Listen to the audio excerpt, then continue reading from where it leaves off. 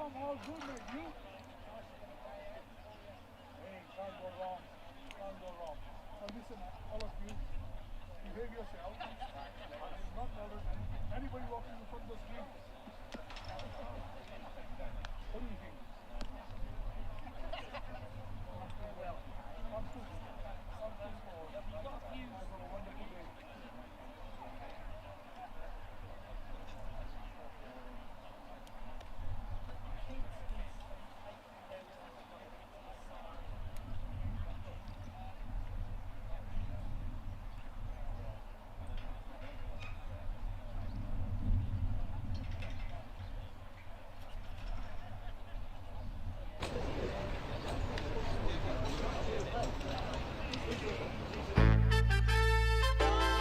Historic Warwickshire, Shakespeare's county.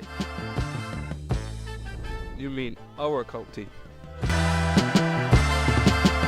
From Rugby to Stratford. And Canower. This is our Warwickshire, Recognising our history. looking to the future. That's me. That's me. That's me. That's me. That's me.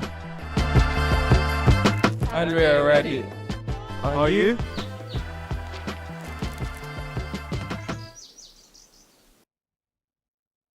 Mike, is that Warwickshire have won the toss and they've decided to bowl first. I'm told the pitch is a new pitch for this game. It is a hybrid pitch, which means it's got little bits of sort of not real grass in it. But it should go. In front of us does the Warwickshire skipper running in bowls, and Clark hammers that one away through the covers, and that's going to be the first boundary of the match for £40.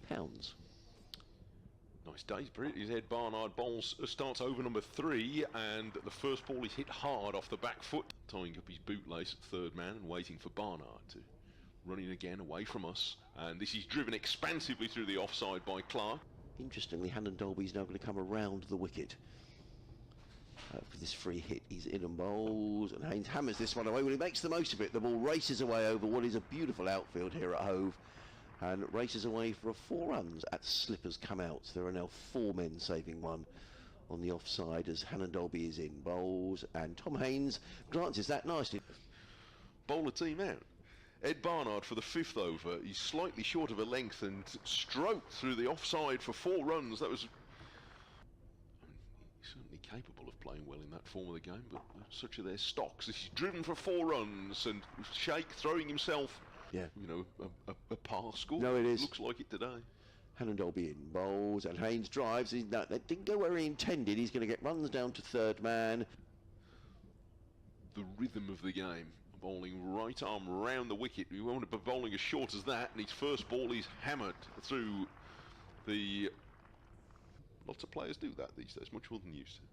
Hannon Dolby in bowl. Oh, well, he's going to get 4 runs here, is Tom Clark. But that's a moral victory for the bowler. A good player and a good guy, and he'll do a good job for somebody. I'm sure there's plenty of his career left. Thanks, Mike. Hannon Dolby in bowls too. Well, he's got another fortunate boundary.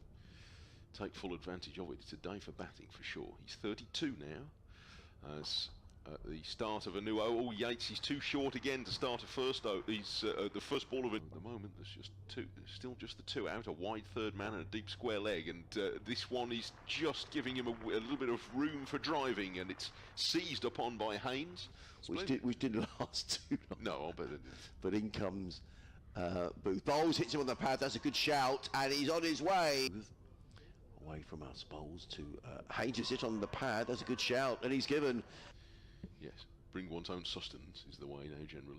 Rhodes bowls. He's driven without. Oh, we had perfect time, but it seemed to gather momentum and beat Hannon Dolby's. In a few weeks' time, when Lancashire will be the visitors. But in comes Michael Booth. Bowls to Hudson Prentice, who drills that away through the covers. They take 1. They'll think about 2. Oh, they're coming. Oh, there's going to be a run out here. That is ridiculous. That is utterly ridiculous. Because now you've got one batter out there who's been involved in a run out, which would shake the temperament of most people a little bit. Oh, that's out. Francis is caught in front here by Barnard, and he's LBW. He hasn't really to win the competition.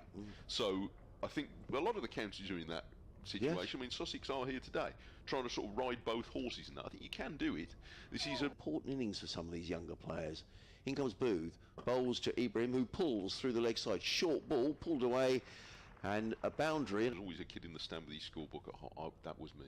In comes Booth, and Ibrahim is gone! Trying to ply his trade in various white ball leagues again, because Yeah. that's a perfectly noble way to earn a living as a cricketer these days, so good for him. Totally. Barnard bowls, and this is levered away by Carson. He's going to get runs wide of mid-wicket. Tazim Ali is giving chase. Down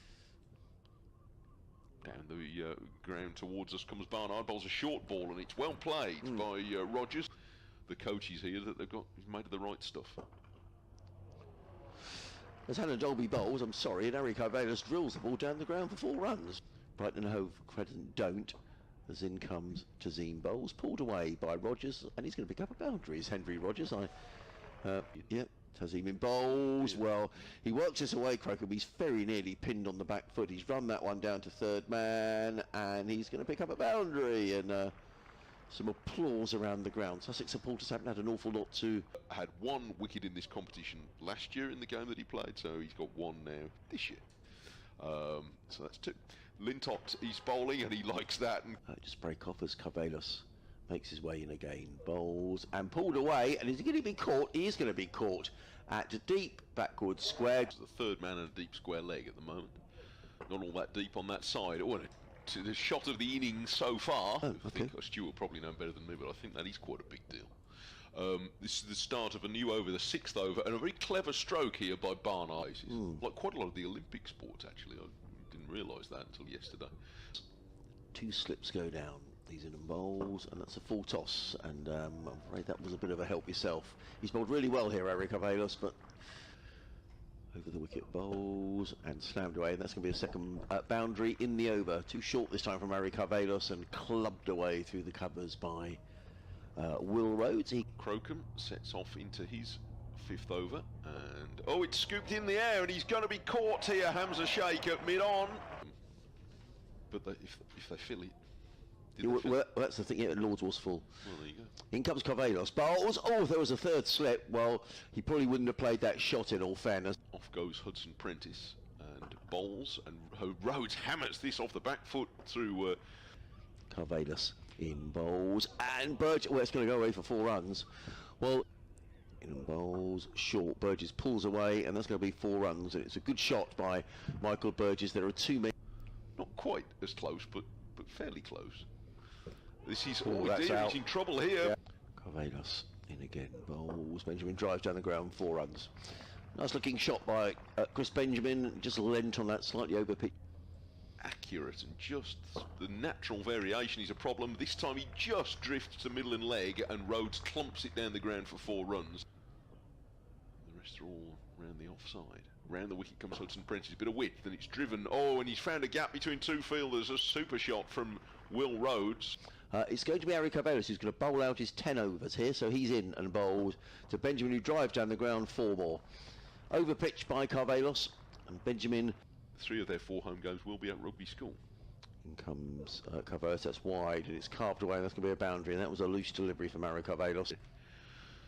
Carvalhais in bowls to Benjamin, he's bowled him! 5th wicket goes down. He's a lower order player, gives it a bit of a thump, and has made some good runs, made some rapid runs in a championship game last year. This first ball of a new over from Finn Hudson Prentice, looking for that spot where he's caused. Oh, and he finds it again, and Rhodes plays a slightly involuntary stroke. Sometimes he's making a late decision, and that one was a very late one. He jabs the ball down into the ground. Even worse trouble, so a bit of a dilemma. Carson in bowls, well, it's exactly what he does. But this time he said he's had enough and hammers the ball down the ground for 4 runs. Well, Jack Carson tossed it up. Had 100 on tour for England under 19s a couple of years ago in Australia. This is just drifting onto the leg stump, and Rhodes is going to become the first player in this match to score a half-century by turning it wide of mid-wicket. Carson did indeed do a good job rushing around to field that. He walked in at exactly that moment at 20 to 12. Ibrahim bowls, and Smith swings down the leg side, and there's 4 something. Carson in bowls, and Smith, there we are, straight down the ground, and I would have had someone out there, I think. That's the 2nd time that 111 for 5. Carson in. He's at it again and he's pulled away, and that's going to go all the way for 6 runs. Yes, pulled away into the little terrace in front of the pavilion. Carson in to Smith. There you go. Pulls the ball away onto the leg side, and that's gone all the way for a boundary. And now Smith pulls. He gets that in the air, and it's going away for 4. Warwickshire wanted. Let him in again. Bowls, hammered away, and this is going to be 4 runs. And all of a sudden, Smith is Still 100 balls to go, and they only need 30, and they go 32, and they're going to need less than that now because the game is most likely going to end well inside the distance. Oh, that's tight. And the first ball in his LBW haven't been exposed to for a while. Certainly not in white ball cricket. And he beats. He's at. In comes Crocombe. Bowls. Oh, that's a good delivery. It's well played by Tazim. He's going to pick up runs down the ground. They're chasing hard towards that right run away for 4 runs. In comes Archie Lenham. Bowls to Jake Lintott, who drives firmly through the covers. There's runs here. There could well be 4 runs. The ball is racing towards the boundary. Ibrahim is charging around and it's gone for 4 runs. That's a terrific shot by Jake Lintott. Lenham bowls from the Cromwell Road end, and Hannon Dorby he plays an awkward defensive stroke, and it's run off the face for 1 run. Oh, and a misfield. Oh dear. The field has tumbled over, and they're back for 2 runs, and it's all over. Warwickshire have won.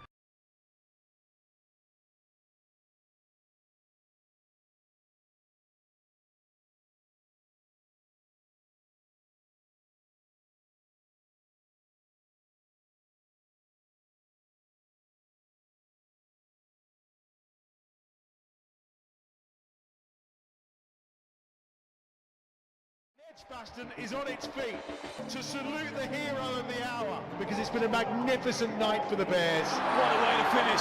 What a way to finish. There is simply nothing that the Bears cannot do.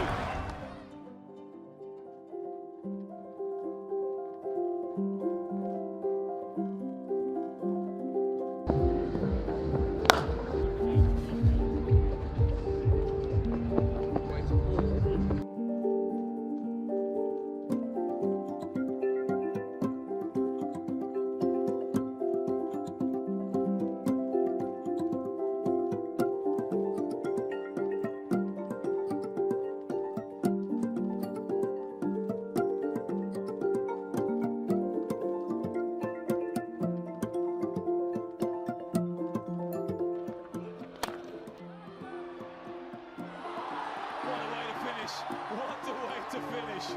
There is simply nothing that the Bears cannot do.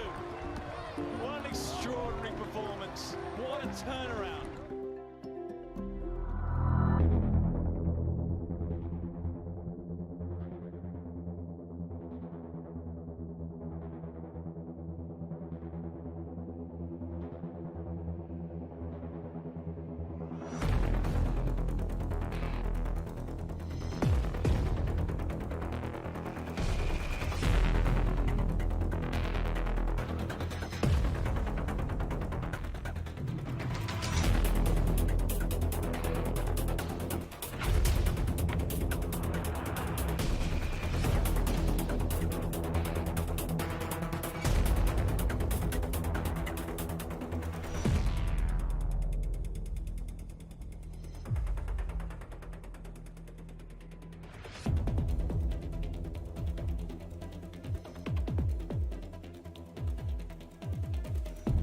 This should be a cracking game of cricket. I always love this fixture. Alongside the derby, this is the one that I look out for. So, yeah, expect some fireworks in the second city.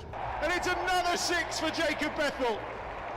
And Edgbaston is on its feet to salute the hero of the hour. 56 not out of 16 balls. Jacob Bethel, take a bow, son.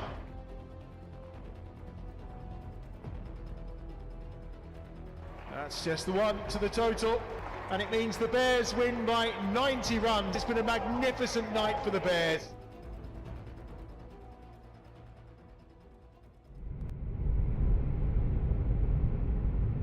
Oh, hang on a sec, there's something Robert wants me to do here.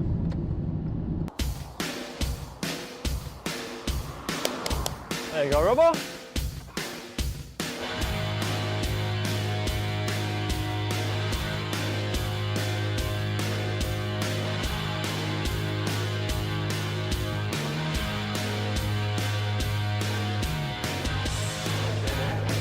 and how exciting it is to be here at Rugby School, where Warwickshire are playing at an outground, a home outground, for the first time since they were actually last here, which was 2015.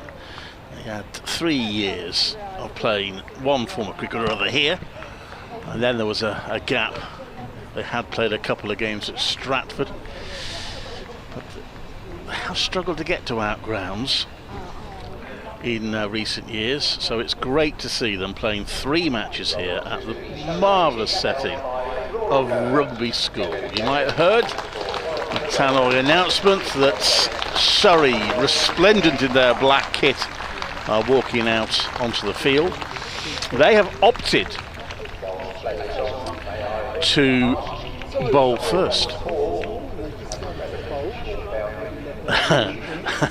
A timely warning for Tannoy, which we will have to heed, although it's difficult here. There are quite short boundaries here, and we are slightly in the firing line for potential sixes. They've set us up in some very nice gazebos, and everything seems to be working. If you're hearing me now, then it's working. If you're not, then it's not, but I don't know that at this moment in time. Hopefully it will be. Everything is all nicely set up. Our big challenge today is going to be to see the scoreboard, so you might have to bear with us a little bit when it comes to keeping score, but we'll do our best. It's the Metrobank One Day Cup. First of 3 matches have been played here. Warwickshire's next home game is at Edgbaston, but then they play 2 more matches here at Rugby School, which is just over there, where I'm pointing now.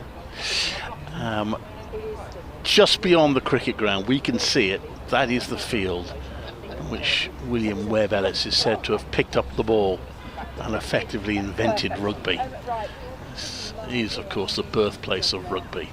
Now that's going to be an issue. People standing in front of us. Oh, they're moving now. That's marvellous.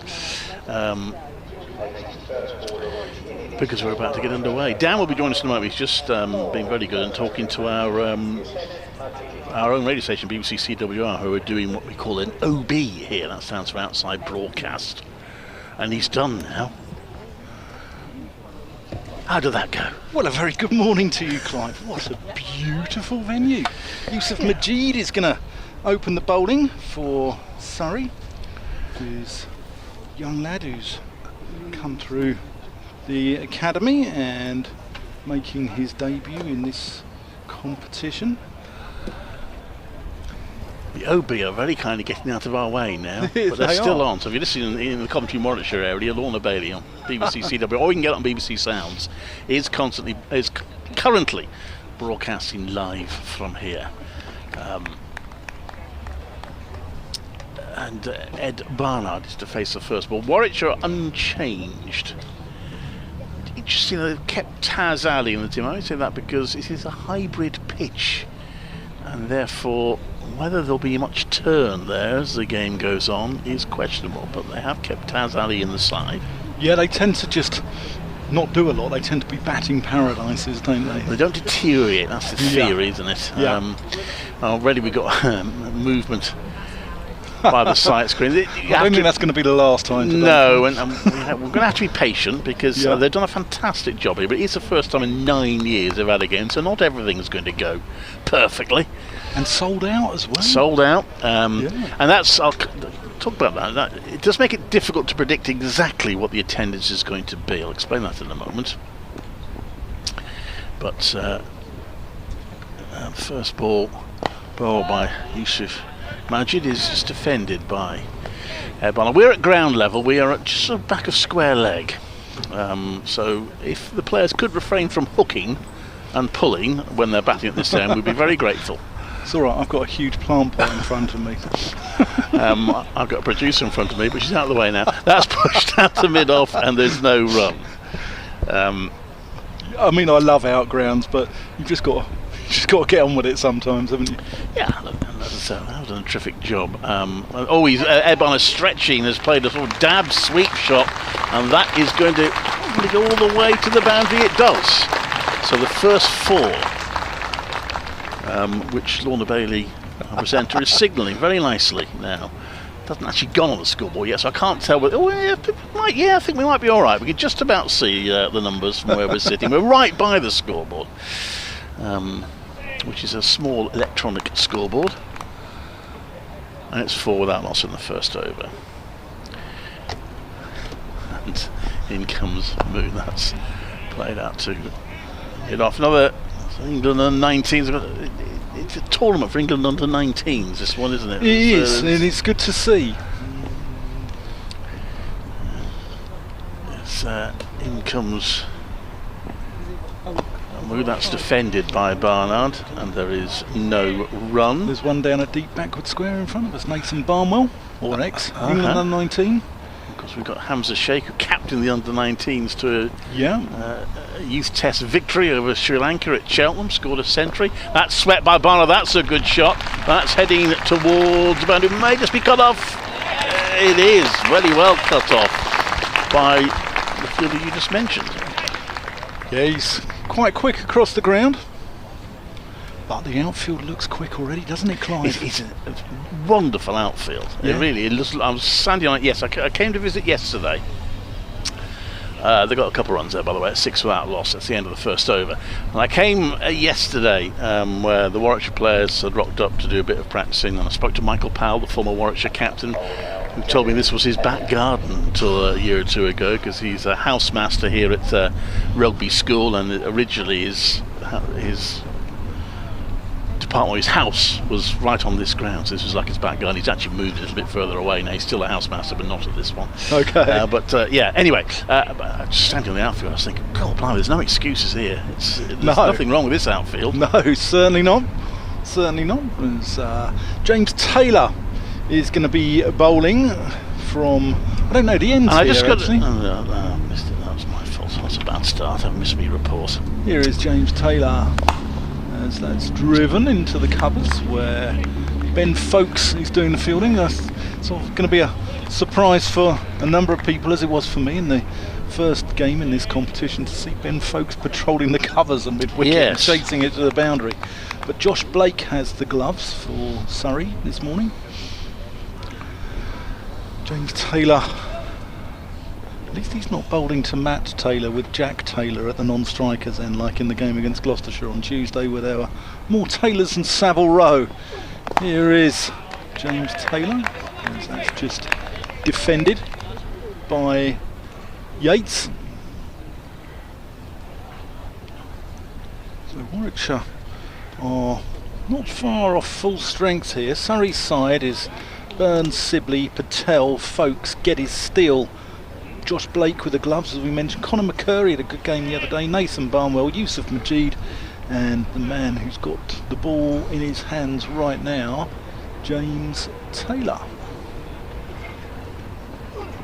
And defended again by Yates, gets fully forward, head over the ball, textbook technique.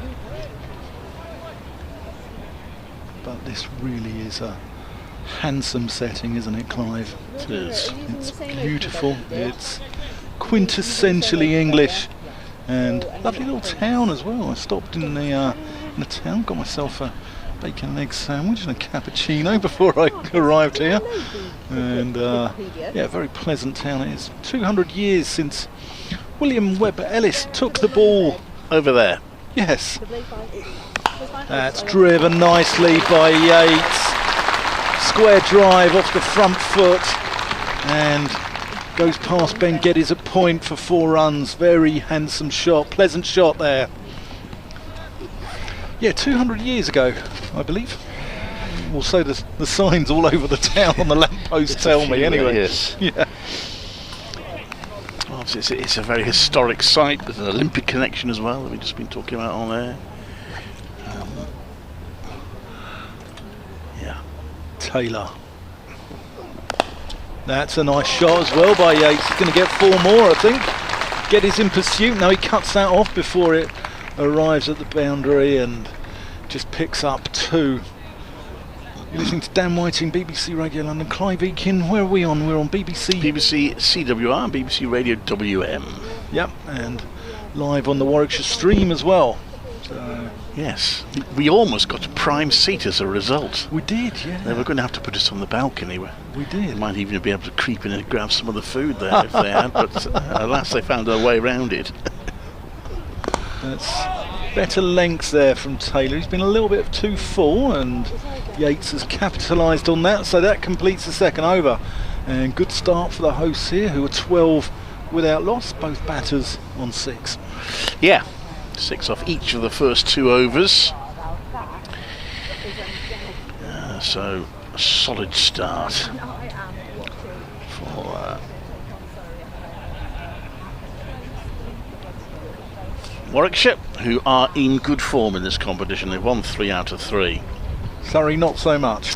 No, but I can't believe they're going to keep losing every game. Sorry, they've lost 3 out of 3, haven't they? I know obviously it's a different team and yeah, they're away, but I'm almost slightly concerned from a Warwickshire point of view, because I think Surrey are due.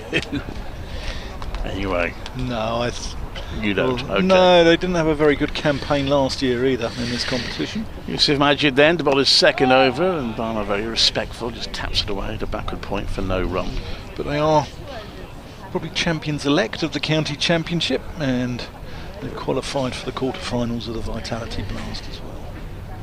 Yeah, in comes Majid to bowl. Barnard drives, it's cut off at mid-off, there's no run. I say champions-elect, there's still 5 games to go, but I think it was... You made it exciting for a bit, didn't you, losing to Hampshire? What was that all about? By innings and 278 runs as well. We're getting terribly excited at Essex, I can tell you. Yeah, I bet they were. Now as she comes into ball, Barnard comes down the pitch, he's launched that in the air, and that's heading towards the spectators. That's bounced in front of the blue ropes here. That's 4 runs. You mentioned the crowd earlier. I was just saying it's going to be quite difficult to know exactly how many are here, because when they say it's sold out, of course members automatically get admission into the One Day Cup. They had to apply for tickets, but didn't have to pay for them because they'd already effectively paid for them by buying their membership. Barnard plays out to the onside for a single. So the question is, I suppose, those members that applied for tickets and got them, whether they all turn up or not. You never quite know when it doesn't cost any extra, but hopefully they will have. It's certainly looking a decent crowd. They put seats basically on about, well, a bit more than half the ground is where most of the seats are. Lots of seats out. There are some natural banks here at Rugby School, which makes it a nice amphitheatre for people to be able to see clearly. 17 without you can see the scoreboard. Fine, what was I worrying about? That's a push to mid-off and no run. I'm back, Clive. I just had to move that plant. I couldn't spend 100 overs with that plant. I'd get a sore neck creaking round the side of it. It's very nice, but maybe it's not practical. It's a lovely plant, yeah.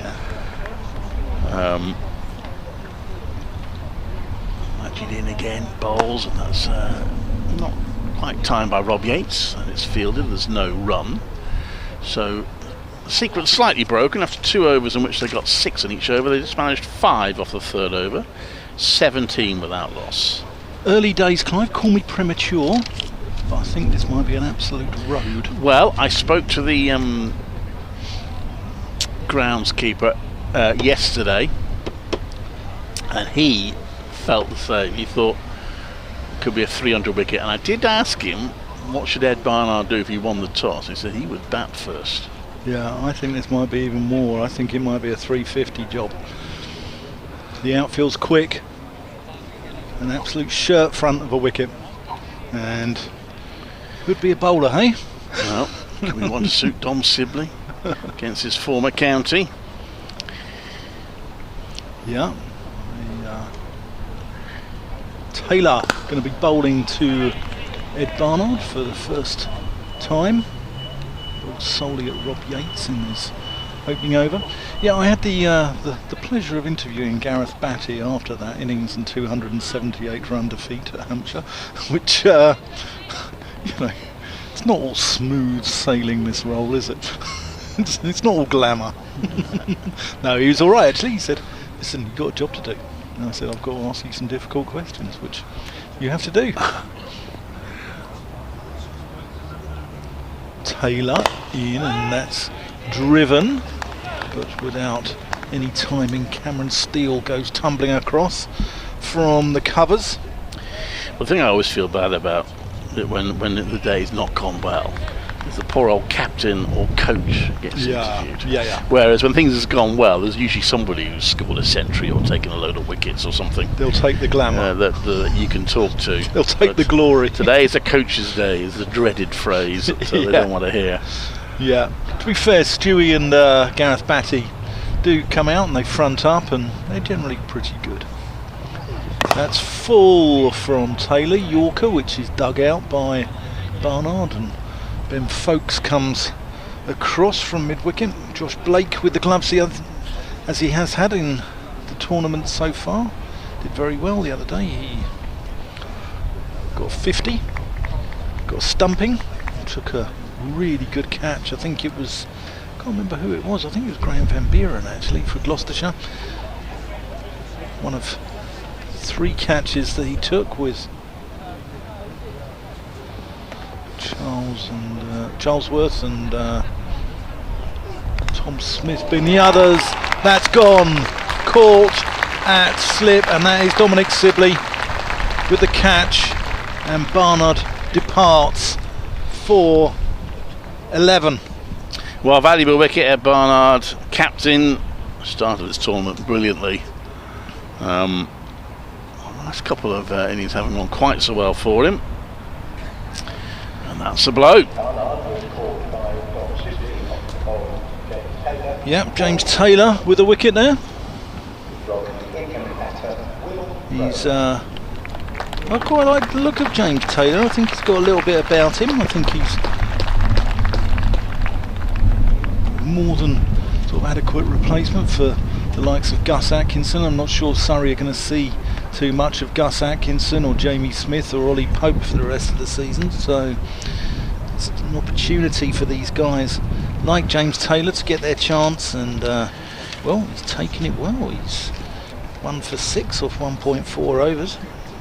It's a good catch by Sibley as well. He got across. He's a decent slipper. He does, when he was at Warwickshire, he took some brilliant catches. He did drop a few as well. It was a mixed bag from him. He does drop a few, but he tends to take the difficult ones and drop the easy ones. But he's I quite like him in there. Ollie Pope's a wonderful slipper. They've got a number of them actually. He finished on a real high at Warwickshire because last game he's moving on to another county. You couldn't imagine it in football, but when someone's definitely going to leave for another team, they're still playing for the current county. The last game he had was a championship game against Hampshire, when Warwickshire, who had managed to lose to Gloucestershire, which with greatest respect to Gloucestershire, took some doing that season. Tom Price got an 8 for in that game, didn't he? Sibley got 100 in that one. So Warwickshire had to win their last game against Hampshire to make an unlikely escape from relegation. Taylor in, and that's pleasantly driven by Rhodes. And there'd been a rain around, and Warwickshire were desperate to have a go at trying to bowl Hampshire out. They ended up setting in something ridiculously low, 140 I think it was, and Liam Norwell came in and started taking wickets, and Norwell, who'd been injured much of the season, he was done. He's like, I can't bowl anymore, and Dom Sibley was there at mid-off, and he was the one that kept saying, you have got to carry on. Taylor, oh, that's a little bit of carry through to the gloves of Josh Blake, and that completes the 4th over. Warwickshire 17 for 1. And he effectively talked him through it. He kept encouraging him, kept telling him, you got to keep going, you got to keep going, even though he was absolutely spent, and he ended up 9 wickets and won the game, and Warwickshire stayed up. So it was a great way it was great to see how much Dom Sibley cared about Warwickshire avoiding relegation, even though he was going to be playing in the first division for Surrey the following season, so that was good. Yeah, I covered the game against Gloucestershire actually. Sibley carried his bat in the first innings for 120 not out. That was a wicket maiden, by the way, by Taylor. It was, yeah. And he got 100 against Gloucestershire that year in this competition as well at Cheltenham College. And Tom Price, I think, had the record 8 for 27, and then Norwell broke it the next week. Change of bowling. Colin McCurr comes in to bowl. That's driven beautifully. It's a lovely shot from Rob Yates. Driven through the offside. Didn't even bother to have to run. The spectator retrieves the ball. Expect we'll get a lot of that today, as it nestles underneath the rolled covers, which people have parked their deck chairs in front of. If it starts raining, they're going to have to move sharpish, those spectators, when they need to get the covers on. But happily, there's no sign of rain at the moment. We're not due any, are we? Or? No, possibly this evening. Okay. So I don't know what this evening means and whether that has the potential to affect us or not.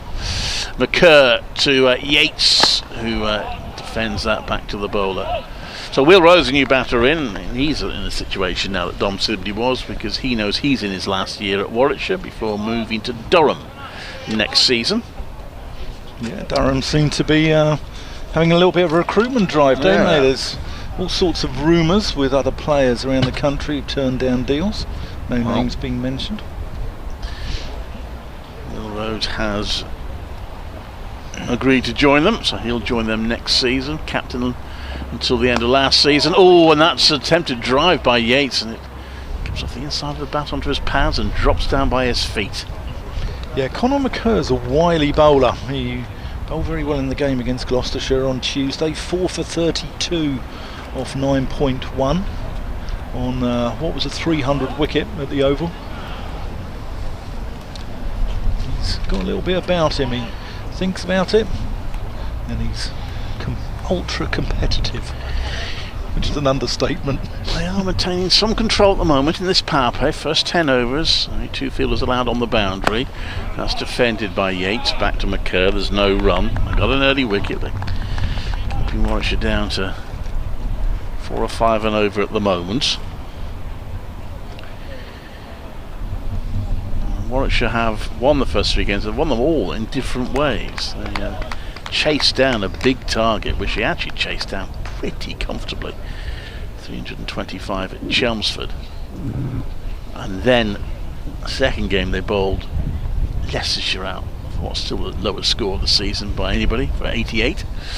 This next one is hit into the ground nicely by Yates. 2 fielders chasing, but it's a fast outfield, and that's going to go through for another 4 in exactly the same place as his first in this over. It's about square of the wicket. So a couple of good shots from Yates, who's on to 14, 25 for 1.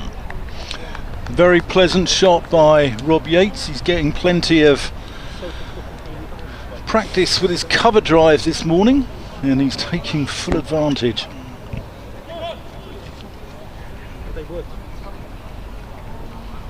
Lovely shot as McCurr comes in, and Yates covers up, just defends that on the front foot.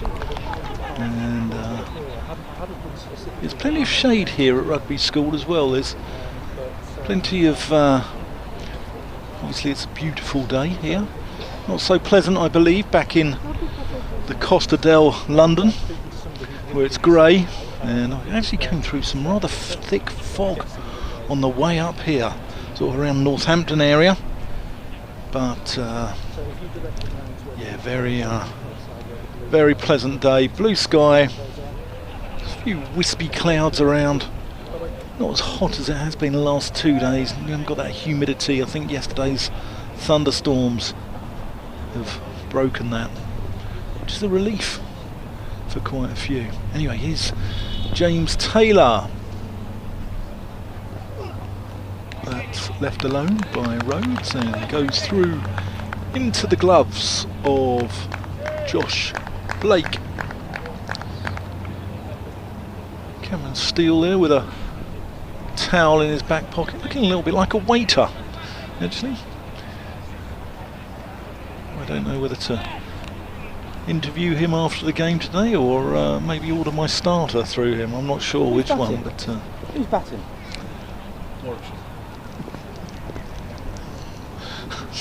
It's been asked by a spectator what's going on as Taylor gets a little bit of lift there. Rhodes just riding the bounce quite skillfully.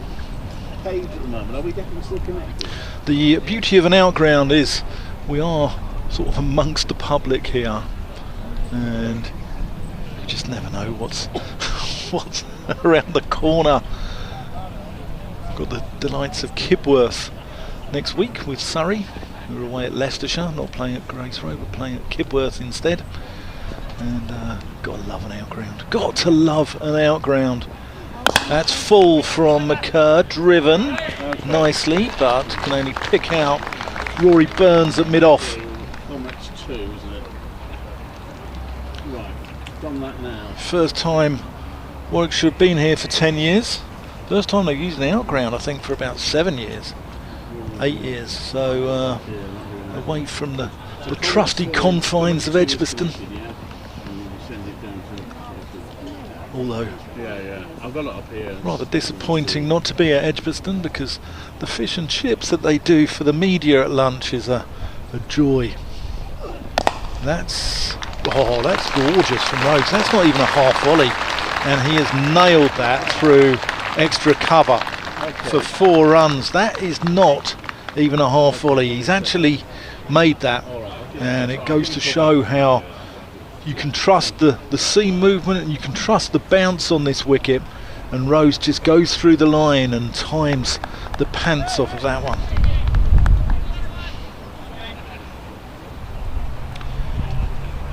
Yeah, so you haven't got Jane.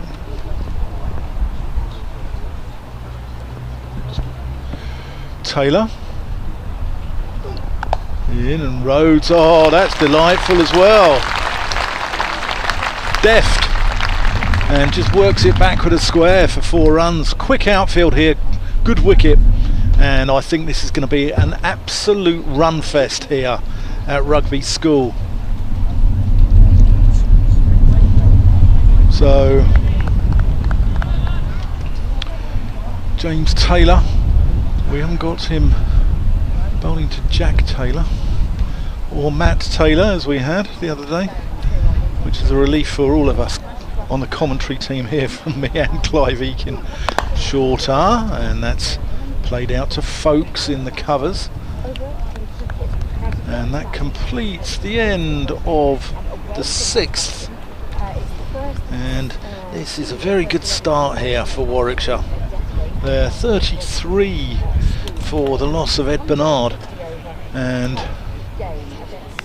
I think this, they're rattling along at just under 6 and over. I know it's the power play, but I think this could be a long old day for the bowlers here. Conor McCurr. Oh, that's well played. Yates just has to take one hand off the bat there just to ride it. Yates, who finished his degree, I think he's doing a zoology degree, and I think he had a wonderful year, and I remember him being interviewed on the difference between gorillas in captivity and gorillas in the wild a few years back. Not many cricketers have written such theses. McCurr comes in, Yates drives pleasantly out to mid-off where Rory Burns juggles it. It's the first time we've really seen the outfield bobble. It does look like an absolute carpet. The facilities here are gorgeous, make no bones about it. The backdrop, the weather, the wicket, the outfield, everything's in place here. Everything that packed out, sold out crowd would want, and credit to Warwickshire for bringing the game to such a gorgeous venue. Conor McCurr in, and that's played back to the square. Rhodes very strong through there, and Nathan Barnwell can't cut that one off. And Rhodes looks like he's really favouring the offside here. Just opening the face, working it between the gap of Ben Geddes at backward point and Nathan Barnwell down at third. So McCurr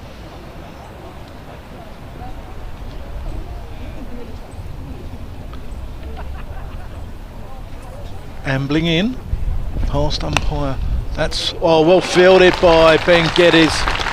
One-handed diving stop, because that had 4 written all over it, and he gets a Little high five from Cameron Steele, who runs over to him and gives him a congratulatory hand slap. 6 overs gone, 37 on the board.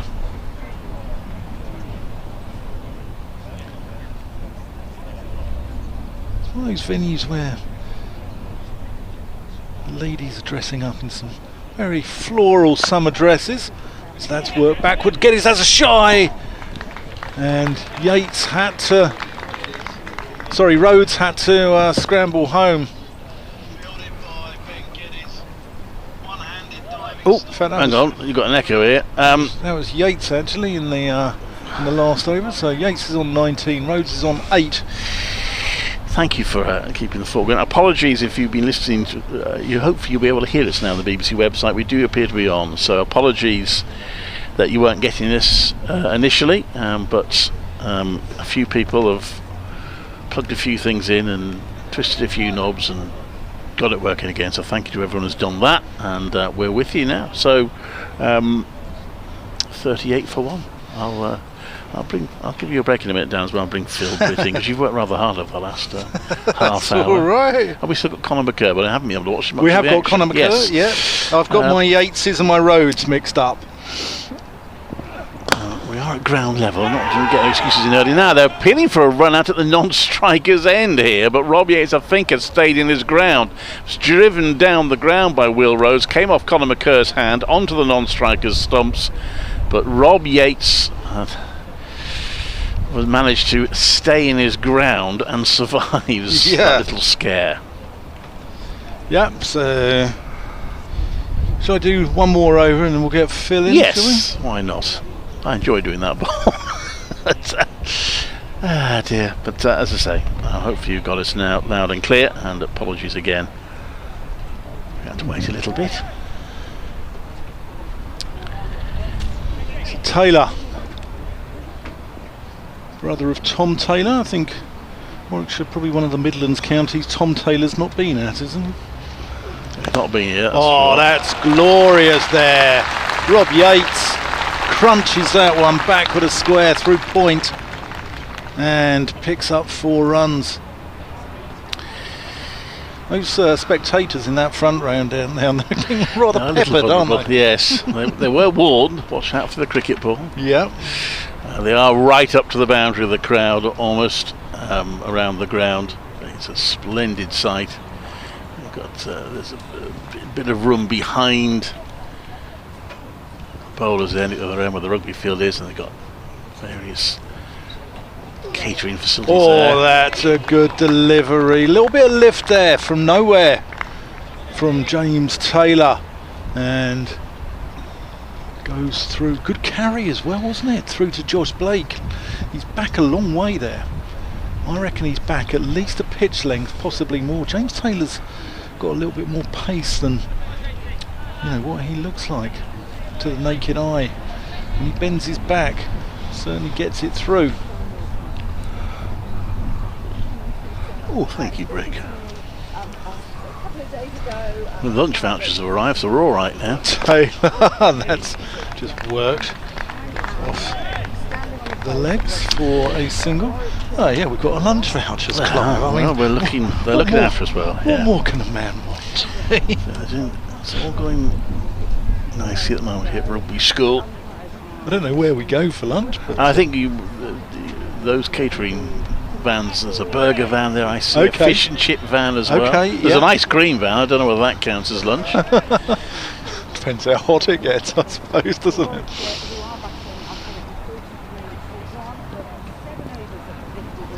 Taylor left alone by Will Rhodes and goes through, crashes into the gloves of Josh Blake. So Surrey still in the power play, 2 men outside the ring. They've got a third, well, I can't actually see, I think that's Conor McCurr down there, and they've got Nathan Barnwell out at deep square. Barnwell, young lad who's been at Surrey since he was a youngster. Crystal Palace fan Indeed. He is, yeah. As that's just a little bit late on that from Rhodes, but yeah, he's an eagle. He's a wonderful fielder, really is. Athletic.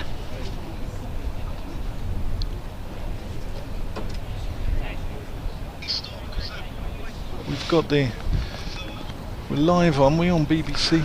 Yes, you might Warwickshire? occasionally hear an echo because I want to keep checking that we're still on, but we are. I've just yeah. So checked that. James Taylor coming in, and that's just open the face and run down to Conor McCurr on the third boundary, and that completes the 8th over. Warwickshire 43 for 1. Ed Bernard, the man to depart, caught by Dominic Sibley once of this parish, bowled by James Taylor for 11. Rhodes is on 9, and Rob Yates is looking rather ominous from a Surrey point of view as he's moved on to 24. I'm going to hand over to Phil. Thank you very much indeed, Dan. And Conor McCurr to continue here at Rugby School. And he comes in to bowl to Rhodes, who prods that down the pitch. So 44 for 1, 8 overs gone. Fairly even start to the game. And good morning, Phil Britt. Good morning, Clive. Good morning, everybody. Beautiful. Marvellous to be here. Marvellous to be here. Well, look, I've got to give Warwickshire a great deal of credit, and I've been banging on about it, about them needing to get out to the game. And they've always been aware of that, but for various reasons they've found it difficult in recent years. But they're bringing not 1 but 3 matches here, which is great.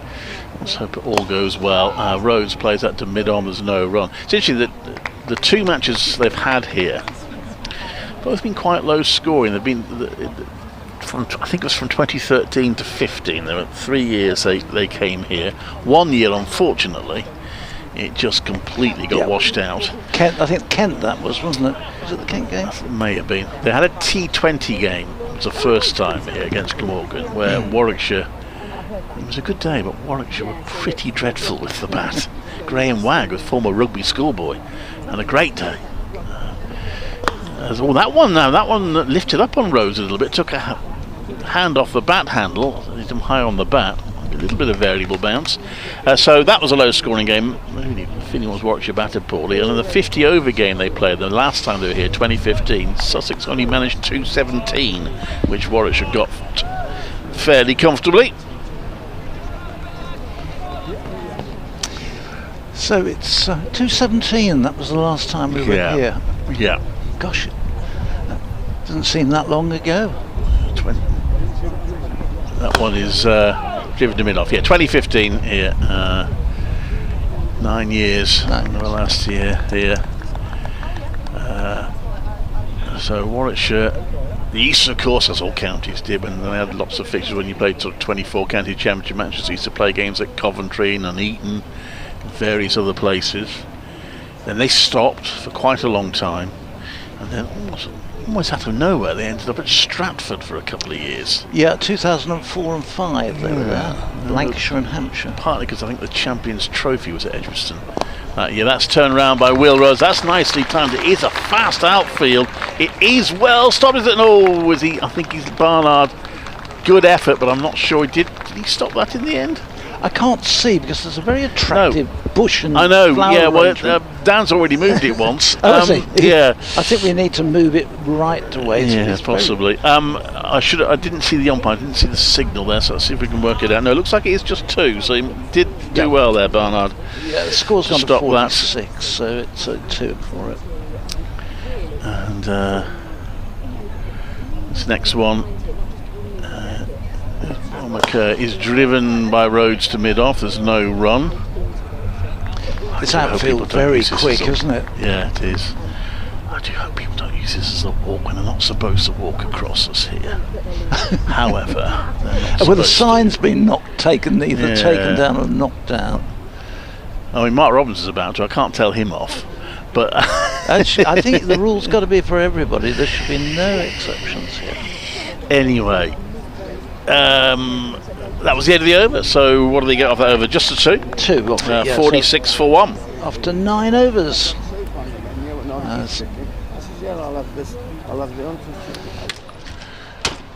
Gentlemen, it's new over starts in, and this is runaway to deep backward point for a single by Yates. It's still Taylor bowling. Have we got ends? The school end? And no, that's a good question. I should know really. Yeah, that must be that's got to be the rugby school, pitch end, surely. The rugby. Well, the school's everywhere, isn't it? But rugby pitch end. The William Webb Ellis end. The Webb Ellis. The Webb Ellis end, good, which we call it the Webb Ellis end, and this is the other end. I'll check at some point. He's bowling towards the school buildings. He's in and bowls. This is cut away beautifully, and terrific piece of fielding. But short extra cover has prevented any runs there. I think that was Patel who got down and did that. Terrific stop there. So no runs there for Rhodes, hitting beautifully away through extra cover, but score stays on 47 for 1. James Taylor's 5th over. He's got the wicket to fall so far.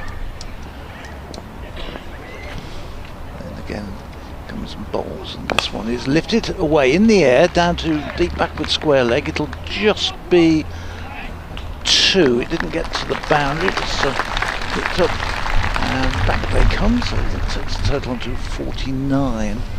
This outfield very, very quick, which you can expect. We've had some rain in this area overnight and last night. The night before, rather, we had a thunderstorm in this area. I think they probably had it in Rugby. We certainly had it up the Foss where I live, and it was really heavy. But it does look in outstanding condition, but very quick.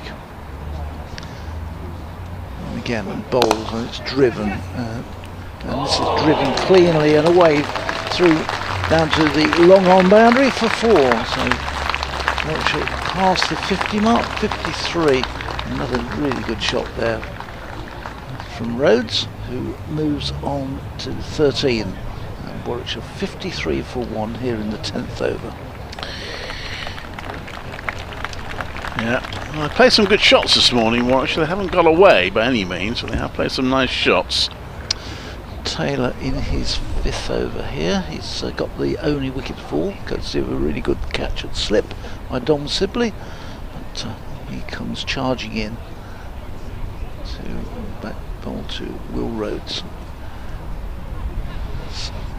In and bowls, and Rhodes is forward to that one, running it up to mid-off, and there's no run. Well, Rhodes, who will be leaving Warwickshire at the end of the season, which I was very disappointed when I heard that news. I don't think I've seen you since that came Not out. a massive surprise though, was it? I don't think it was, no. I think he'd been looking for white ball cricket in the T20, hadn't really been given much opportunity, and I think he must be looking to move on to a club where he will get it. Former captain of the championship side. This one, Taylor, throws back and across his stumps and just plays it back. The bowler fields on his follow through. End of Taylor's 5th over. He's 1 for 27. Warwickshire 53 for 1 after 10 overs. So 50 come off the 4th ball that over, wasn't it? So yep. 50 came up in 58 balls, and that's the end of the power play. So they're now allowed to put more fielders out on the boundary.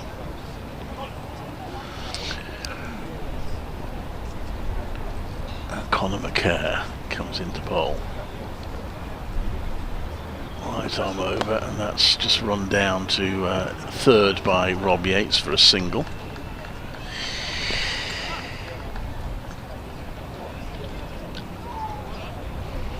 Crowd building up still, people still coming in, which is good. I'm saying it's a sell-out, but quite difficult to estimate how many people will be here because they are relying on members who have applied for tickets because they didn't have to pay for them because well, they've already paid for them within their membership. So it's you just wonder how many of those. Hopefully, they will, having asked for their tickets, will turn up. So well worth it. Robertson walking that nonchalantly past. No. Just getting across our eye line as he walked across. Curve balls, and that's pushed onto the onside for no run. Right. Rhodes, sun shining. This is actually quite a pleasant cooling breeze, so it's not too bad for the fielders. Just a few wispy clouds overhead. Yeah, it's not that oppressive heat which we had yesterday, which is probably a good thing from everybody's point of view. Nice, beautiful conditions for sitting and watching cricket as well. Warwickshire looking to build a competitive total. As that's run down to third for another single by Rhodes. And it's one more onto the total. It's 55 for one. At Rugby School. The sport of rugby was invented. I was sort of thinking the town is the parent of rugby union and the grandparent of rugby league is how I thought it would hit the other night. That's played under the offside, there's no run. Since rugby league was sort of born out of rugby union, so rugby union is rugby league's dad. Mum and dad. Anyway, it all happened here. I know the William Webb Ellis story. I whisper it quietly here, but some dispute it, but no one disputes that the sport originated from here. There's some link to the Olympics. There is. We were talking about that earlier. And it's to do. I only sort of heard this briefly this morning. As McCurr comes into bowl. And that's driven to mid-off. They think about run, and then they don't. I think the first president of the IOC consulted someone here at Rugby School. I don't have all the details to hand. But there is a plaque over there, apparently, somewhere over that side. That explains a bit more. But yes, there is an Olympic connection.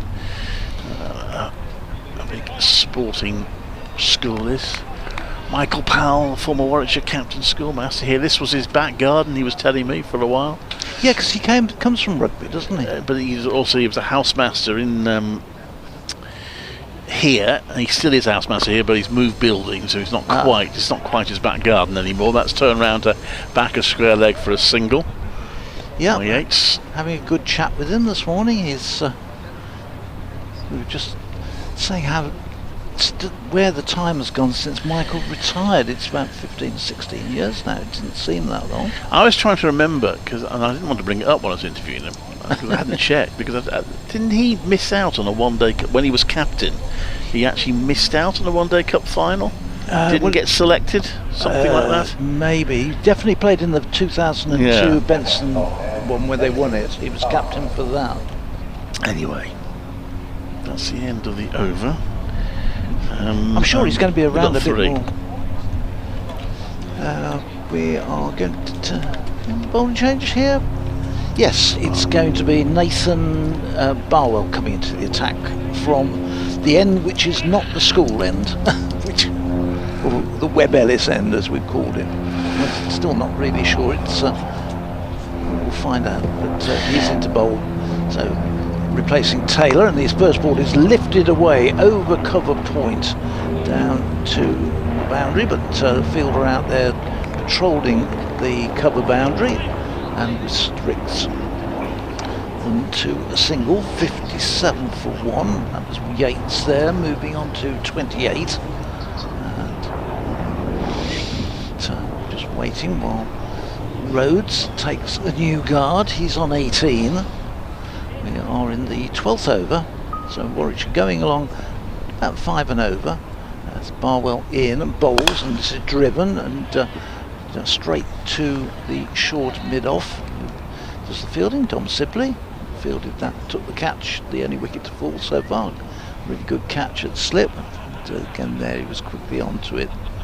He'll be anxious. He's had a poor run in the competition so far, Dom Sibley, this season, but he'll be anxious today against his old colleagues to make an impression when it comes to batting. Barwell in bowls, and this is turned away just behind square on the onside. Just turned off his legs down for just a single by Rhodes. He moves on to 19, 58 for 1. The scoreboard bridge for the ground immediately to our right, so to see it we have to just turn back on ourselves. Yes, we can see it. At least we had to start with. Didn't think we were able to see anything, did we? That's the days years ago when we sometimes didn't have one. This one, Yates tries a shorter ball which is lifting and rising outside the off stump. He tries to help it on its way over cover point or down to deep backward point, but in the end gets nothing onto it, and it goes through to the keeper.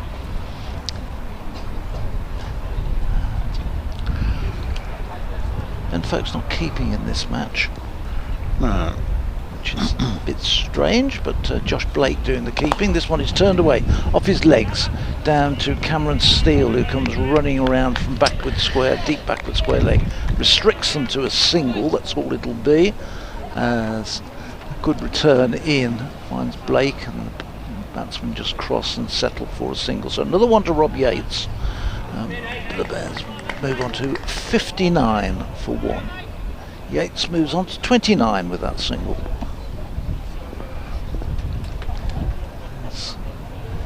And again, this one is from Baker. Bumwell is outside the off stump. No shot offered by Rhodes, through to the keeper. End of his first over. Tidy-ish over from Bumwell. Warwickshire have moved on to 59, just the 3 runs coming from that 12th over. Well, like Warwickshire, Surrey are very well off for wicket keepers. So Warwickshire, the team list that Warwickshire put out this morning did suggest that Michael Burgess is taking the gloves back. He had a couple of games where he didn't keep wicket because of a slight injury to his hand, so Chris Benjamin kept wicket, but it is Michael Burgess who is listed at the moment anyway as wicketkeeper for today's game. Because they've got Kai Smith, they've got Benjamin, obviously the captain can't play because he's away in 100 duty, but yeah, they've got 3 or 4 wicketkeepers. They have. So Ben Geddes is going to bowl, take over from Conor McCurr. Rugby ground end, and he bowls a quicker ball which is played out into the deep. There's a fielder there, so it is a single.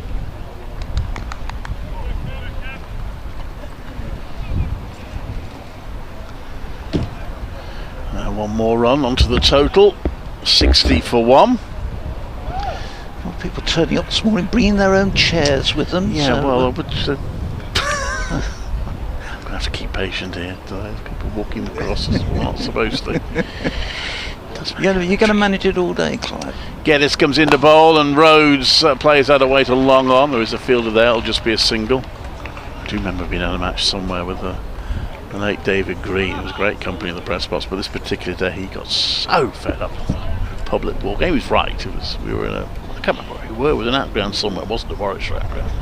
People just constantly walking across us. He got very cross with them. That's played back to the bowler. There's no run. I can remember being at Arundel one year where a commentator from Sussex got extremely angry with the crowd. Next one, he's worked away into the deep for a single by Yates. One more run, so Warwickshire dealing in singles largely at the moment. 61 for 1. They're keeping wickets in hand, keeping themselves poised for building a big total. Elsewhere, Derbyshire got off to a good start against Worcestershire, 64. That lost to the 12th. Northants. And this was a home ground for second 11 games for a while. This is played at the mid-wicket for no run. Don't think it is anymore, but they used to play some home second 11 games here at Rugby School Northants. They're 91 for 1 in the 12th over against Durham at Chester Street. That's a short, and Rhodes tries to hoik it onto the leg side. There's a polite appeal from Geddes. Not out is the call, but a decent first over from him, just 3 runs off it, and Warwickshire at 62 for 1.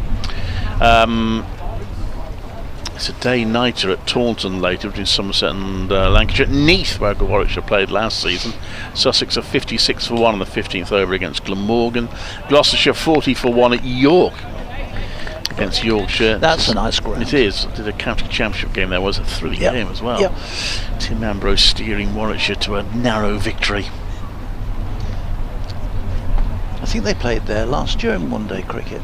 This one is driven hard and high. This first ball was second over, and it goes up to the long on boundary rather, and the jump actually, which should be of Olympic proportions, going over the advertising board. The athletics, the Olympics is getting underway today. Ben Geddes could turn up in the sprint hurdles, the way he hurdled the advertising hoarding there. Not actually recommended, but and certainly for those of the fuller figure, I'd say not. This one is clipped away down to fine leg for a single. So good start to the over from Warwickshire. 5 runs coming from it, 67 for 1. Just helping that one as he just strayed on off his hip. So brings Will Rhodes back on to strike. He's on 20, and Barnwell comes racing in, bowls. This one is beating Rhodes, who went to push the ball a little bit shorter outside the off stump. Didn't get up as much as he'd expected. Goes through to the keeper. In case you think you're hearing rain, by the way, that's leaves are blowing onto our gazebo roof here. The wind's really picked up here at Rugby. It's actually blowing straight from behind us as well, which so we're getting a bit of a wind tunnel, aren't we? Yeah. Barnwell in bowls. This one is turned away through square for a single, and Folkes does the fielding. The former England wicket keeper is out in the outfield today, and picks up the ball and has a chat with Cameron Steele. It's difficult to understand why Surrey have actually had such a poor start to this competition, but they've still got plenty of big names in their team. Barnwell in and bowls, and this one is played into the onside, and there's no run. Yeah, I'll get down back in about 5 minutes time, but I spoke to him and I was saying I can't believe that Surrey just going to keep losing all their games. He wasn't quite so sure. Apparently they did struggle in the competition last season, but yeah, you're right, you wouldn't think that they would just keep losing all their games. This team. There's Barnwell in, bowls. This one is played away into the offside, but awkward bounce is well fielded. I think by Geddes there, who does the fielding. Speaking to Warwickshire yesterday, players and coach, they're convinced this is the tougher of the two groups. Warwickshire, although they've won all 3 games, are not actually top of the group because Glamorgan have also won their first 3 games and have a better net run rate. So Glamorgan and Warwickshire have won 3 each, and then Notts have won 2 out of 4. Yorkshire and Leicestershire 2 out of 3.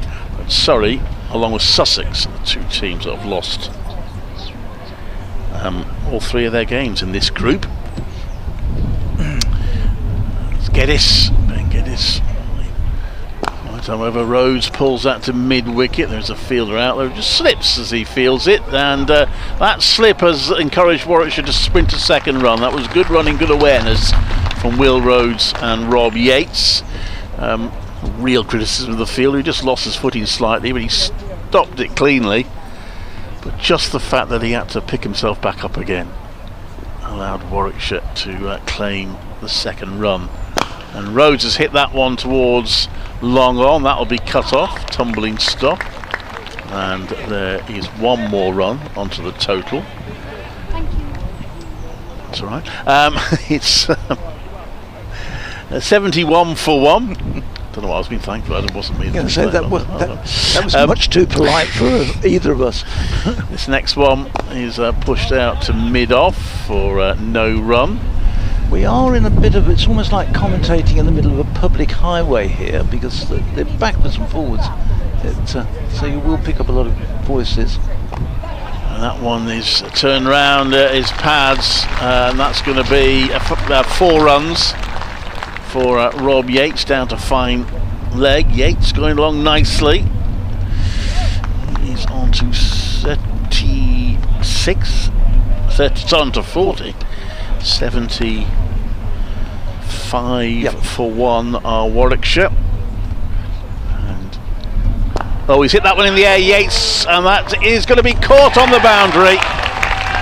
He just didn't quite get enough there, Yates. He throws his head back in frustration.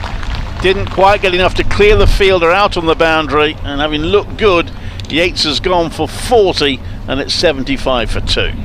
Yeah, a short ball, and he was looking to hit it up towards the banking. The bank runs away down to deep square leg, and he got hold of it, but not cleanly enough. He would have had to have really powered it, because in the end it was a comfortable catch inside the ropes.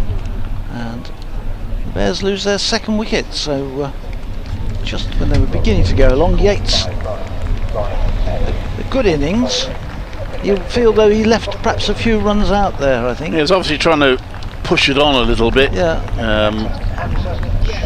Just didn't, I mean, he did quite well, but just not quite well enough.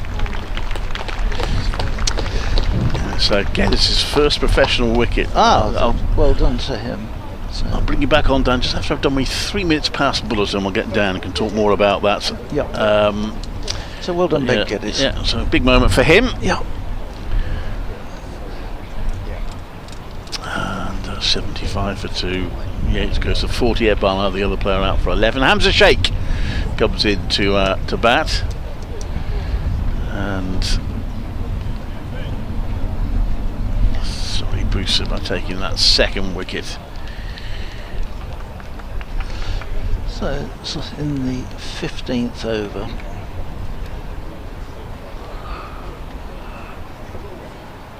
Hamza Sheikh, good. Still looking for his first real score in this competition this year.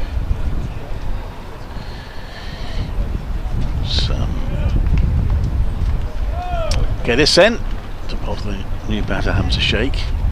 Did make an important contribution at Leicester. Warwickshire were chasing next to nothing, but he came in at 7 for 2 and helped to steer Warwickshire home. Plays that out into the deep for a single. End of the over. I don't think we'd say it was Patel who took the catch, by the way, to get rid of Yates.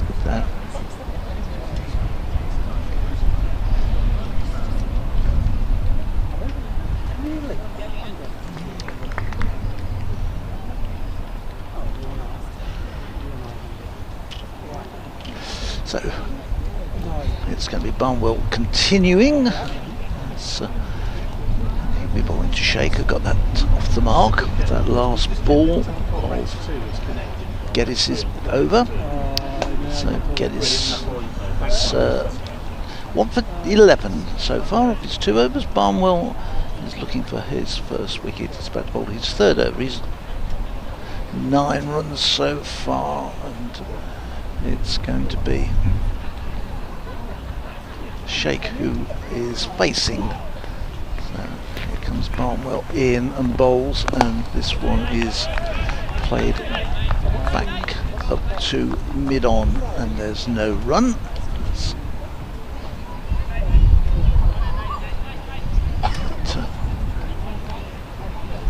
Sheikh just getting himself settled. That's nicely poised now, isn't it? Warwickshire made a decent start, but they haven't got away, and those 2 wickets will keep Surrey very interested. Difficult to say what a good score on here is going to be, actually. As Barnwell comes in again and bowls, and this is turned, and Sheikh wants the single, but he's sent back quite rightly by Will Rhodes, because there was never a single on there as mid-wicket was racing in to pick that one up, and Sheikh was well down the wicket looking for it, but Rhodes with no intention of going anywhere. Yeah. I think that would have been dangerous had he gone. Again, his Barnwell comes. Nice easy run up in, and this is worked away to backward point, where it's fielded by Geddes. It is a hybrid pitch, so it should in theory not get any worse. I'm wondering part of Surrey's thinking in batting second, so they know what they're chasing. It's unfamiliar obviously to both teams. Well, Robson put it, they have lots of teams do it, because lots of teams play at these outgrounds, but they do sort of lose home advantage a little bit because they're no more familiar with the conditions than Surrey are. Yeah. Well, in bowls, and this is worked away to the backward point, and he will get a single. Geddes going down, makes a good stop, but can't prevent the single. Okay, I'm going to just do my update in about 15 seconds time. I've managed to remember this one. I forgot the first one, which was a great start to the day. I gave myself excuses, but anyway.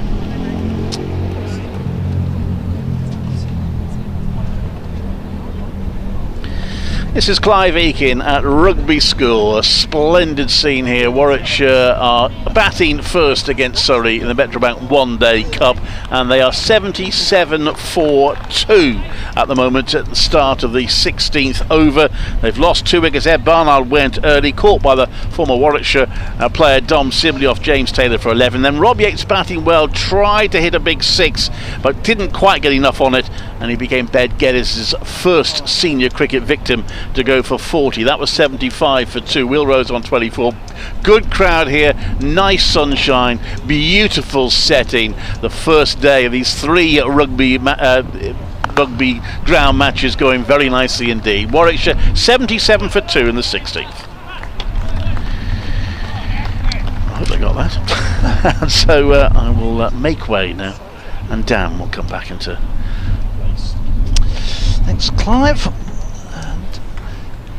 Missed very much there, because while Clive was talking, just a couple of runs onto the total. Warwickshire after 16 overs have moved on to 78-for-2.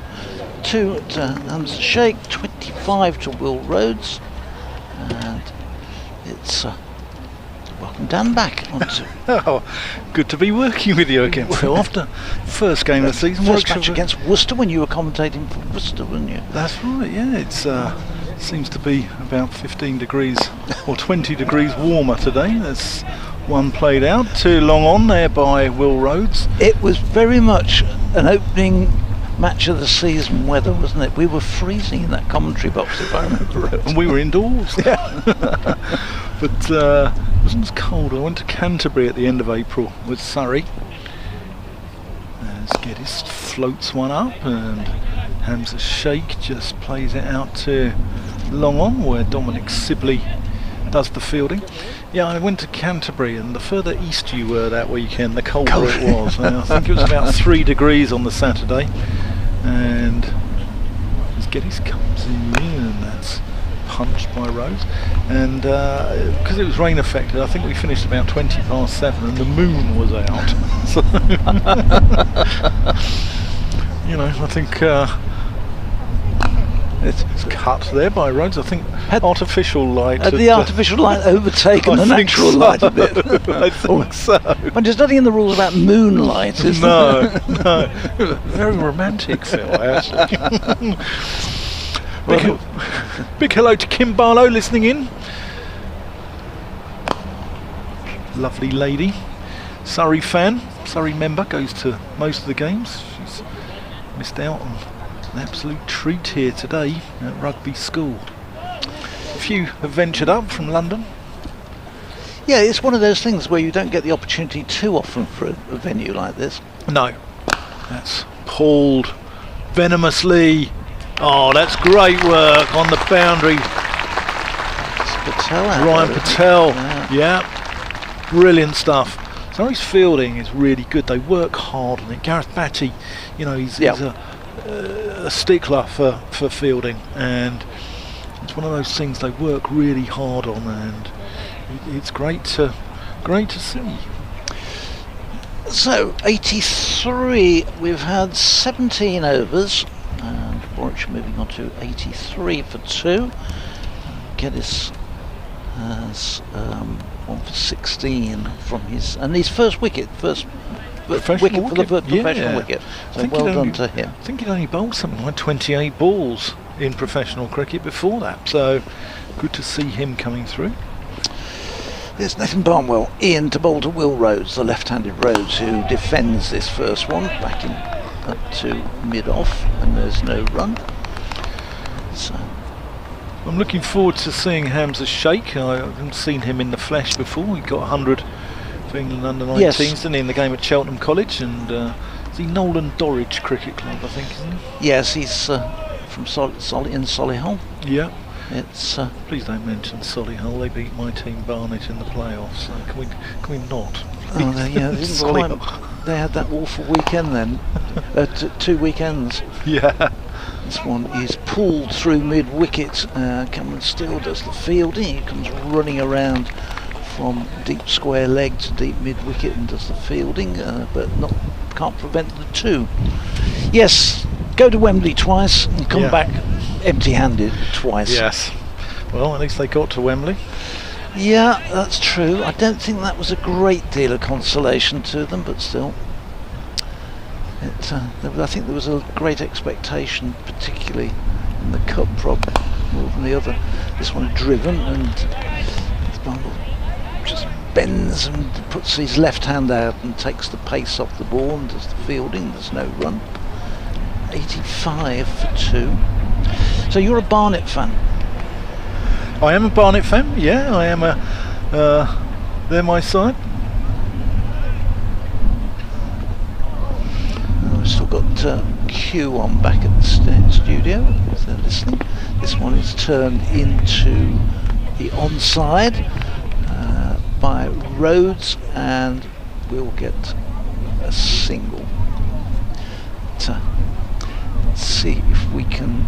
You just take over a second. I'll have a quick word. Yeah, no problem at all. Lady next to me. Yeah, no problem at all. Barnwell just ambling back to his mark at the Collingwood end, I believe it's called. Well, I've just christened it that because of the Collingwood Centre, which is part of the school where I park my car.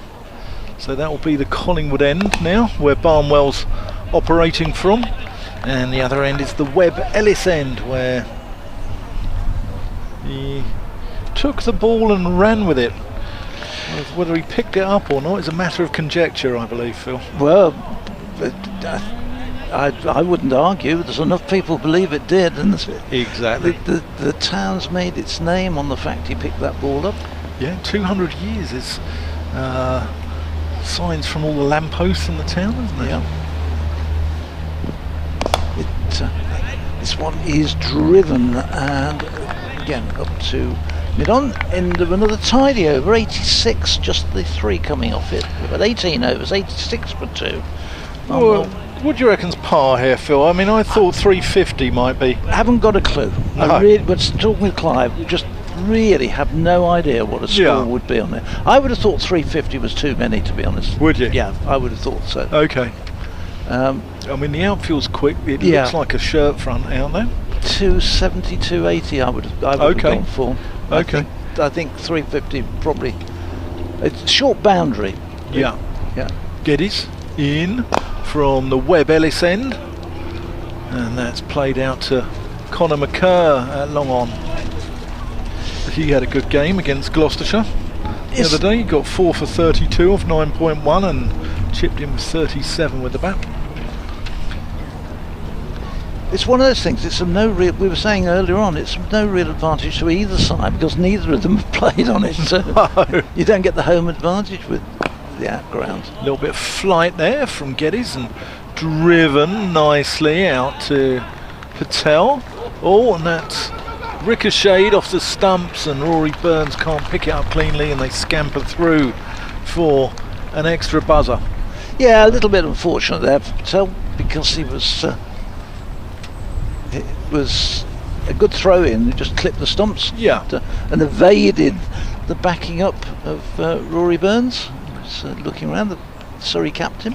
2 men out in the deep on the leg side here to Hamza Sheikh. Got Barnwell a deep backward square, and Cameron Steele out at mid-wicket. Geddes floated. Quite gentle off spin, isn't it, from Geddes? Yes, yeah. Sheikh is not trying anything too extravagant. No. He's just settling himself in. He's just worked himself. Working the ones, isn't Yeah, he's got fair. If it got up to 7, I thought we'd lost the lady with narriers. One again up to long on from Will Rhodes. Right. 89 we moved to. I'm just looking. Yeah. Yeah, no, 91 this 91. moved. Yeah, I was going to say, I thought that was wrong. Oh, that's a nice shot there. Hamza Sheikh just caresses that one to the boundary. Doesn't try and hit it too hard, just pure timing, and that's a class shot, isn't it, Phil? Very, very comfortable shot. It's the first time. Every time I've watched him, I've always been looking down from above and at him batting. The first time I've watched from the side, and you get a very different impression from the side as to what the batsman's doing. But he's seems to have got into this very confident and comfortable at the wicket. And he really does look the part. Yeah, moves into double figures with that. Yeah, lovely shot. It's, I was just going to see Bumble is going to continue. We haven't got the ends sorted out yet, what their names Yeah, are. we have. There's the have we? Collingwood end where Barnwell's operating from now. Oh. And the Webb Ellis end at the other end. There we go then. Thank you. Yeah. That's, well, I think they didn't know. I spoke to Brigg from the club. And Brigg knew, did he? Or was Brigg he just knew the made Webb them up? Ellis end. We asked one of the ground Okay. staff, and he didn't know what the other end was called. So he said, just call it whatever you want. Oh, well, so we've the Collingwood Centre. So you've made a name up, I see. Yeah, so I've christened it. Well, we'd named it the other end. As this next one is in, and is played away by Rhodes down to deep backward point for a single. I remember in lovely setting of Queenstown in New Zealand, and at one end you've got a set of mountains called the Remarkables, and the other end Mike Selvey christened the Unremarkables. I think that was the airport end of the ground. Oh, well, we'll go with the Collingwood end because I'm parked in there. So am I. Fine. Oh, there we go. That's like. Yeah. I was looking for a quick way through. This one is cut away through backward point. Steele comes racing round the boundary, does the fielding. They think about a second, but that's good fielding for Steele, who gets that ball in. Initially it had beaten Geddes at backward point, but well tidied up. So one more to the total. 97 for 2. 12 to Hamza Sheikh, 33 to Will Rhodes. Yeah, I can't believe the weather here. I've driven through some quite thick fog on the way Oh, up. Around Northampton. Right. Rhodes is going to get runs here, and he's going to get down to fine leg for just one, as Yusuf Majid does the fielding down there. Yeah, Yusuf Majidi's. Majid, is it? Not Yeah, Majid, yeah, Majid. he's coming to the side. He's from Caterham. He's Cranley School. His name was Ollie Pope, and plays his club cricket at Chesham, which has produced 3 first-class cricketers in recent years, all at different clubs as well.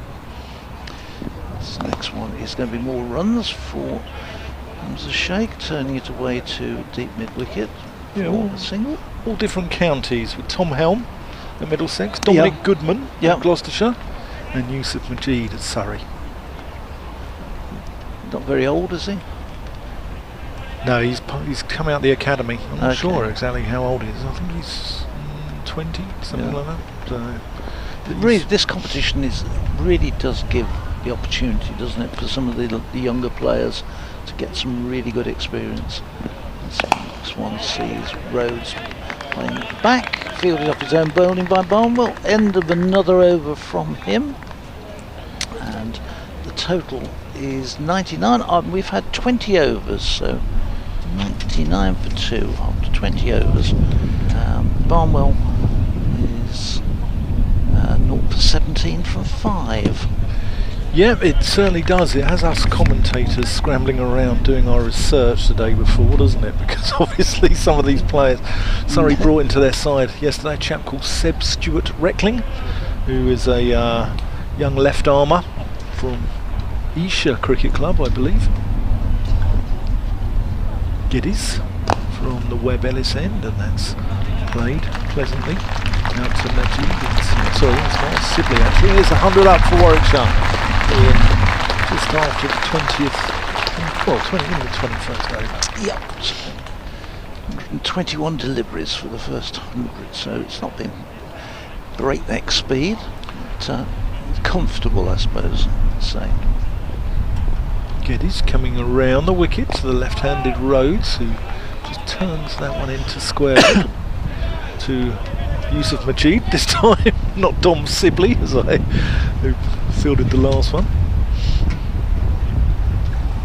Wind just getting up here. That's short, and that's pulled, and Patel saves that on the boundary with a diving stop. They get 2, and that was toffee, really, wasn't it? You need to put those ones away. Well, halfway down the pitch. That was good fielding again down there by Patel, because it was hit hard and a little awkward bounce, but did well. That's better delivery from Geddes. That's played out to Sibley at long off. Rhodes is pleasing on the eye, isn't he? He's always good to watch. Yeah, leaving Warwickshire at the end of the year, of course, at the end of the season. Let's just turn round the corner by Hamza Sheikh, and Nathan Barnwell does the fielding. Yeah, it was announced, much to the disappointment of a lot of the Warwickshire supporters as well, that he was moving on. I can imagine. Durham seemed to be on a recruitment drive. That's tried to play that very late, but with no timing. That completes the 21st over. 104 for 2, with Rhodes on 37 and Hamza Sheikh on 15. Yates out for 40, having been caught by Barnwell out in the deep off the bowling of Geddes to give him his first professional wicket. Ned Barnard was well held by Dominic Sibley, having returned to Warwickshire off the bowling of James Taylor for 11. I think it was Patel who called. Oh, was it? Yes, it was Patel. Yep. Okay. Yeah. It was a good catch, whoever it was. It's hard being at ground level, isn't it? Yeah. You know. Yeah, you get so used to looking down and being able to see. Yeah. Barnwell continuing into his 6th over. This is turned away down to Patel, down on the deep mid-wicket boundary, and one more to the total. I'll have to give Ryan an apology later then.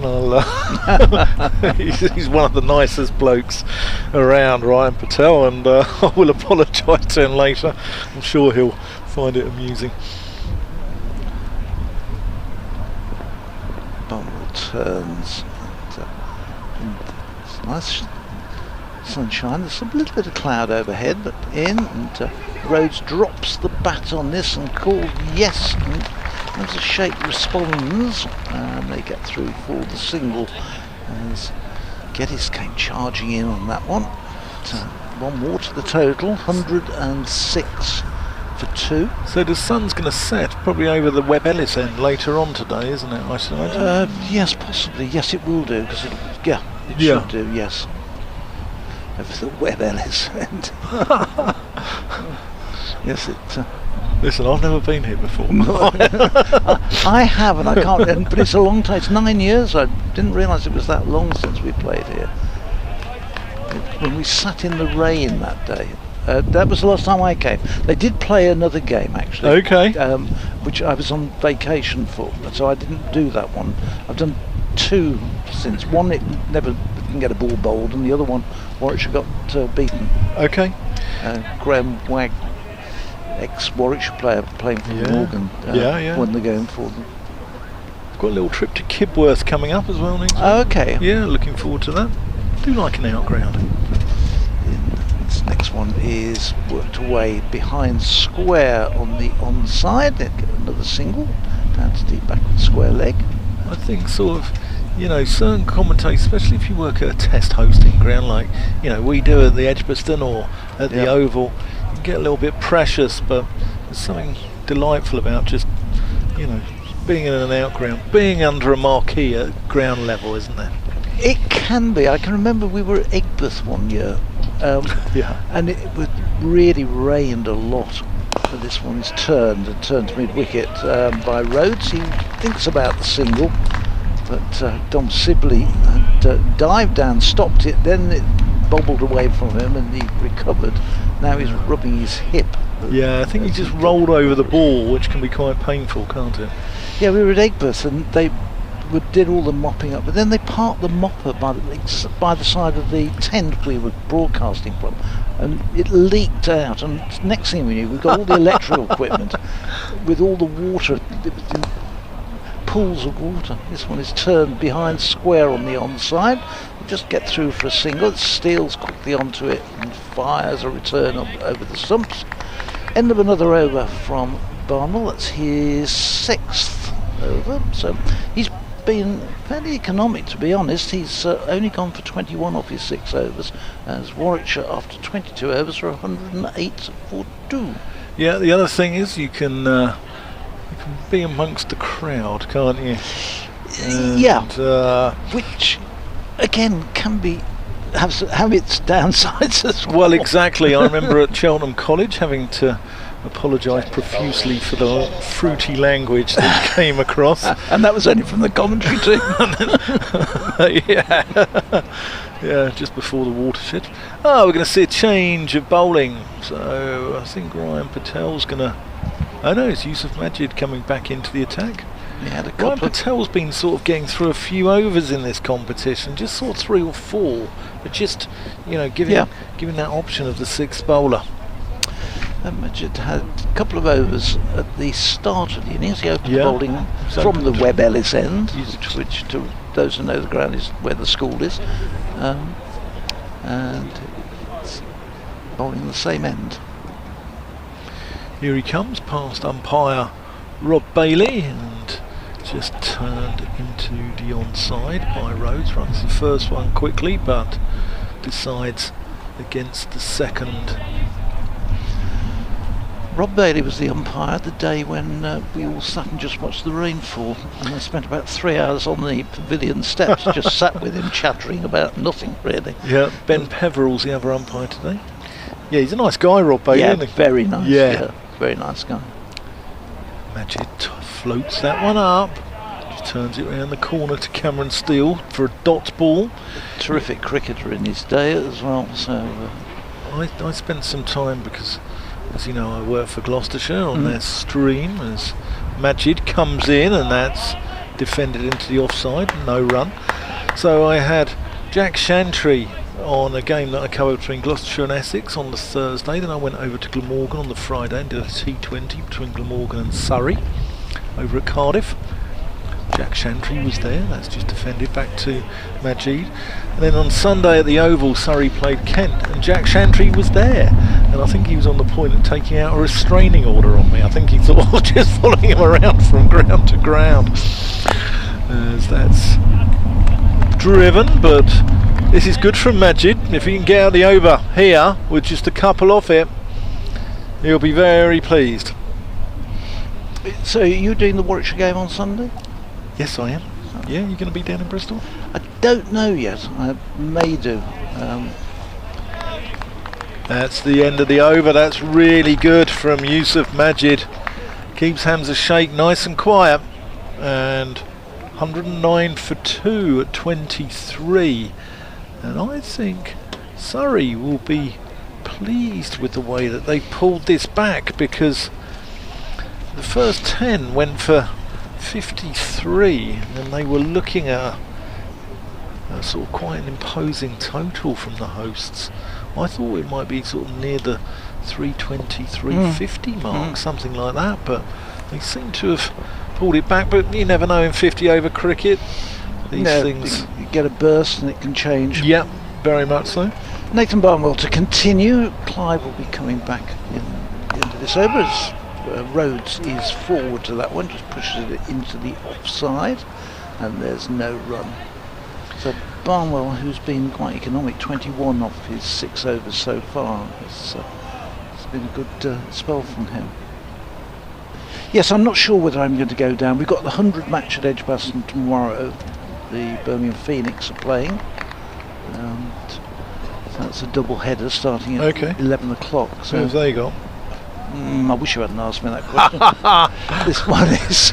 You've got run it. Just Rhodes ran that one into the offside and ran, and really hung Hamza Sheikh out to dry a bit there. And in fact, in the end, I think Hamza Sheikh had worked on the basis, if that hits, I'm gone, and was in no great pace to get there. As it was, the throw at Stunstrom Geddes missed by some way, and he got home. But I think he was.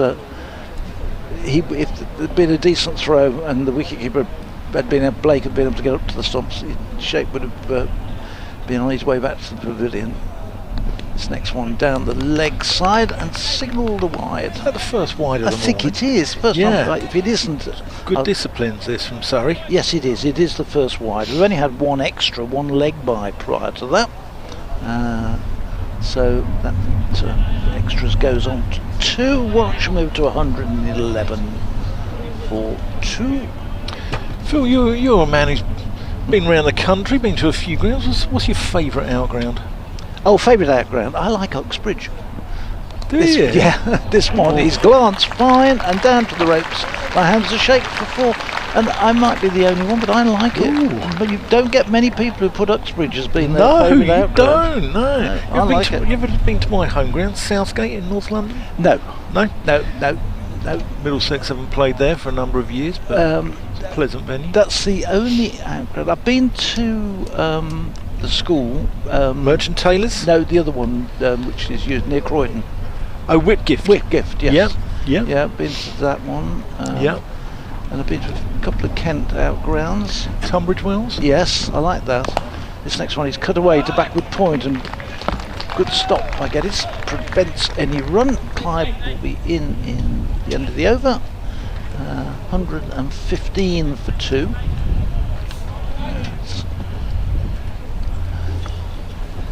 Yes, I like that one, but no, that's my favourite one. Very nice rhododendrons at Tunbridge Wells, I believe. Do you know, they are, because we were there the one year. We went to a couple of times down there, and the first year the rhododendrons were absolutely spectacular. This next one is driven back up to mid-on by Sheikh. There's no run, so to the end of this. Where else have you been? Have you been to Dover? No, to the Crabble? Been to Arundel, been to Horsham, been to Guildford. Yeah. Surrey are playing Guildford on Sunday. Yeah, I won't be covering that one. Wasn't overstruck on Guildford, with great respect to anybody in Guildford. It's a good batting track, isn't it? It was very, very hot when we were there, and it was really, nobody was liked it. This one is driven into the offside and well fielded by Dom Sibley. End of the 24th over. It's 115 for 2. And after words from Dan, it's with 5.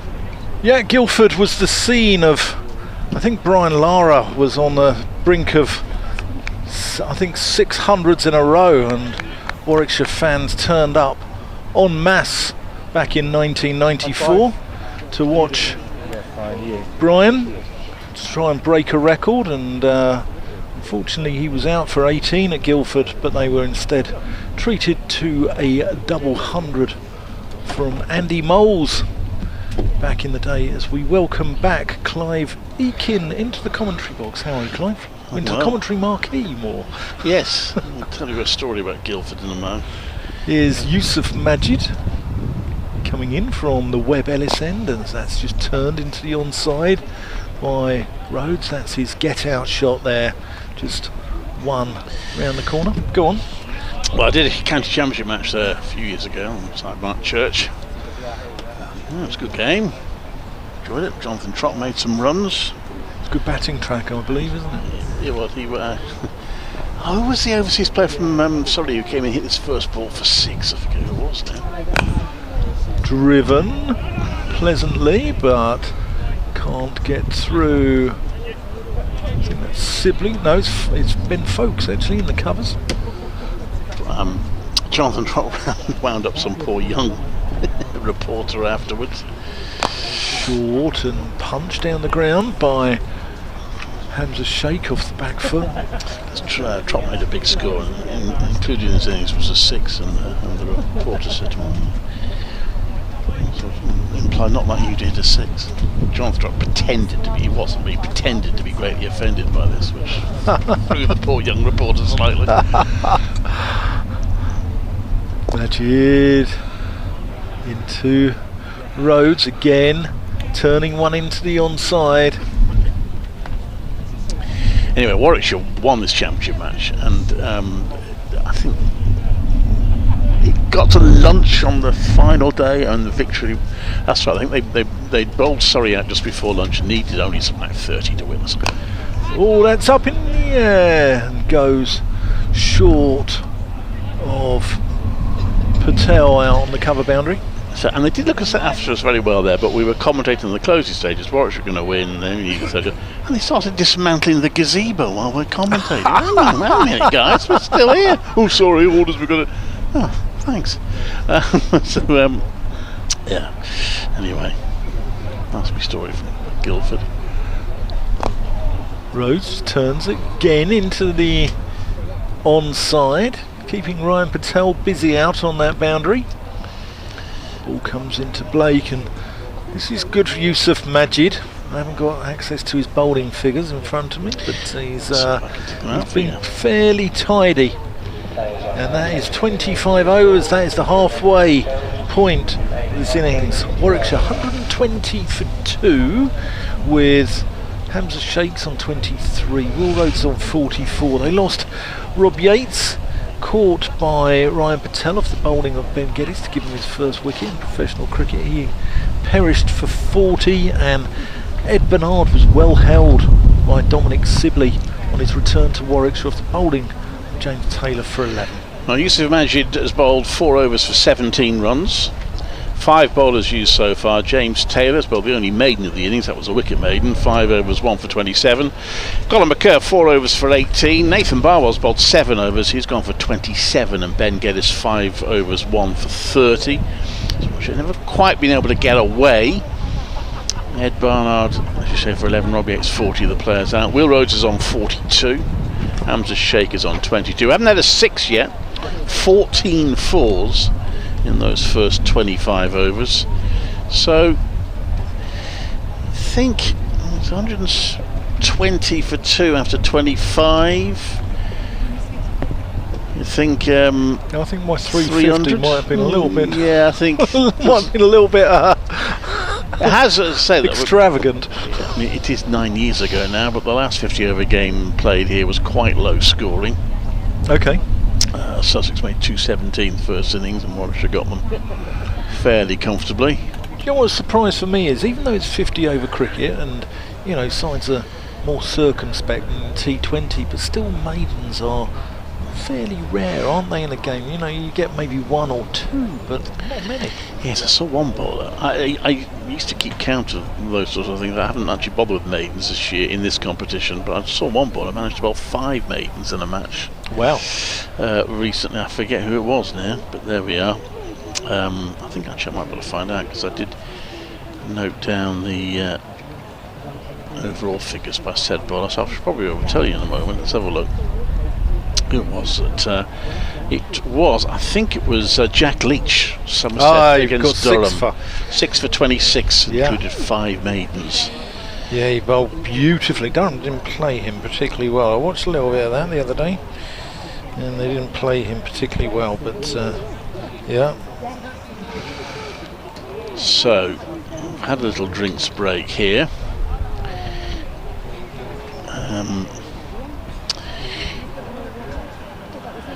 The Warwickshire players just walking across us. Jake Lintott, who was a schoolmaster in his time before going full-time cricket.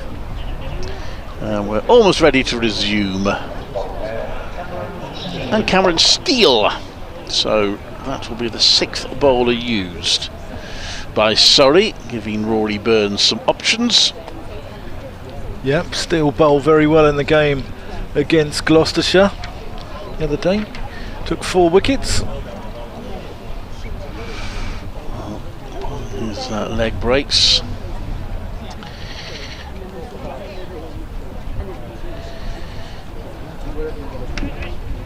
And we're bowling to Will Rhodes. Drives that and Aaron stops. Aaron Finch is the name you're looking for. That's the one, yeah. That's from yes, James, Surrey cricket fan. Thanks, James. That's right. I think it was his first shot for Surrey, wasn't it? I think. Yeah. Right, that's right. 6. Yeah. Yeah. That's swept by Rose, but doesn't beat the fielder at back of square leg, so there's no run. I think we've got the mayor of rugby in front of us now. Either that, or he's got a rather redundant chain round his neck. He's got a nice bit of bling round his neck, Yes, hasn't he? Yeah. This next one again is attempted sweep. This one the front power. There's a confident appeal for LBW. Papa's foot was quite a long way down. Trying to sweep it, he misses it, and not out is the call. Ben Peverell having none of it. He's got a bit of, you know, it's like Joffer Archer, isn't it? What he's got round his neck. This next one is Rose tries to guide it. Is he bowled? He is. He tried to guide it down to third, and it's just knocked off his off bail. And Warwickshire have lost their 3rd wickets. Yeah, it's a dangerous game cutting a leg spinner, especially when the ball gets too close to your body. And Rose just chopping that one onto his stump. Steele picks up wickets though. He continues to pick up wickets, having a great season. He was leading wicket taker at one point in the county championship, and he's just picked up another one to add to his 4 from Tuesday's game against Gloucestershire. Wicket following a drinks break. How often do you see that? Yeah. Will Rhodes goes, and for 44, so the batter's got in and not really gone on. It's just the same. Michael Burgess now coming out to the crease. And Warwickshire feel with a bit of work to do here to get the sort of target that they want to set. Yeah, Burgess is a good player, isn't he? He is. Doesn't get opportunities in the T20, which is curious because he's a fine white ball player, but Warwickshire do have, well, the Bears have a fairly embarrassment of riches, and the problem is with players like Michael Burgess and Will Rose that can't get into the team is the results means they can't really argue too much, because the team that are selected are going very well in that competition. They've got a home quarter final to look forward to. Yeah, Burgess, well, if he takes 3 catches today, he gets up to 50 list A dismissals. That's assuming he keeps wicket. He's down on the original team sheet to keep wicket, but he hasn't kept wicket the last couple of games because of a slight hand injury. So Chris Benjamin has taken his place. I suppose he could get 3 catches in the outfield, of course. But anyway, Steele to bowl to Burgess. It's a plenty of it. It's a full toss, and maybe he gets away with it because it's Burgess' first ball, and Burgess plays it into the deep where Barnwell fields, and there's 1 run. Slight misfield by Barnwell, but it didn't cost him anything. He still got the throw in quickly, and it's 1 run, 121 for 3 in the 26th over. Yep, these 2 sides haven't met in this competition for 2 years. Last game at the Oval was a tie. Plays into his hand as Steele. That's gone past the outside edge. A wicketkeeper's dropped it. Did he get that outside edge? Judging from the body language, I think there might have been a feather on that. I guess that'll be a drop chance behind the stumps. But a good over from Cameron Steele to start with. And just the 1 run on the wicket off it. Warwickshire 121 for 3 off 26 of their 50 overs here at Rugby School. First of 3 matches being played here. Warwickshire's next home game is at Edgbaston. That's against Glamorgan.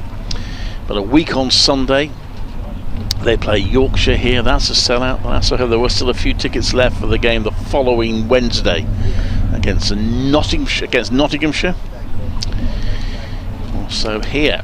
You a fan of an outground, Clive? Oh, absolutely. Yeah. I mean, to be honest, it's often a pain in the what's it in terms of a broadcast point of view, but that's a sacrifice one's prepared to make. Because absolutely. I think all counties should make an effort to play at grounds. I agree, and take it out to exactly, you know, their sort of public as well. You know, because how far are we from Birmingham here? We're still about 30 or 40 miles. Something like that, but we're in Warwickshire, that's the thing. Yeah, yeah. So Yusuf Majid is going to continue from the Webb Ellis end. Oh, it's a drop. Is that dropped? No, I think so. Yeah, it was hit hard at him. It was. It went quickly to Rory Burns at slip, but both these two now, 2 drops in 2 balls.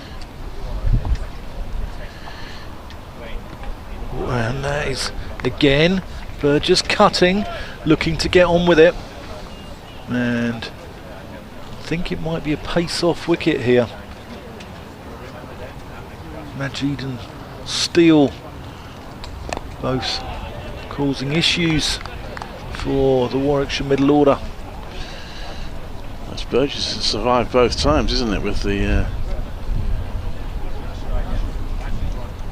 his chances? Was it? No, Oh, it was was it Shake. Shake, was Yeah, it? it was Shake, the one off Steele, I think. That's a big shout. Nothing happening from Rob Bailey. Right, so we can leave the LBWs up to the umpires because we have no position to judge any of them. No, exactly.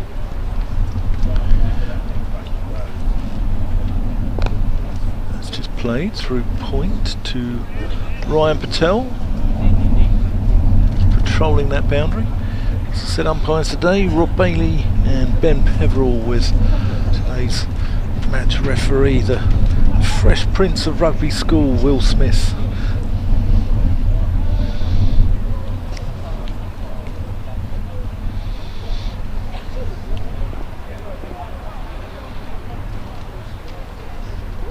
Lovely setting, really pleasant setting here as Majid comes in, and that's played with a bit of bottom hand out to Nathan Barnwell out on the deep mid-wicket boundary, and that completes the over. So 27 gone, 123 for 3. Yeah, the wickets haven't helped, but the runs have dried up a little bit in the last couple of overs. It's 20. Yeah, it's 27 because it's been 2 since drinks, isn't it? Scoreboard slightly behind. So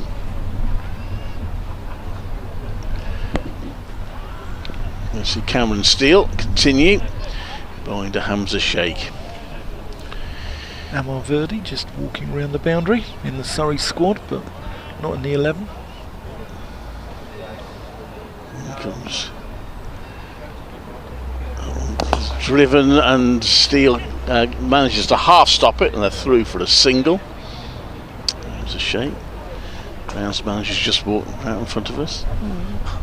You'd be reasonably happy with the way it's playing.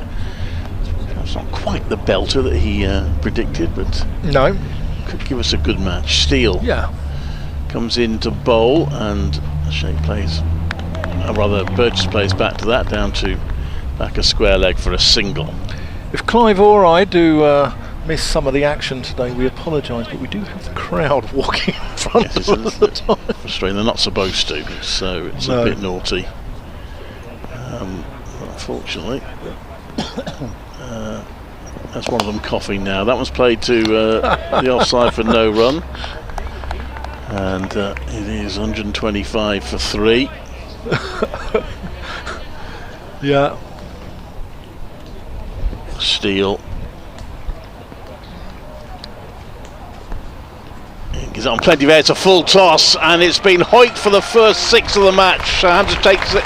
Sheikh takes full advantage. It must have been close to being a no ball, to be honest. That was a high full toss. Spinners tend to get away with them, but it's been hit into the crowd, and those little signs that say watch out for cricket balls would have been handy then. That probably went over the back of the crowd towards the portable toilets over there. There's the Tannoy announcer reminding people, a bit late. Word stable and horses and Bolton spring to mind. But anyway, it's quite hard to keep your eye on it if you're in the Portaloo, it's got to be said. Splendid shot from Hamza Sheikh, and He's on to 31, so he's making a good contribution here, the youngster. And in comes Steele to bowl. That's driven down towards long off for a single. And he is 131 for 3. Got Ethan Bamber coming here next year as well. Yeah, Warwickshire. that's right. Yeah. Good signing. Yeah. So that's a short while, a little while ago.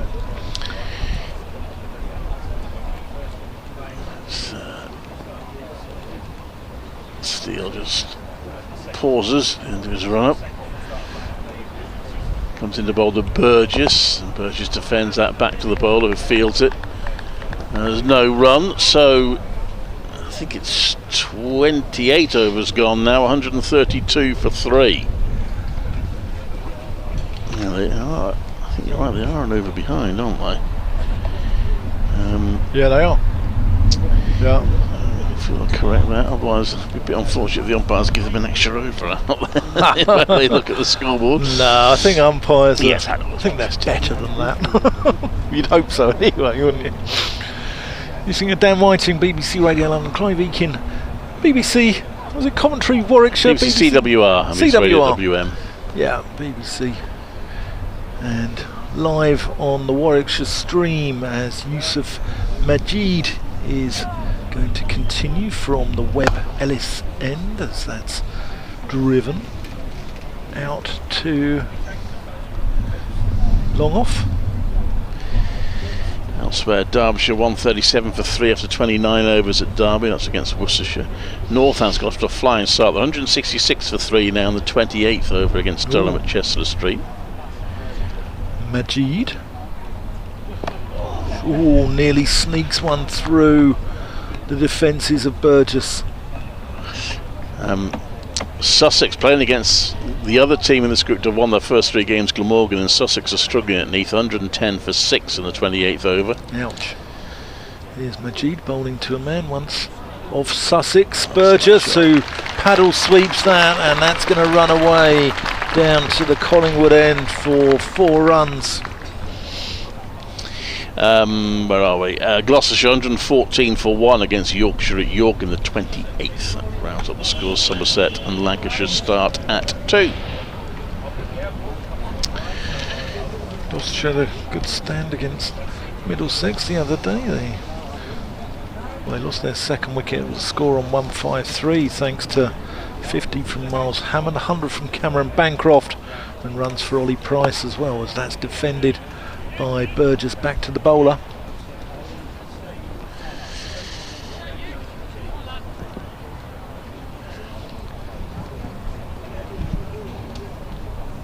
Majid just eyeing up Burgess. That's played into the onside. Sibley doing the fielding. They amble through for a rather languid single. Lorna from BBC CWR next to us here. And about to interview a couple of people, you'll probably hear that in the effects, mate. Yeah. Anyway. Yeah, she's enjoying herself. I think she's enjoying the sunshine, isn't she, Clive? As we all are. As is Yusuf Majid here bowling to Hamza Sheikh, who has moved rather serenely on to 34 with that single at the end of the 29th. So, good innings just for Hamza Sheikh, who, as I mentioned, made just that sort of one notable contribution against Leicestershire. They're only chasing 89 to win, but they were on a spot of bother when it came in at 7 for 2, and he got 34 not out to seal them home. His other 2 innings haven't been successful. He was out for a duck against Essex and for 2 against Sussex at Hove, so he'll be keen to make some runs. Well, he's already doing that. He's on 34. The overs, I think, are correct now, aren't they? 29 overs bowled.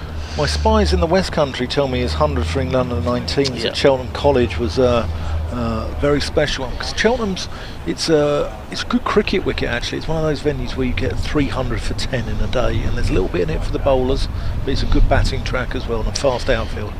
Michael Vaughan was talking him up. Michael Vaughan was interested in that match because his son was playing in it along with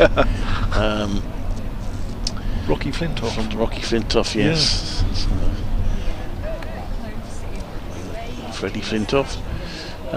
It's Cameron Steele to continue. Little white towel on the back of his trousers, comes in the ball right arm. Oh, he's come down the pitch there to meet that as Sheikh, and it's well stopped. Covers, and they get one. Yeah, not bad for a wicket keeper, is he, in the covers, Ben Folkes? Yeah. The throw almost did lead to overthrows, but it was well backed up. So one more run to Warwickshire, 140 for 3. This next one is driven in the air and bounces just short of the fielder there. Rory Burns dive forward. Bowler started celebrating, but it hadn't quite carried to Burns, who did well to field it on the half volley in the end, diving forward. Yeah, he just jumped in the air, and he's a jack in the box, Cameron Steele. Yeah, thought he had him there, but not quite a chance. That one is played just wide of Steele, who dives to his right, can't stop it, and it's a comfortable single for Warwickshire. At the end of this over, the theory is you double the score, don't you, after 30 overs, and there's still plenty of wickets in hand. Yeah. So they would certainly have ambitions to do at least that, I would have thought. So maybe we're looking, well, I suppose they'll have to go some, but then if they can get to 300, that'd be, they've got a decent score on the board. That's hurried the batter up a little bit, Sheikh. The googly. Back to the bowler, there's no run. I think that's the googly. I've been watching quite a bit of him this year, and it's quite hard to spot his googly, but I think that was it. So Steele tossing the ball from one hand to the other. Comes in right time over. That's hit hard by Sheikh, but there is a fielder out here. Barnwell out in the outfield. He fields that cleanly. It's a good outfield for the fielders to field on. It's pretty true. Pretty good condition.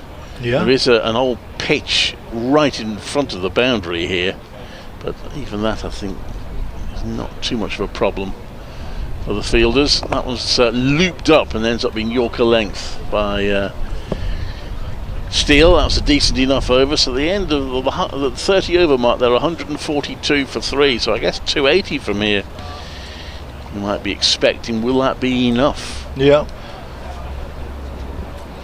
Oh, we've lost the clock. It's been taken off. Oh well.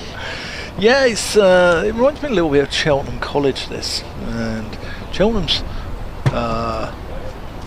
sort of got the idiosyncratic experience of having a square that they use for the county games there, and then they have the college square.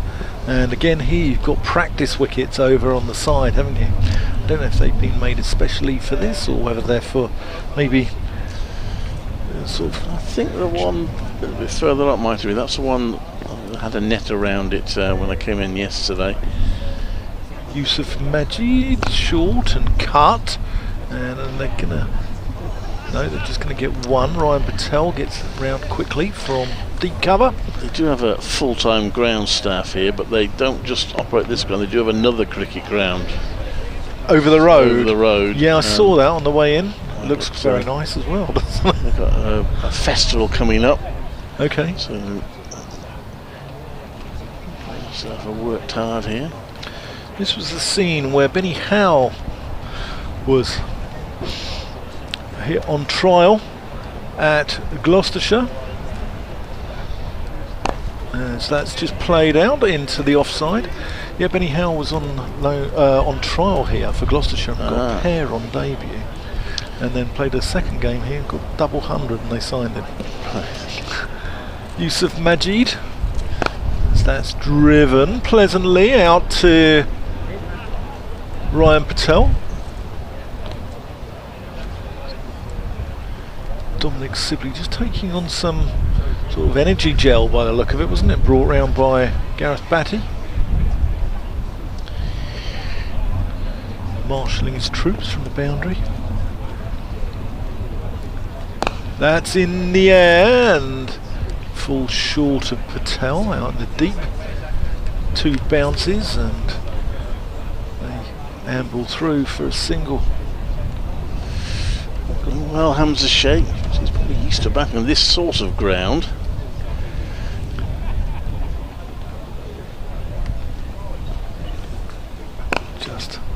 again, played into the offside for an easy single. One ball left in the over. 145 for 3. Warwickshire put in by Surrey. Probably, with neither side really knowing what the pitch is going to be like, probably wanted to have the advantage of knowing what to chase. Yeah. It seems to be on vogue at the moment, doesn't it, to win the toss and stick the opposition in. Not many sides bat as Sheikh moves on to 39 with that single into the offside. 31 overs gone, 147 for 3. Burgess on 11, Sheikh on 39, missing to Dan Whiting and Clive Eakin. Well, it's been a case of batting first though, because the batting conditions were perfect this morning. They still are pretty decent, but it was a hot sunny day, brand new pitch.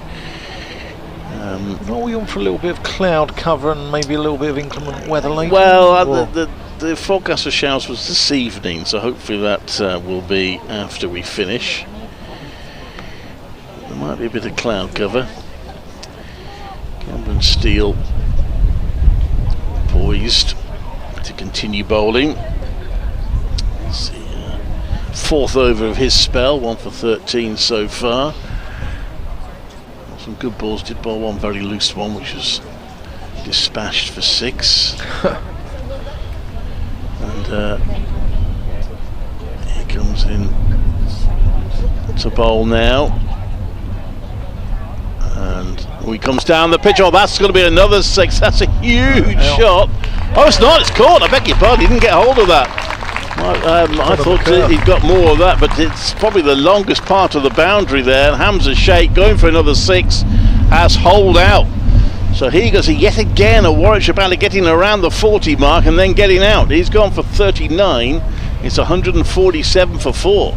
Yeah, Cameron Steele just dragging that one back, I think. I think he saw Hamza Sheikh coming and just didn't sort of quite, went a long way up in the air, as you said, Clive, but didn't get the distance, did it? Conor McCurr, safe pair of hands out at long on. So, Warwickshire are going to try and use all their batters, you feel, here. And Chris Benjamin is in next, and Warwickshire got to be careful here. They've still got 29 overs to go. They're 4 wickets down. I'm going to leave you in the capable hands of Phil, and Clive Eakin will take you through. In fact, Phil's not quite ready yet, so is he ready? He's too yes, busy he is. chatting. Yeah, he's. Well, why not? Why not? He can come and talk on air if he wants. Here he comes. Still pretty breezy here. The Warwickshire flag is on the pavilion. The players' pavilion is to our left. It's not the biggest structure, but the players are saying the changing room is a decent size. They have 2 floors, so they have their food on the top floor and the dressing rooms on the bottom floor. Old-fashioned looking pavilion with a clock on the top of it. 2 flagpoles, only the Warwickshire flag flying off one of them. We'll be doing a update a bit, but Phil's joining us.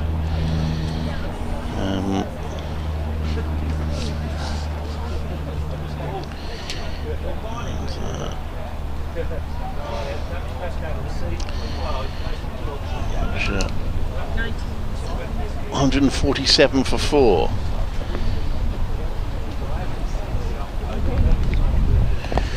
This next one's gone for a quick single, lots of shouting going on, but Chris Benjamin is through for 1.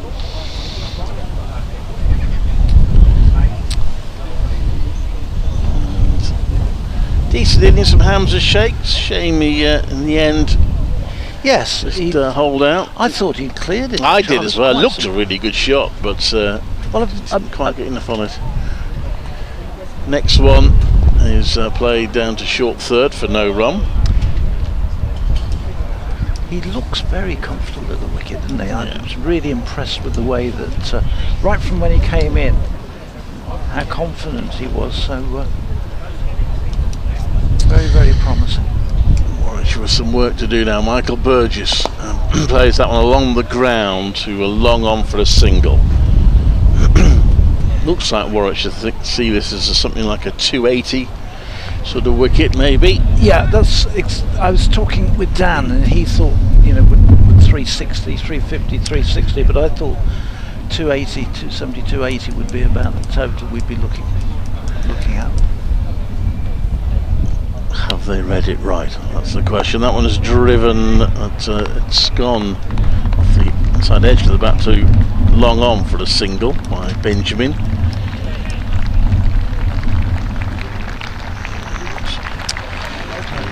150 up, 150 for 4 on the 32nd over. Chris Benjamin struggled a bit this season, hasn't he, with the bat? Yeah, in comes Steele, and he plays back to that. Does Burgess to long on for a single. And it is 151 for 4.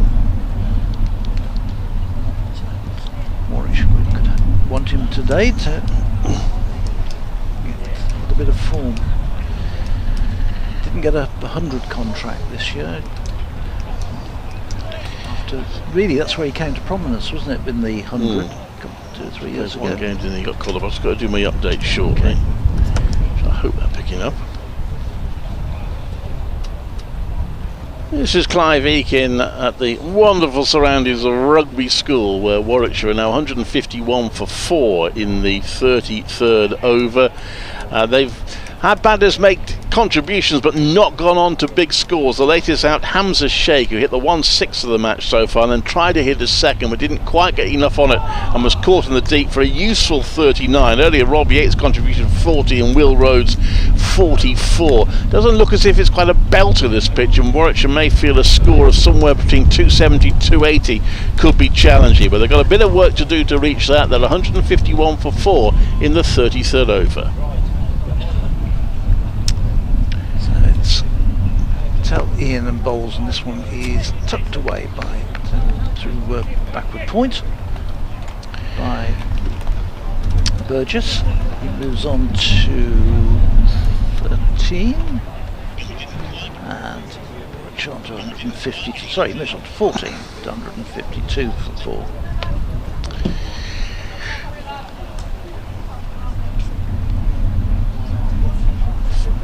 Eighth over for Majid. His first 7's gone for 31. Sorry, it's Majid, isn't it? I thought it was Fatar. Comes Majid again and bowls. Back goes. Benjamin wants the single, but he's absolutely Burgess going nowhere. Send him back, and he's scurried back in. That was Dan Mosley-esque in terms of its pace. I don't think Burgess would have even got halfway down the wicket, to be honest, on that one. If he'd have actually gone, he was never a single on there. In again, bowls, and forward comes Benjamin. Back to Majid, does the fielding off his own bowling. Putting a bit of pace on these deliveries is Yusuf Majid. Comes again, bowls. Benjamin goes back, cuts this to backward point, but can't beat the dive there of McCurr, but tidies it up under the Surrey sun hat. Dan Moses' reputation as a bowler was enhanced on the 100 the other day. This next one, Benjamin again is forward too and runs into the offside, and again another dot ball, so a good tidy over there from Majid, just the single coming from it. With 33 overs, Warwickshire are 152 for 4. Last 10 balls he bowled, with Trent Rockets needing 10 to win, and he stopped them getting them. Took a couple of wickets. He enjoyed himself, and the commentators on TV were quite amused by the pace he was bowling at. One of them called him a medium pacer with a short run-up. Probably fair description. 152 for 4. Don't think he's going to turn many balls at the speed he was bowling. It was very effective. Good Yorker length deliveries. Now Steele is to continue, and this is his 5th over. He's got a couple of wickets so far. Comes into bowl, and that's carved out into the deep by Burgess for a single. Well, Fields, he's bowled 7 overs so far. 6 bowlers used, so there are options for Rory Burns. Yusuf Majid's only got 2 left. Barnwell 3. Steele in again. And that's a little bit of an edge, and there's no run. Most economic bowler so far has been Barnwell, as they got 3 overs left.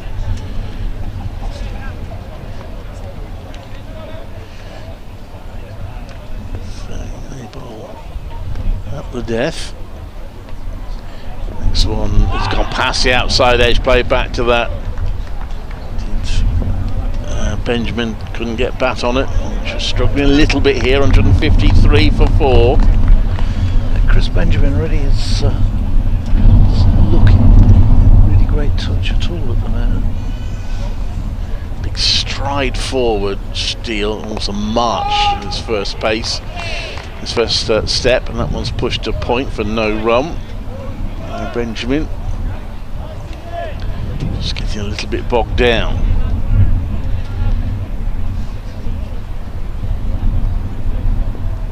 Sorry, black with white numbers. That one is just finds a gap this time, Benjamin, and that might even go all the way for 4. It does. It's perfectly played. Just beat the fielder inside the circle. That will take a little bit of the pressure off him. 4 runs there. Nice shot. 157 for 4. Yeah, he'll be relieved with that one. As you were saying, Clive, once it beats that fielder on inside the circle, it does race away across this outfield. It's very, very quick, and it's down the slope as well, down towards the pavilion, which helped it. It's Ben Folks that beat as well, so beat a good fielder. That one's pushed out into the deep for a single by Benjamin. Got 6 off the over, Warwickshire. 158 for 4. After 34 overs. You should see whether they can plunder the closing overs.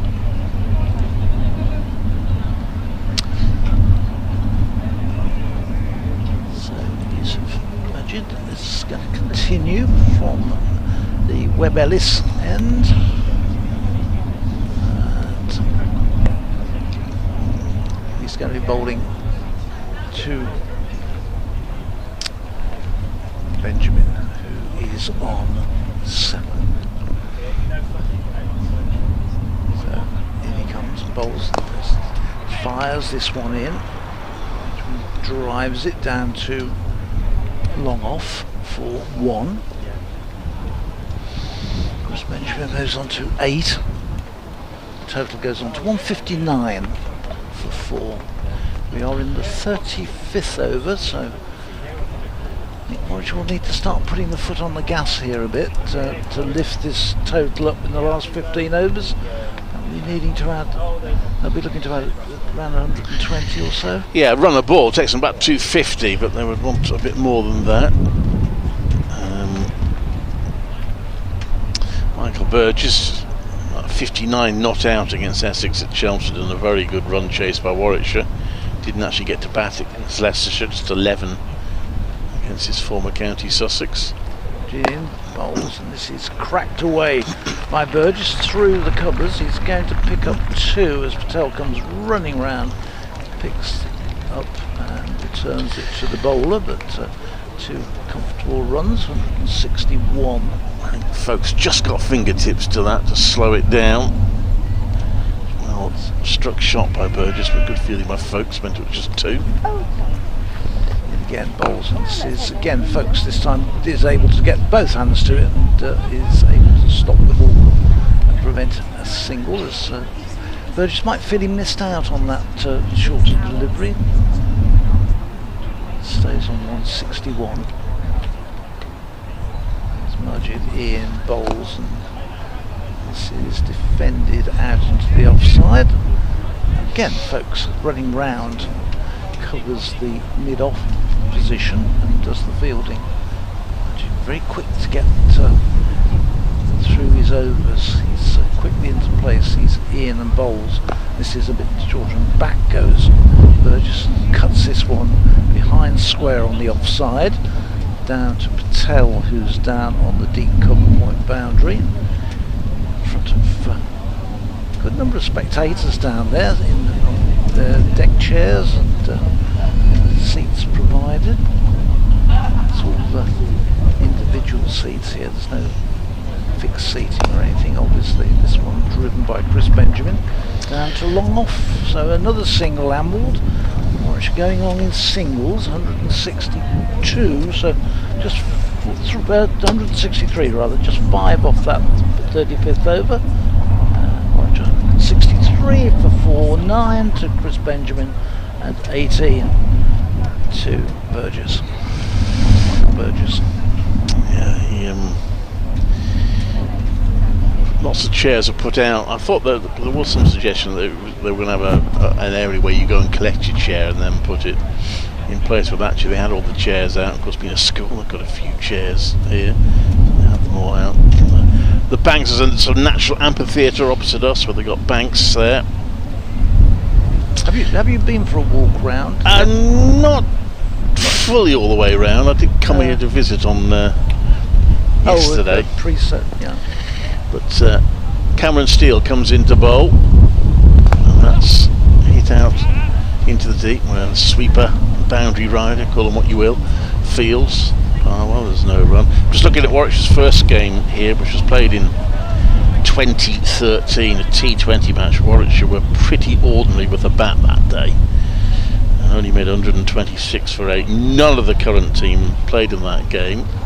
Now, that's a full toss, which he might just about get away with. It'll be just the one for Burgess, out to long on. Chris Wokes, I think the club did play in that game. 8-25 as Warwickshire restricted 126 for 8. Graham Wagg, former rugby schoolboy, played for Glamorgan that day. So he enjoyed himself. Glamorgan won easily in the 18th over by 8 wickets. That's pushed out for a single. Yeah, I was talking to Ollie Hannon-Dolby while he was walking around, and he said he'd played in the match against Kent, yes, and then against Sussex. Well, the Kent never started, did it? Yeah. The Sussex game. I thought I looked that one up. I didn't have the full scorecard, but I assumed he probably did play in it. This next one is play to mid-off for no run. Those were the days when he was something of a white ball specialist. I noticed he only played 4 county championship matches that season. Yeah. Yes, he was considered to be white ball rather than red ball, wasn't he? It's swung round completely now. So, Steele in again. Just quite hard work. That one always an attempted drive. It's come off an inside edge. I've gone through for the quick single. Just didn't time that at all. A little bit of turn out there.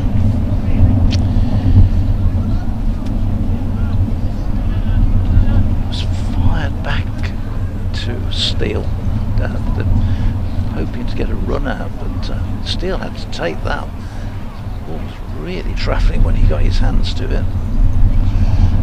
That was a full toss as well, a bit of a lower full toss, and it's played to long on for a single by Benjamin. 168 for 4. End of the over. The boundaries are difficult to find for Warwickshire at the moment. They're getting singles and twos, but very few boundaries. And that's will just be having a chat with each other. They're wanting to push this along. 14 overs remaining in this innings, so just looking again at the 2014 game against Kent. They were unlucky because I'm looking at it. There's a bit of chuntering from Warwickshire fans about, oh, if you played at Edgeworth, we got some play. Well, actually that day there were 6 fixtures, and only one of them actually produced a result, and that was reduced to 33 overs. One had some play, but it was a no result. The rest were all abandoned that day, so it was an inclement day all over the country. New over starts. This first ball is from Majid, is played into the offside by Benjamin. That was the season Warwickshire got to the final and didn't really turn up, unfortunately, in the final. This next one is picked up by Benjamin, hit over long on and into the hospitality area. Looking a bit. 422 to jump around. It's a few gazebos actually, which is the hospitality. I think is that the hospitality down there? I think it is, yes. Yeah. So anyway, they've ball's been retrieved, so that's a big, nice strike from Benjamin. He'll feel better with that. So 6 to him over long on. Comes in again, bowls, and Benjamin is not tempted to repeat the shot, just pushes this one back to the bowler. Last time they played here, I think they had a huge marquee there with lots of corporate guests. They've scaled back for this one a little bit. It's in bowls and it's driven down the ground, down to long off for the single. Benjamin moves on to 19, 175 for 4. I think this is better actually, Clive. I do, yeah. I think they went a bit over the top last time with stewarding and everything else. This next one is cut away through the offside. That's a good shot from Benjamin. Patel's going round the boundary, but can't quite get there. He's saved quite a few runs already down on that boundary, but this time that one is chopped away. And so it wasn't Benjamin, it was Burgess who clipped that one away. Apologies. Played that one beautifully away through the covers. So a 6 followed by a boundary. So Warwickshire just beginning to accelerate on this over. Jude comes in again and bowls. And this one again is a little bit short and it's cut behind square. Patel this time will get to it. It picks up and throws it to the wicketkeeper, but not before Burgess is back for his second run, taking Warwickshire on to 181, so 13 coming off that 37 over. 10 overs, no maidens, none for 50. Couldn't put it better myself. None for 50. Imagine, I'm just looking at the last game here. 2015, Sussex bowl out for 217. George Bailey made a half century for them. Ollie Handorby got 3 for 46. He's the only player played in that match who's still at Warwickshire.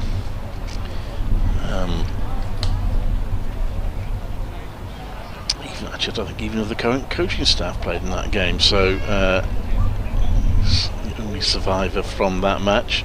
He was down to bat at number 10. That's because Boyd Rankin was in the team. So Steele comes into bowl. Oh, and that's a swing as well, taken by the wicket-keeper. It was a swing and a miss outside off stump. So no one's made a century yet in a county game here at Rugby School. Don't think anyone's going to in the Warwickshire innings. Maybe someone in the Surrey innings might. Steele comes into bowl, and that's played to backward point. There'll be no run there for Benjamin. Doesn't beat Ben Folkes. 181 for 4, so 13 overs to go, including this one. Yeah, sort of 8 and over from here would get them a bit short of 300. That's probably what they need to be aiming for. Yeah, I think they've got something. I'll be looking for something. Steele bowls. It's a swept shot by Benjamin, but there's a fielder out there right in front of the public. Well, I thought 250 was the absolute minimum they'd want. Yeah, I think they want more than that, won't they? Yeah, I think so. High 200s, but not finding it easy. They still have some wickets in hand as the next one is pushed out to the offside for a single. 183 for 4. Warwickshire running their 50 over kit, which is it's not quite as sky blue as a T20 kit is. There's a bit of sky blue in it, a bit of darker blue, black trousers, yellow numbers. That's an attempted sweep, which again is a miss. The sweep shots aren't quite coming off here. Still, I think give that one a bit of extra pace. And Benjamin trying to sweep it, doesn't make contact. Slightly frustrated figure, Chris Benjamin. He's not doing bad, he's on 20, but a few attempted shots haven't quite come off. 20 have come off 23 balls, I think. 6 obviously helped. That one's pushed out to long on for a single. 183 for 4. End of the 38th over. 12 overs to go. And Warwickshire, well, they could get 10 over from here. That would take it beyond 300, but they're not showing too much sign of getting that so far. What would 8 and over do? That would be, well, let's say a run of ball would take them to just over 250. So I think they'll be looking for that for around about 280, 290. Conor McCurr is back into the attack from what's called the school end or the Webb Ellis end. But he's bowled 4 overs and he's opening spell 0 for 18 so far. We're looking to improve on that. 84 for 4. At least the latest person to walk across our path did have the time to apologise. McCurr comes in and bowls. This is turned by Benjamin to steal at mid-wicket. There's no run. What happened to the Well, unfortunately, it doesn't say what we thought it said. All it says is watch out for cricket balls. Oh, that doesn't so help there was not much point in putting that up. No, that's not a lot. I reckon we need to get that for the next game here on the week on Sunday. Get that no entry allowed. Get one of those in. Keep out. People just want to defy that then. Yes, true. McCurr in, bowls, Benjamin on his toes. This time runs away into the offside, but again, straight to the fielder. Then folks out to come in the covers. No run. So this is the first season where Warwickshire have scheduled more than one game here. They did look at a number of grounds. I think they were keen to. They've been talking about it for a while. For one reason or another, it hasn't happened. They have been talking a good game in terms of trying to get out and about for a while. Ian, this is pulled in the air but safe by Benjamin, and it's been chased round and well picked up in the end by Nathan Barnwell. But they get back for 2. Didn't quite get hold of that, Benjamin. It was in the air and went over the top of Steele, but who's at mid-wicket, but no real power to it, and Barnwell making probably about 30 yards round the boundary edge, got there and kept Warwickshire down to 2. Benjamin goes to 23, 186. Good sweeper fielder, Barnwell, you sprinted around well. Oh, this next one is in the air over the top of it, off and down, a couple of bounces. Don Sidley was down there, but he was in off the boundary at long on, and it was over his head, and a couple of bounces and down to the fence. So 4 more, 190, 27 now to Benjamin. He joins Michael Burgess on 27. Looks like Barnwell's preparing to have a bowl, just on a little practice delivery in front of us. So runs beginning to come now. Warwickshire have begun to step up a bit. Benjamin waits and he's launched this one hard and high, and Barnwell is under it, but unfortunately he's under it and he's over the boundary in so doing, and he can't get his hand to it.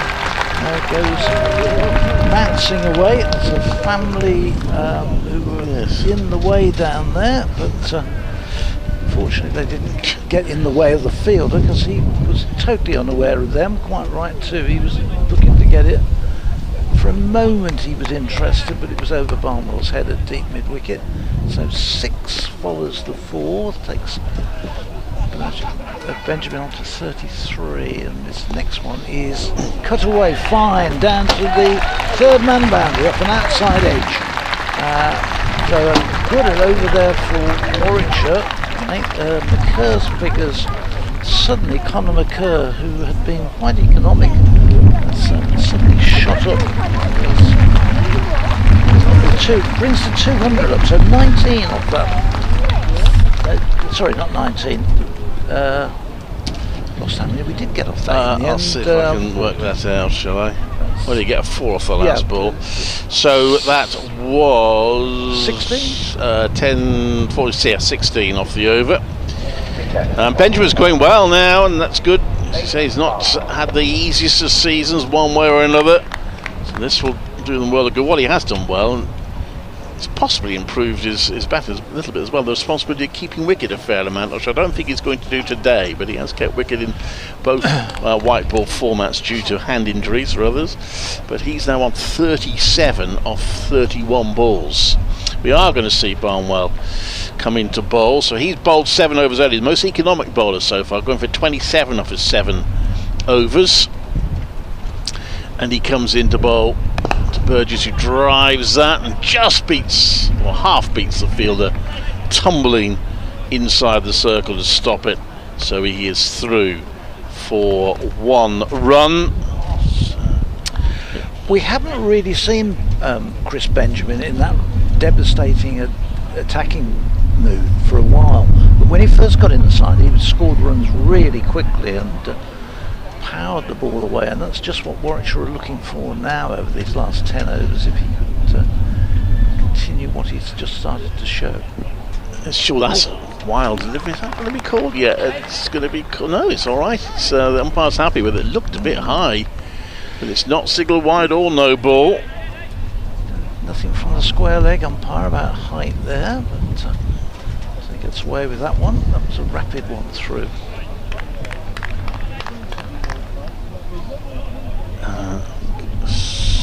Sorry, you've got a substitute fielder on. Sykes is on. So I'm not sure who's off.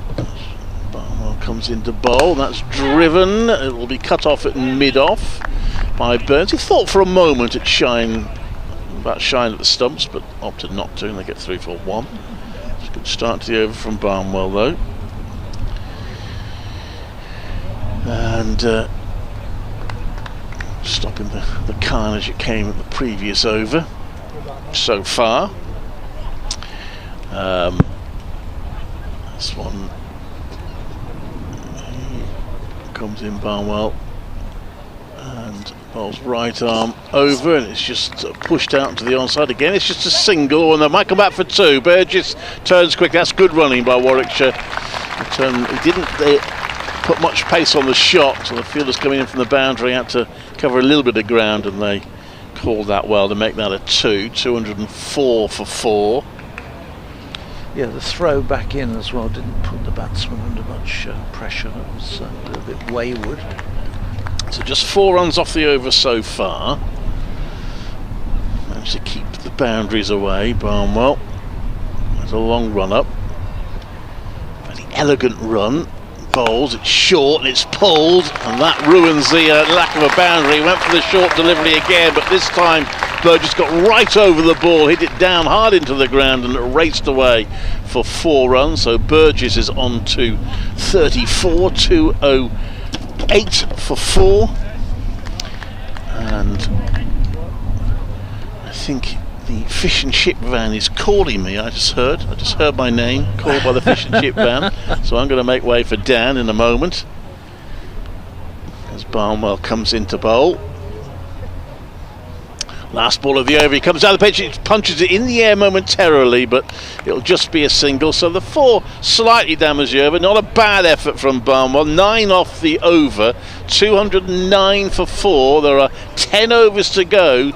Can Warwickshire get to 300? They've got 2 well set batters at the moment. 38 to Chris Benjamin, 35 to Michael Burgess. I'm Clive Eakin, BBC CWR, BBC WM, BBC London, BBC Sounds, and Phil Britt will now be joined by Dan.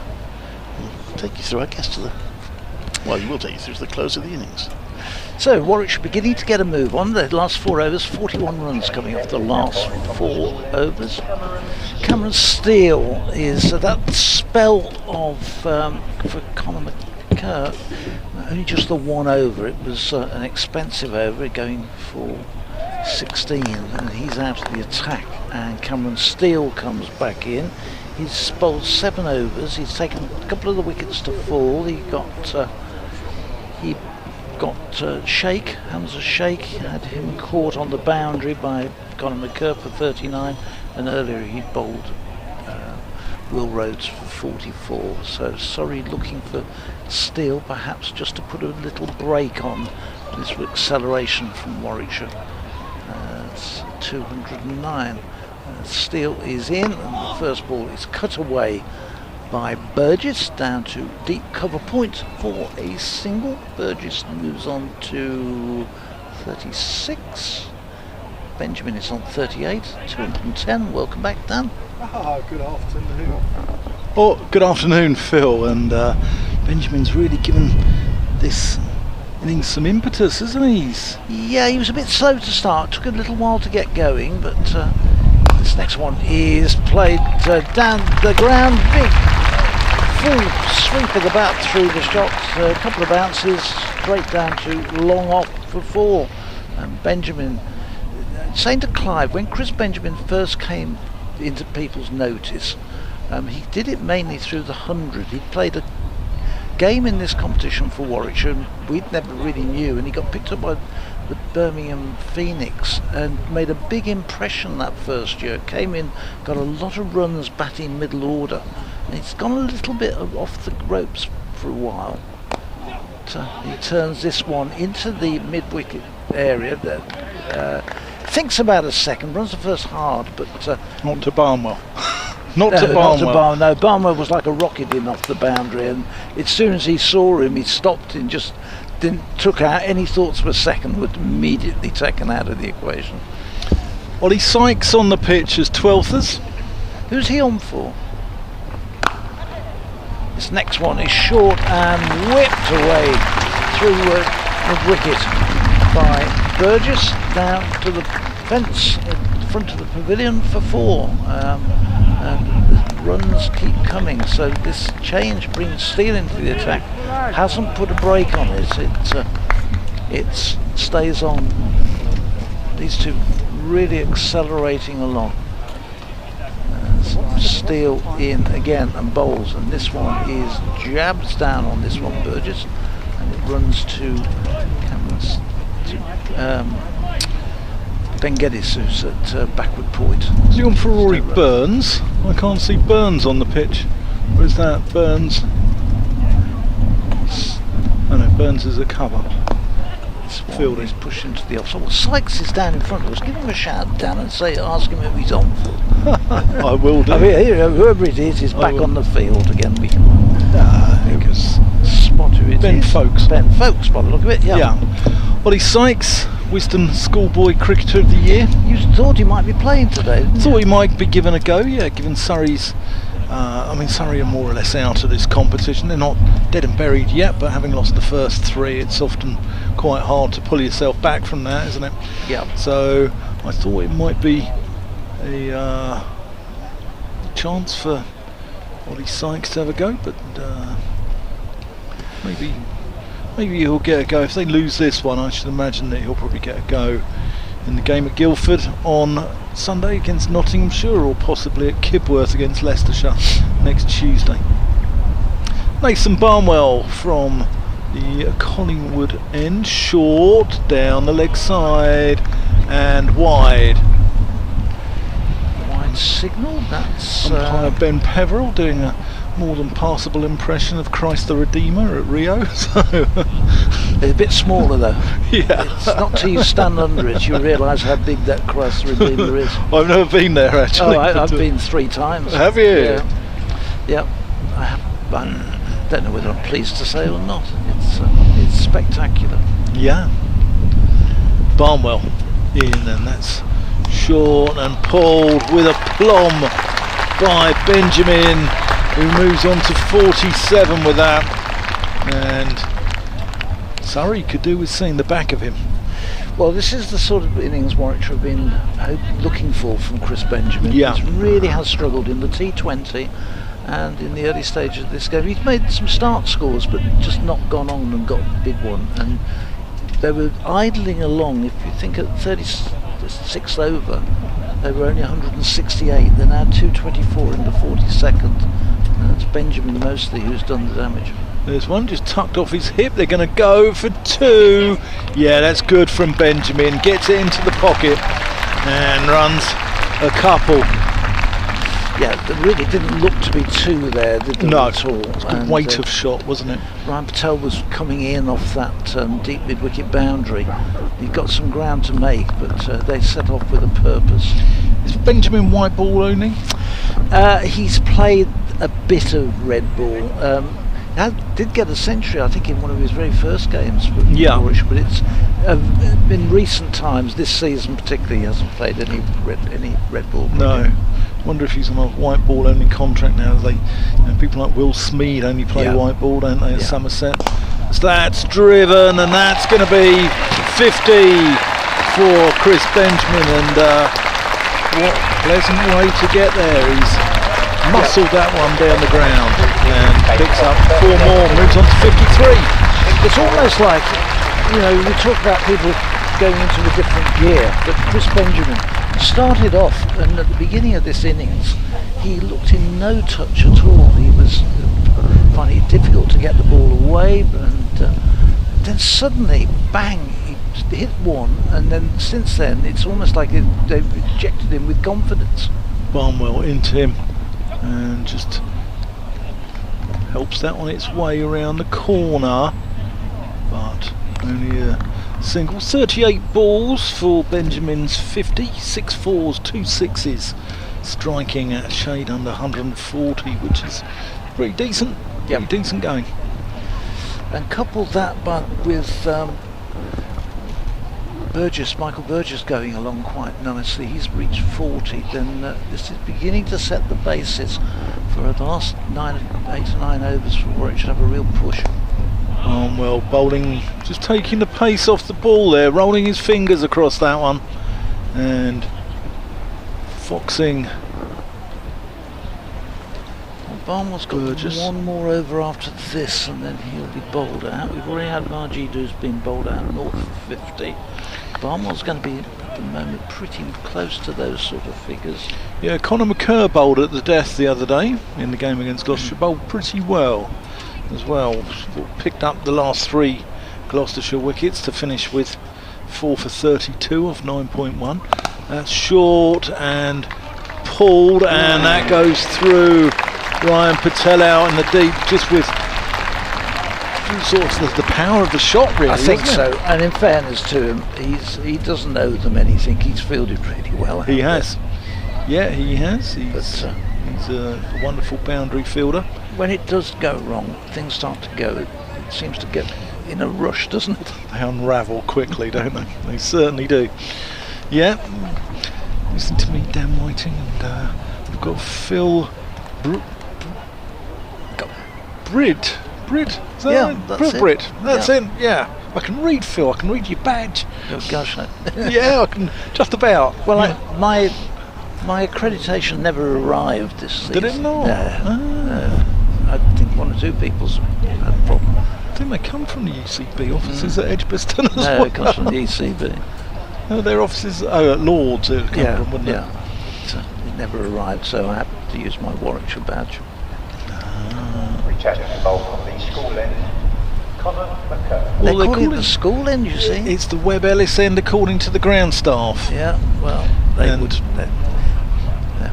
only the scores and the announcers. They wouldn't know. No, they don't know. School end is more logical, but I suppose. But yeah, you've got to give it. I'm still waiting to hear what he calls this end.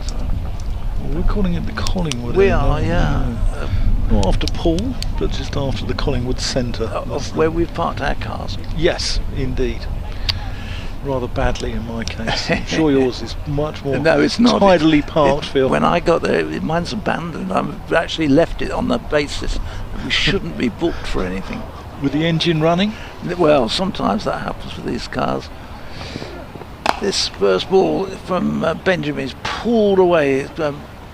It's Conor McCurr back into the attack, pulled away down to the deep mid-wicket boundary, but he'll only get a single this time. So he goes to 55, 236 for 4. I'm looking forward to seeing Booth on this. I think he could come through quite sharp. Yes, Booth, it's seen him a few times. He got injured early on in the season, but has come back, and I think he's playing as an overseas still, but will be in UK registered next year. This next one is played in the air, one bounce, and it's picked up by Nathan Barnwell, running round just in front of us at deep square leg. Yeah, I'm glad Nathan was there, because that would have been. Otherwise, I've had to run round the front for my laptop. I'm not allowed to field due to age, but you can get round there. I could get round there. I think there's a plant pot in the way, and the edge of the marquee. But it still doesn't quite evade the. Yeah.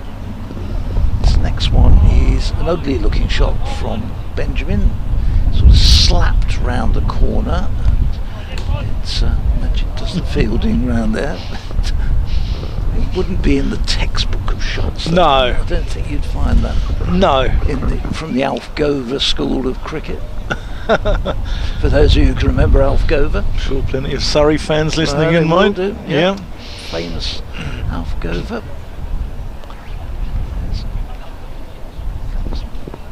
This one is looked to be driven to the offside, gets a thick inside edge and runs down just behind square on the onside, and they scamper through for a single. And they thought about a second, but it was never a second.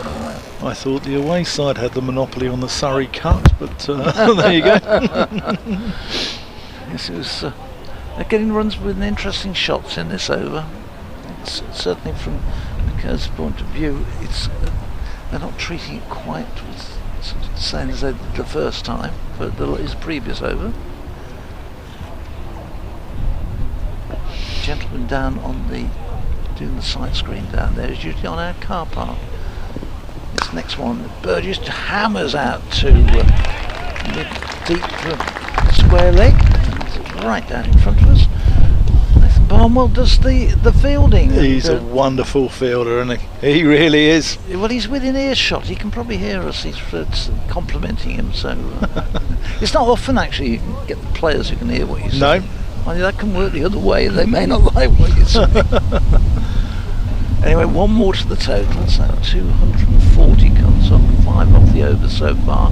As Burgess waits, and he turns this, and Barnwell brought back into action again. So he fields tidies that one up. Another single. A better over from Surrey's point of view. There's still 6 off it, but it's not a double figure over. So 241 off 43. So 1, 2, 3. So Warwickshire they're going along at about averaging 10 and over now for the last 12. Yeah, overs. 7 overs left, so I think they'll be looking north of 300. I think they would be looking for that now. Yeah. James Taylor's back into the attack from the end, which I can't remember what he called it. The Collingwood. You're right, but I don't think he said Collingwood. The announcer. However, some gentlemen just decide that they're going to wander across in front of us. No pace at all. Pace of a dead snail coming across in front of us. Yeah. That's all right. You can move. There we go. They're gone. Missed anything actually? No, nothing's happening. Taylor back into the attack. Slower ball and a wide. Signalled by umpire Ben Peverell. James Taylor, one of a number of brothers we've had this year at Surrey, all playing against each other. We had James Taylor was run out by Tom Taylor at Worcester. Oh, is that his brother? Yeah. Oh, right. Yeah. Okay. Both from Stoke. Yeah. No relation to Bob Taylor, once of that parish as well. We had Craig and Jamie Overton going at each other in the game between Surrey and Somerset. As that's pulled to mid-off. I don't know how he's got that there, but it's no run.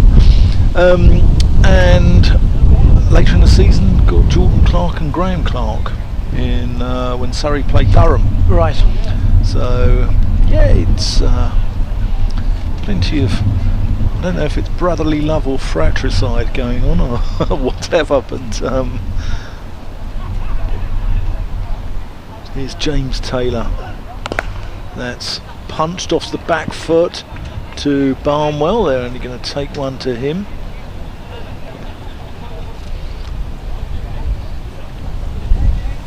Still absolutely no sign of a 3 on this ground. No.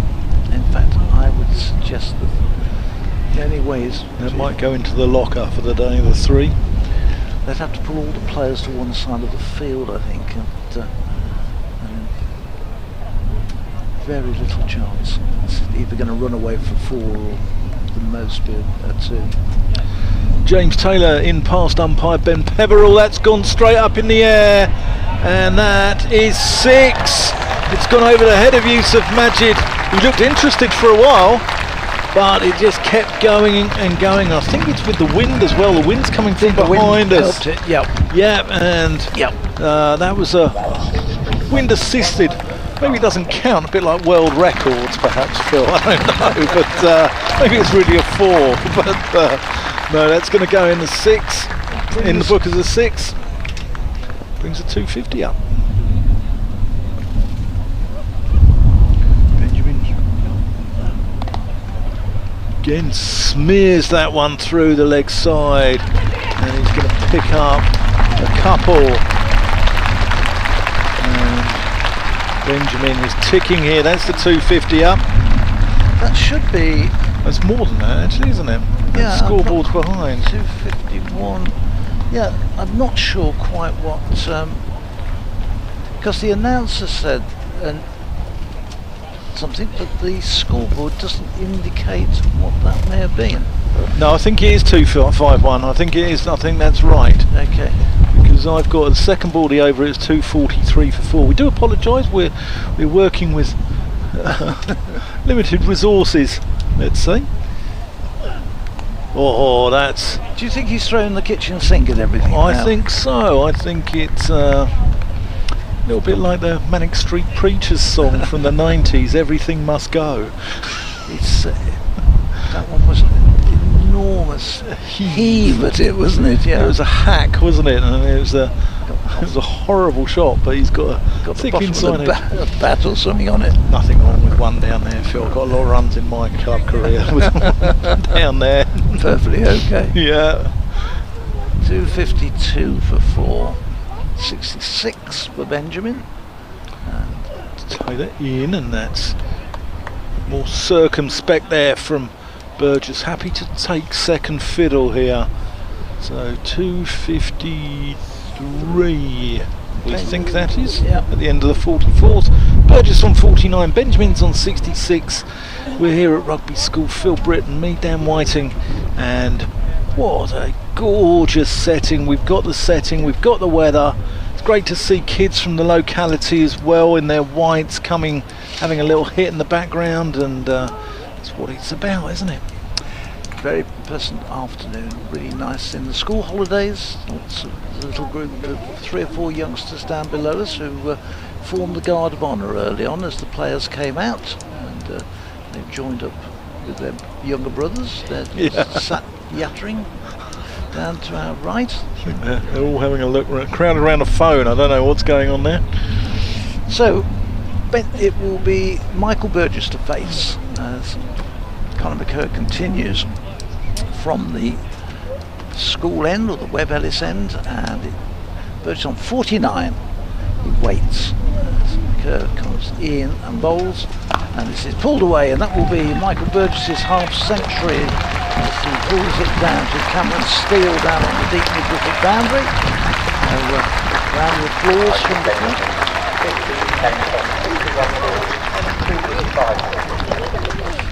5 fours in his 50. So well done to him. 61 balls as opposed to 38 from Benjamin, but Burgess played a key role in this. Yep. Continues to do a really good job for Warwickshire, both behind the stumps and with the bat, in all forms of cricket. In he comes again. This one is bobbled by Benjamin, who's looking to really knock the leather casing off this ball. Every time when it's bowled to him, gets a single down to long on. Where does this wind come from, Phil? It's I don't know where it's come from. I know where it's going. So we do apologise for going any interference down the microphones. The ground in front of us is absolutely covered with leaves being blown off the trees. McCurr bowls, Burgess pulls, and he hits that like charging away through a wicket. 4 runs. Cameron Steele was within about 5 or 6 yards of where the ball crossed the boundary, but he was never going to get to that. It was absolutely launched away by Burgess. Terrific shot. Yeah, Burgess played an important role, came in with a score 120 for 3 in, what, just after drinks, didn't he, at the 25.1 or 25.2 overs. And the game could have gone either way there, and he's been there ever since, looking to get Warwickshire to an imposing total. Slower delivery this one from McCurr, and it's held back and a little bit of extra bounce, and it's almost played tennis style round the corner by Burgess. Just helps it round down to Mudgett for a single. Well, with Andy Murray's retirement, get Michael Burgess in the Davis Cup side perhaps. Yes, it was sad to see him go last night. I don't know whether you watched it. They got well beaten, but they gave it a go, and well done to them.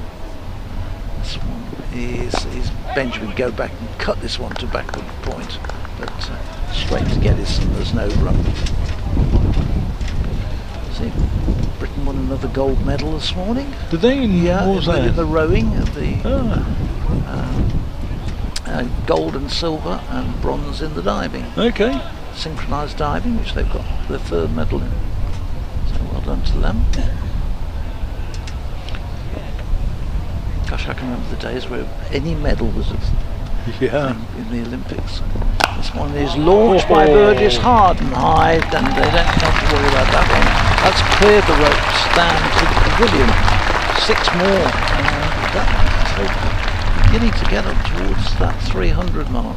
Because coming in for a little bit of heavy treatment. Yes. Just at the end of this innings. 266, so another 13 runs coming off that over. And Warwickshire will hope that these two can stay at the wicket, because now both of them 55 to Burgess, 73 to Chris Benjamin.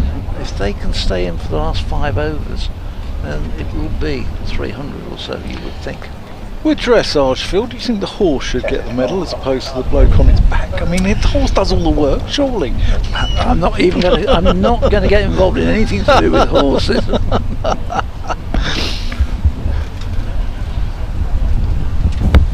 So, is this Cameron Steele coming back? Yes, it is. He's only bowled 8 overs, 2 for 41. But when Rory Burns needs someone to break a partnership, Cameron Steele's your man. He picks up wickets, as leg spinners often do. They can be a little bit expensive. They can cost you a few, especially when they're going for it. Yeah, as he comes in there, and that's an attempted reverse sweep, and not given a wide, much to the chagrin there of Benjamin facing. It was a horrible looking shot that though. It Benjamin, wasn't it? Yeah. Probably no need to do it with the way he's been hitting the ball. That's been given a wide. Steele's actually going quite wide of the crease, because Roy Burns can at least set a field to this. Well, he's got a long off, he's got himself at extra, he's got 2 behind square on the offside, and he's got Nathan Barnwell out in the deep.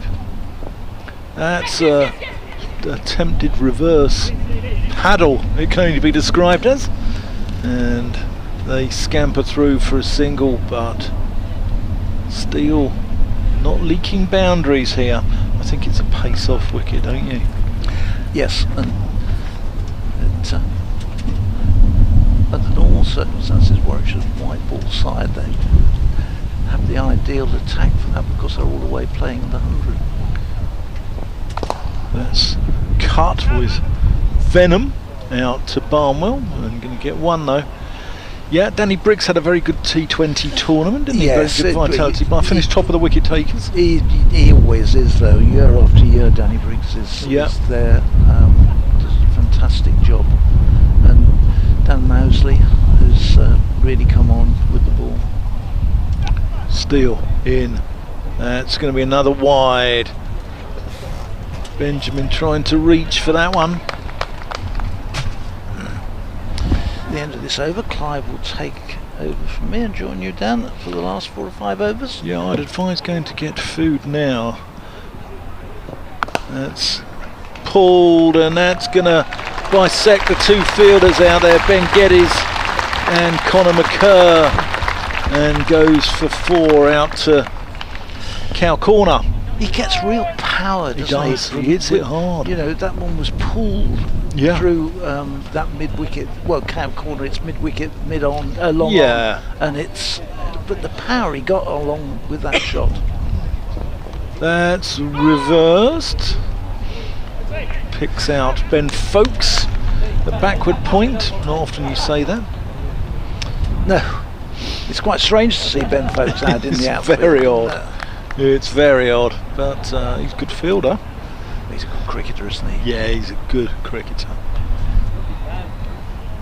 That's gone straight up in the air. Who's under that?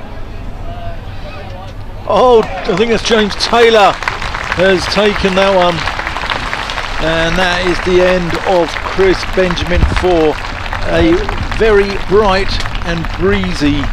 Is that Ben? No, it's Michael Burgess. Burgess, sorry. Yep. Burgess goes for 60. And good time for me to make way for Clive Eakins, who'll be the next commentator in. Cameron Steele strikes again. Really good. And it was James Taylor with the catch for exactly 60. His 50 came up off 61 balls, and that's 60 for Burgess. Is on 58 balls, 76 minutes, with 7 fours included in it. As we welcome back to the commentary marquee, Clive Eakin. Clive, marquee, that's grand. How was the commentary gazebo, perhaps? Clive, how's the fish and chips? I didn't have fish and chips then. I went for the burger, and it's all very good over there. Yeah, very good. Yeah. It's all very nicely set out as well. There's quick queues. There weren't really any queues. There was a queue at the bar. I didn't bother. There'll be a queue for the toilet in half an hour. Yeah, it's correlated. But there's a gazebo there with tables out which people can sit in the shade. So one couple, a very elaborate looking picnic. Okay. And plonk themselves on the table.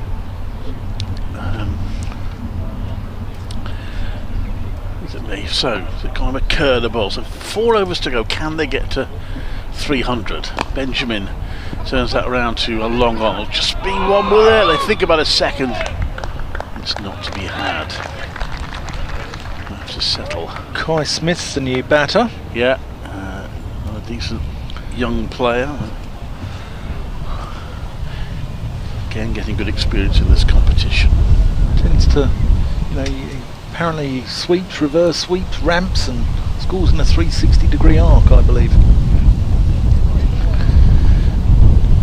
One of those annoying little fellows. He's on strike now. Oh, he's hit that in the air, but it's safe. It's coming up towards us. 1 bounce, 4. It wasn't quite coming to us. Otherwise, he'll be sent scampering. But a good shot to start off with there. That's a great shot. Yeah. We should need them to build. That's a really good partnership between Burgess and Benjamin. They put on 127 for the 5th wicket. Did that in about 15 overs, and that is played out for a single. So Warwickshire will over to this field, which will cost 1 run. Slightly awkward in front of the field, who had this modern thing of sort of, he could have just bent over and picked it up, but they all have to sort of dive. It's Rory Burns. They all have to sort of dive or slide or something, don't they? And in sliding, he got himself very low on the ground, and it sort of bounced over him. That's, sometimes without grounds the outfields can be a little bumpy, can't they? And, yeah, although this outfield is pretty good, I think. Yeah, it is. I don't think get away with that as an excuse. That's another nice shot round his pads. This time Barn was quickly onto it, and it's just a 1 run. I think it's part of the charm, though. As I'm sure every club cricketer's probably fielded on your bumpy one over the years, and Radlett can be bumpy. Cheltenham College can be quite bumpy, but it's a fast outfield, and there's nothing wrong with it at all. It's the same for both sides. But this one is not bumpy. It's as you said, it's a very good outfield. That one's hit in the air, and that should be caught. And Benjamin will go. He does. Ben Folkes takes a fairly straightforward catch.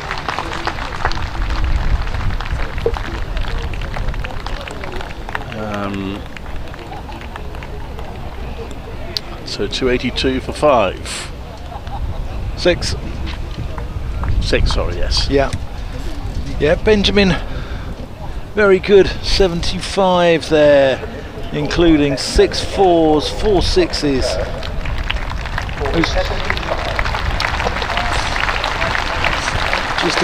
Just under an hour he batted, and he's given this Warwickshire innings some real impetus, hasn't he? He came in and it took his time to get going, but then he's just creamed everything to the boundary.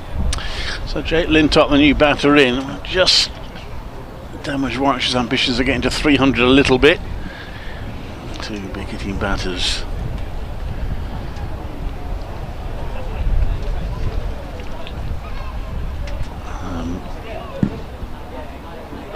There's been updates shortly on BBC Radio WM, BBC CWR. 3 overs to go after this one. Well, this is Clive Eakin at Rugby School, where Warwickshire coming towards the end of their innings in this Metrobank One Day Cup game against Surrey, the first of 3 games to be played at this splendid venue. Warwickshire 282 for 6. With 1 ball, the 47th over to go. They have just lost a couple of wickets. 2 batters who batted really well in a partnership of 127, but they've both now gone, both caught off top edges. Michael Burgess going for 60 off 58 balls. He hit 7 4s, and a really good innings from Chris Benjamin, his best of the season so far. He made 75 off just 51 balls, 6 4s and 4 6s. So they've got 3 overs to go. They'd like to get to 300, you'd feel, to give them something good to defend. They're 283 for 6 with the 3 overs to go. This is Clive Eakin at Rugby School. So Cameron Steele's going to be bowling his last over from the Collingwood end. Had a very good tournament where he picked up 9 wickets so far. 3 games. I'm not sure how many he got in the game against Glamorgan. Actually, he might be into double figures now. Here he is, tossed up. That's attempted reverse sweep, which Blake just about gets something on and prevents it going for byes.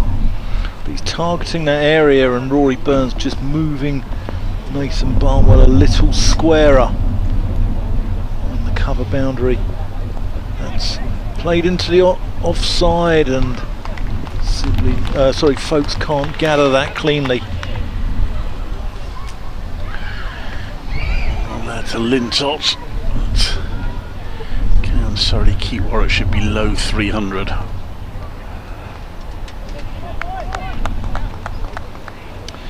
I think 300 should be achievable.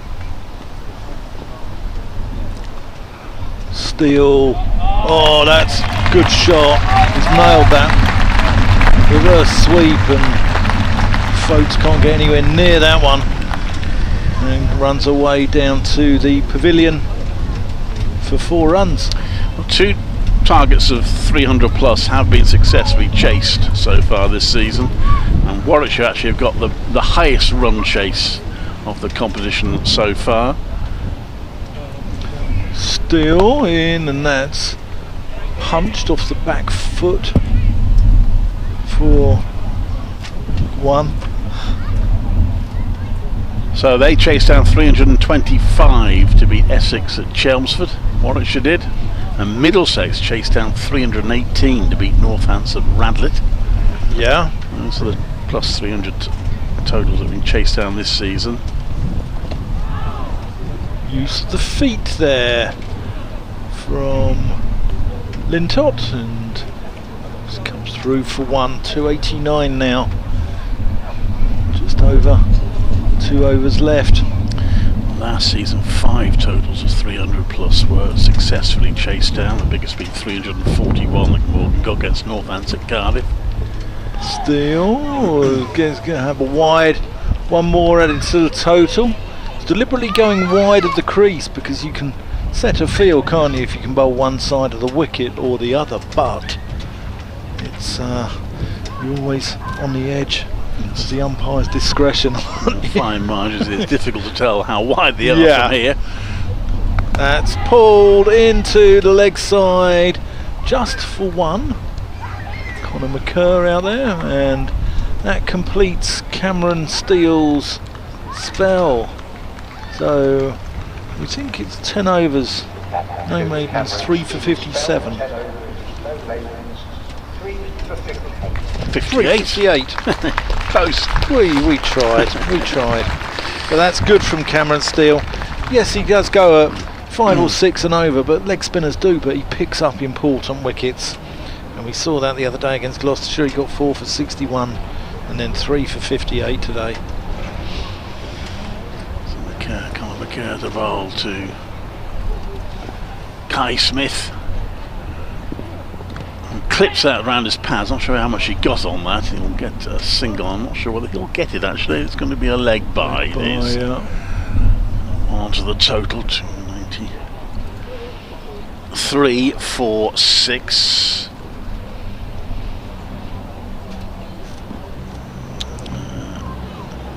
Should put him one stage 280 was looking like sort of score they get, so it's been a good second half of the innings, and this next one is pulled towards mid wicket for a single. One more run onto the total. In terms of extras, sorry, haven't been too bad. 6 wides. Last one was the second leg bye.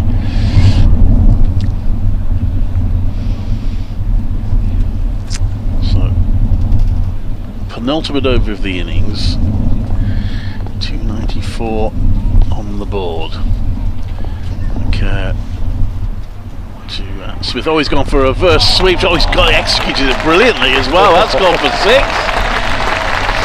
Into the crowd, down to fine leg, premeditated shot, and he caught it superbly. That brings the 300 up. Innovation at its finest, wasn't it? That's a really intelligent shot from Kai Smith. You can't have men out on the boundary everywhere. You've got to have some inside the discs, and Smith knows where the men are and just helps it over them and helps it over the boundary. It's McCurr in again, and he's hole out. As there's an appeal for a catch behind. Now it's not a catch and it's also not a wide, so it must have come off the pad or thigh pad because it was going down the leg side. It is a dot ball. 300 for 6. Seem to have a bit of squeeze in our headphones, Clive. Yeah, coming towards the end of the innings, so I won't bother making the call just now. From the catering van end, you might want to call it an ice cream van there as well. Nice. Oh, he's gone again, and he's lobbed that in the air. I think he's going to get away with it. It was a strange shot, but he's got 4 for it. He ended up down. How do you describe that shot? He ended up down on one knee and sort of hoisted the ball with a sort of ramped sweep shot, and it went high in the air. Fielders chased it but couldn't quite reach it. And he gets an interesting 4. He's already on to 23. He's scores in some unusual areas. As much as it's a very annoying innings from Surrey's point of view. Yeah. Rory Burns probably won't be appreciating it as much as we are, perhaps, in the commentary box, Clive. No. 304 for 6. Here comes in McCurr. Leans forward, then leans back to bowl, and that's going down the leg side. This time it will be a leg side wide. Trying to help it on its way there, Smith, but didn't make contact, but he'll get the ball again. 305 for 6.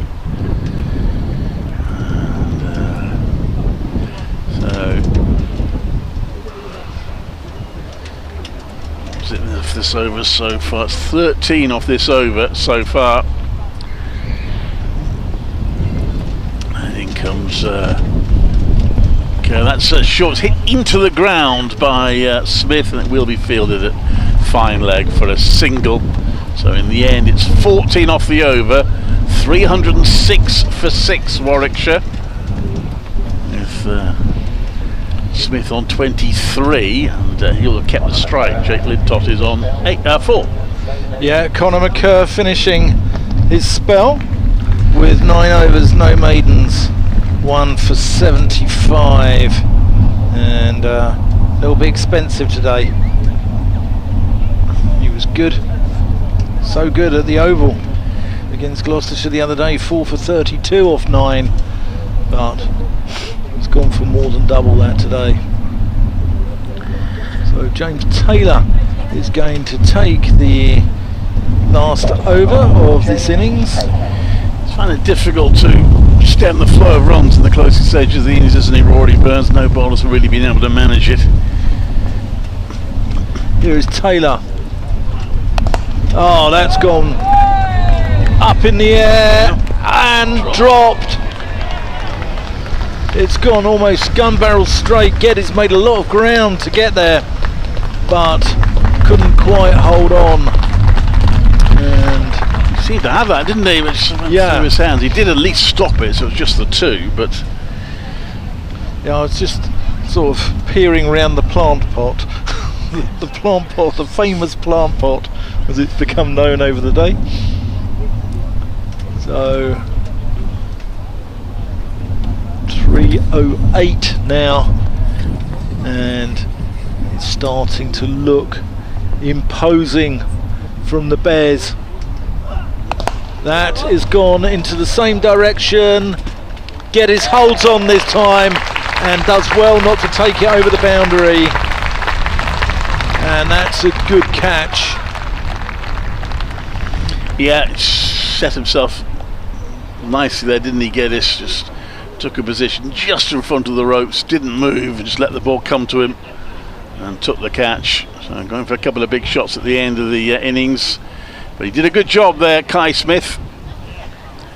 Very useful, brisk 26. Yeah, James Taylor picking up his second wicket. That was 13 balls for his 26. Yeah, nice cameo. This is Tazim Chowdhury Ali.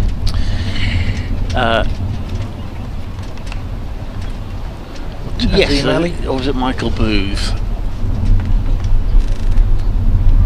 Let's have a look. It's Booth. Yeah, it is Michael Booth.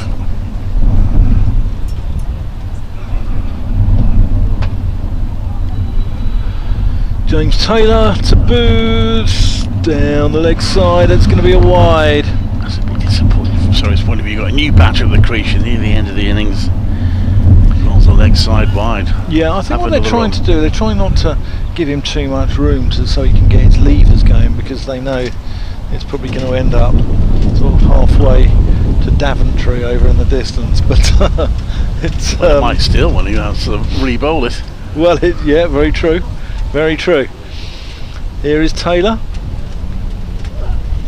and that is better. Dot ball. Dot ball's a hot ball, as they say at this stage of the game. So we're going to miss some Booth, who plays as an overseas player currently. He will, I think, from next season be English qualified. Yeah, same with Dan Worrell at Surrey. Dan Worrell, one of 15 players Surrey are missing at the moment due to international or 100 commitments. Taylor. Yeah, and that's gone up in the air. Folkes is under that and doesn't make any mistake at all, and Michael Booth departs, and Taylor is making his bowling figures look rather good here. Well, that's a good last over, isn't it? After the penultimate over, so Warwick should get over the 300 mark, but they've just had the 3 runs off this over so far. Lost a couple of batters. Taz Ali will come in now. Yeah, he got 7 for, didn't he, against Zimbabwe in an England under-19 game at the World Cup. I think he's from, is it Attock's Cricket Club in Birmingham? May well be right. Yeah. He's a good young cricketer. Bowled his first game this season, but did get to bowl in his second. Took 1 for 15 against Sussex. Did bowl a full 10 over stint against Derbyshire at the end of last season. We took 1 for 49. Here's Taylor bowling to Tazim Ali, and that's again down the leg side and again a wide, and that could be well, it's just spoiling the over somewhat, isn't it? They've got to bowling a couple of wides. Yeah, it's freebies. And I know, yeah, all right, there's a chance that the new batter's going to hit it for 6, but it's more likely to go the way Michael Booth went, if you can get the ball in the right place.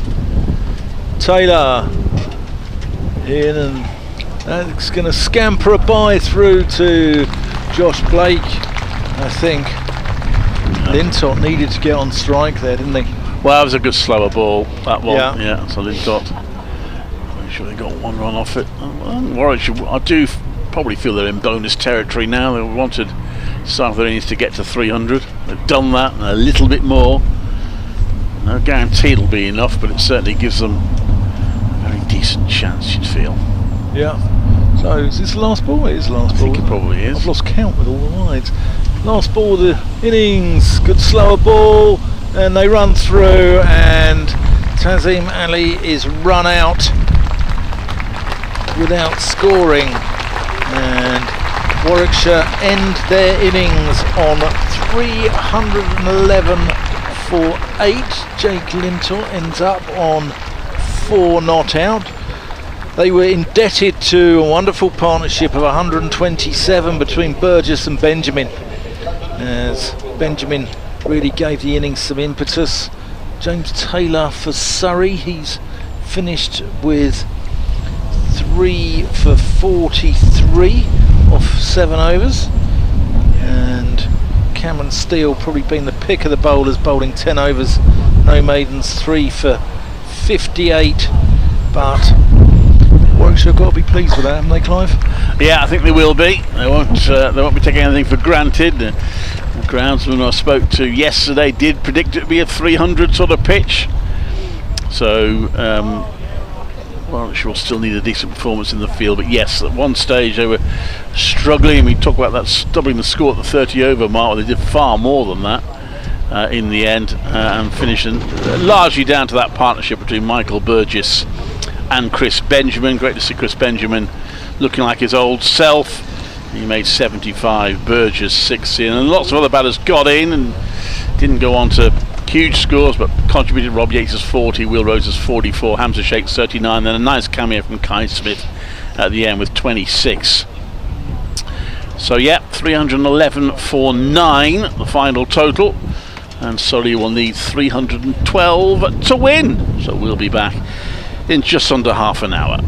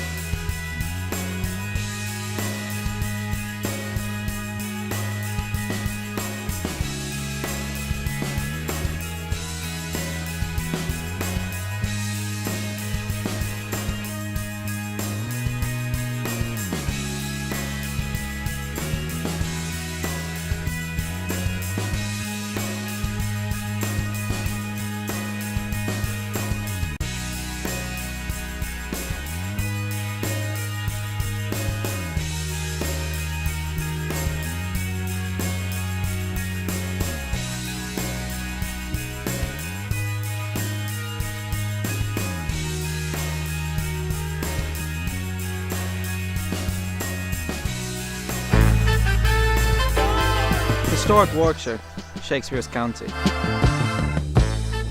You mean our county? From Rugby to Stratford. And Canoe.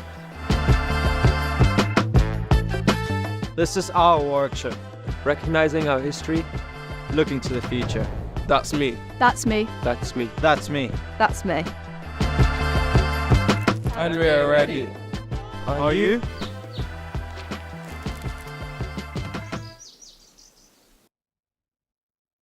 Mike, is that Warwickshire have won the toss and they've decided to bowl first. I'm told the pitch is a new pitch for this game. It is a hybrid pitch, which means it's got little bits of sort of not real grass in it. But it should. In front of us does the Warwickshire skipper, running in bowls, and Clark hammers that one away through the covers, and that's going to be the first boundary of the match for £40. Nice days, Brit. His Ed Barnard bowls starts over number 3, and the first ball is hit hard off the back foot, tying up his bootlace at third man and waiting for Barnard to run in again away from us. And this is driven expansively through the offside by Clark. Interestingly, Hannon Dolby's now going to come around the wicket for this free hit. He's in and bowls, and Haynes hammers this one away. Well, he makes the most of it. The ball races away over what is a beautiful outfield here at Hove, and races away for a 4 runs at slippers come out. So there are now 4 men saving one on the offside as Hannon Dolby is in bowls, and Tom Haynes glances that nicely. Bowler team out. Ed Barnard for the 5th over. He's slightly short of a length and stroked through the offside for 4 runs. That was... he's certainly capable of playing well in that form of the game, but such are their stocks. He's driven for 4 runs, and Shake throwing himself, yeah, you know, a par score. No, it is. Looks like it today. Hannon Dolby in bowls, and Haynes drives. That didn't go where he intended. He's going to get runs down to third man. The rhythm of the game.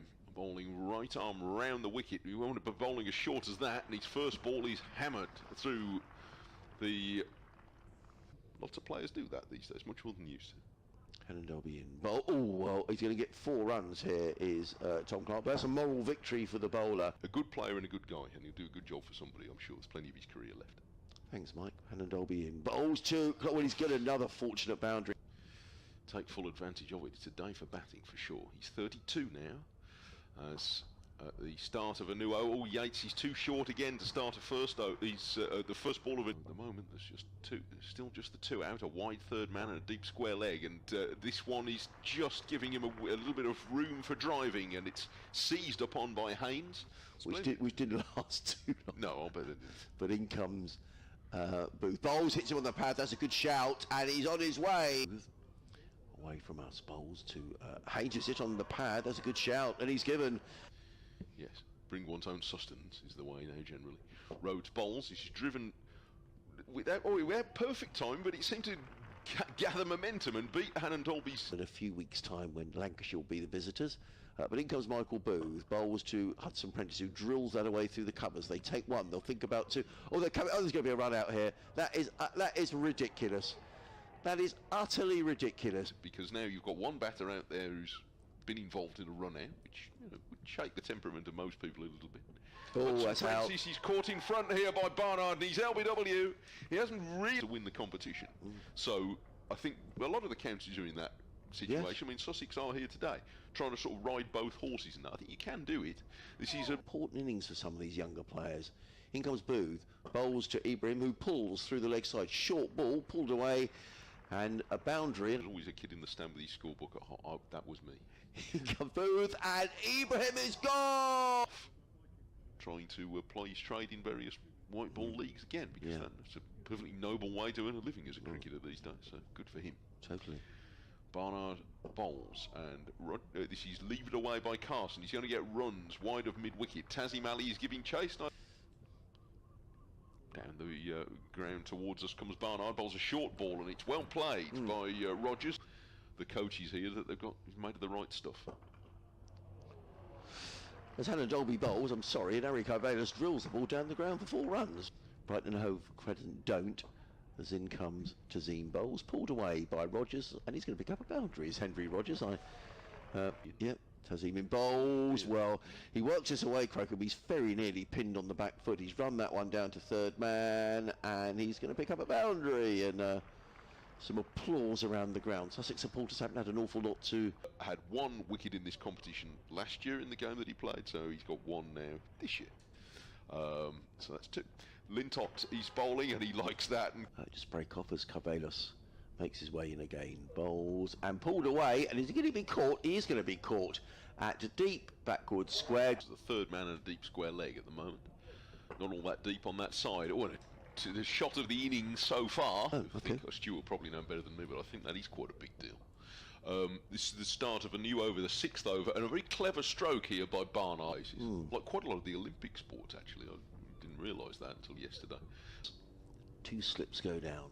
These are the bowls, and that's a full toss. And I'm afraid that was a bit of a help yourself. He's bowled really well here, Eric Carvelos, but over the wicket bowls and slammed away. And that's going to be a second boundary in the over. Too short this time from Eric Carvelos and clubbed away through the covers by Will Rhodes. Crocombe sets off into his 5th over, and oh, it's scooped in the air, and he's going to be caught here. Hamza Sheikh at mid-on. But if they fill it.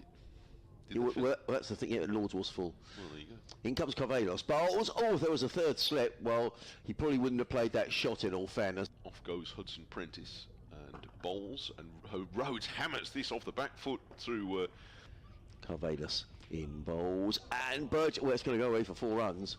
Well, in bowls, short, Burgess pulls away, and that's going to be 4 runs, and it's a good shot by Michael Burgess. There are 2 men. Not quite as close, but fairly close. This is that's out. He's in trouble here. Yeah. Carvelos in again, bowls. Benjamin drives down the ground, 4 runs. Nice looking shot by Chris Benjamin, just lent on that slightly over pitch. Accurate, and just the natural variation is a problem. This time he just drifts to middle and leg, and Rhodes clumps it down the ground for 4 runs. The rest are all round the offside. Round the wicket comes Hudson Prentice, a bit of width, and it's driven. Oh, and he's found a gap between 2 fielders. A super shot from Will Rhodes. It's going to be Eric Carvelos who's going to bowl out his 10 overs here, so he's in and bowled to Benjamin, who drives down the ground 4 more. Over pitch by Carvelos, and Benjamin. 3 of their 4 home games will be at Rugby School. In comes Carvelos, that's wide, and it's carved away, and that's going to be a boundary, and that was a loose delivery from Eric Carvelos. Carvelos in bowls to Benjamin, he's bowled him! 5th wicket goes down. He's a lower order player, gives it a bit of a thump, and has made some good runs, made some rapid runs in a championship game last year. This first ball of a new over from Finn Hudson Prentice looking for that spot where he's caused... Oh, and he finds it again, and Rhodes plays a slightly involuntary stroke. Sometimes he's making a late decision, and that one was a very late one. He jabs the ball down into the ground. Even worse trouble, so a bit of a dilemma. Carlson in bowls, well, it's exactly what he does. But this time he said he's had enough and hammers the ball down the ground for 4 runs. Well, Jack Carlson tossed it up. Had 100 on tour for England under 19s a couple of years ago in Australia. This is just drifting onto the leg stump, and Rhodes is going to become the first player in this match to score a half-century by turning it wide of mid-wicket. Carson did indeed do a good job rushing around to field that. He walked in at exactly that moment at 20-12. Ibrahim bowls, and Smith swings down the leg side, and there's 4 something. Carson in bowls, and Smith, there we are, straight down the ground, and I would have had someone out there, I think. That's the 2nd time that 111 for 5, Carson in. He's had it again, and he's pulled away, and that's going to go all the way for 6 runs. Yes, pulled away into the little terrace in front of the pavilion. Carson in to Smith, there you go, pulls the ball away onto the leg side, and that's gone all the way for a boundary.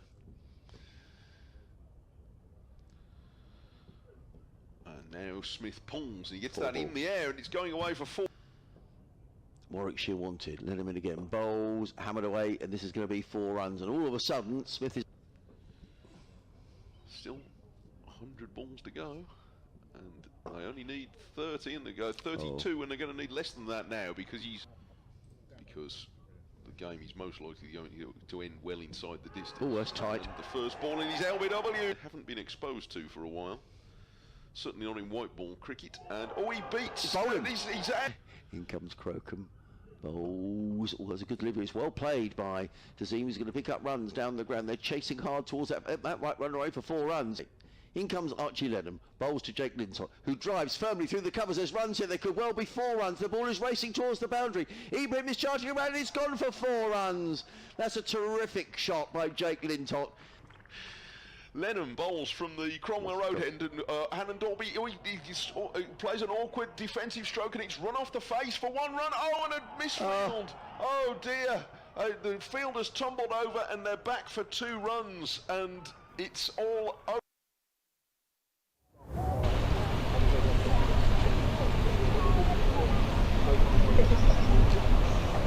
Back up umpires Rob Bailey and Ben Pepper.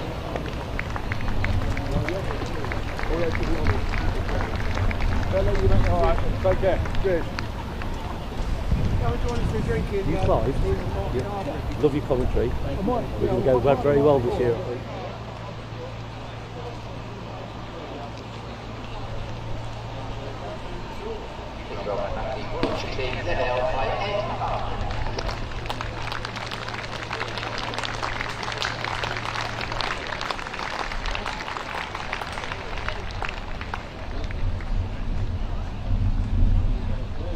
Here, but not uncomfortably full. They're going to walk around the ground, and there's plenty of space for people to park their chairs and find a good vantage point, and there's plenty of room to move around. It's still well populated, and we could, depending how Surrey get on, but we could be in for a very interesting match here with Surrey set 312 to win down. Yeah, afternoon Clive. Very nice fish and chips here as well. Yeah. It's got to be said. Almost not quite well on a par with Edgbaston, I'd say. But yeah, I think this is a big ask for Surrey.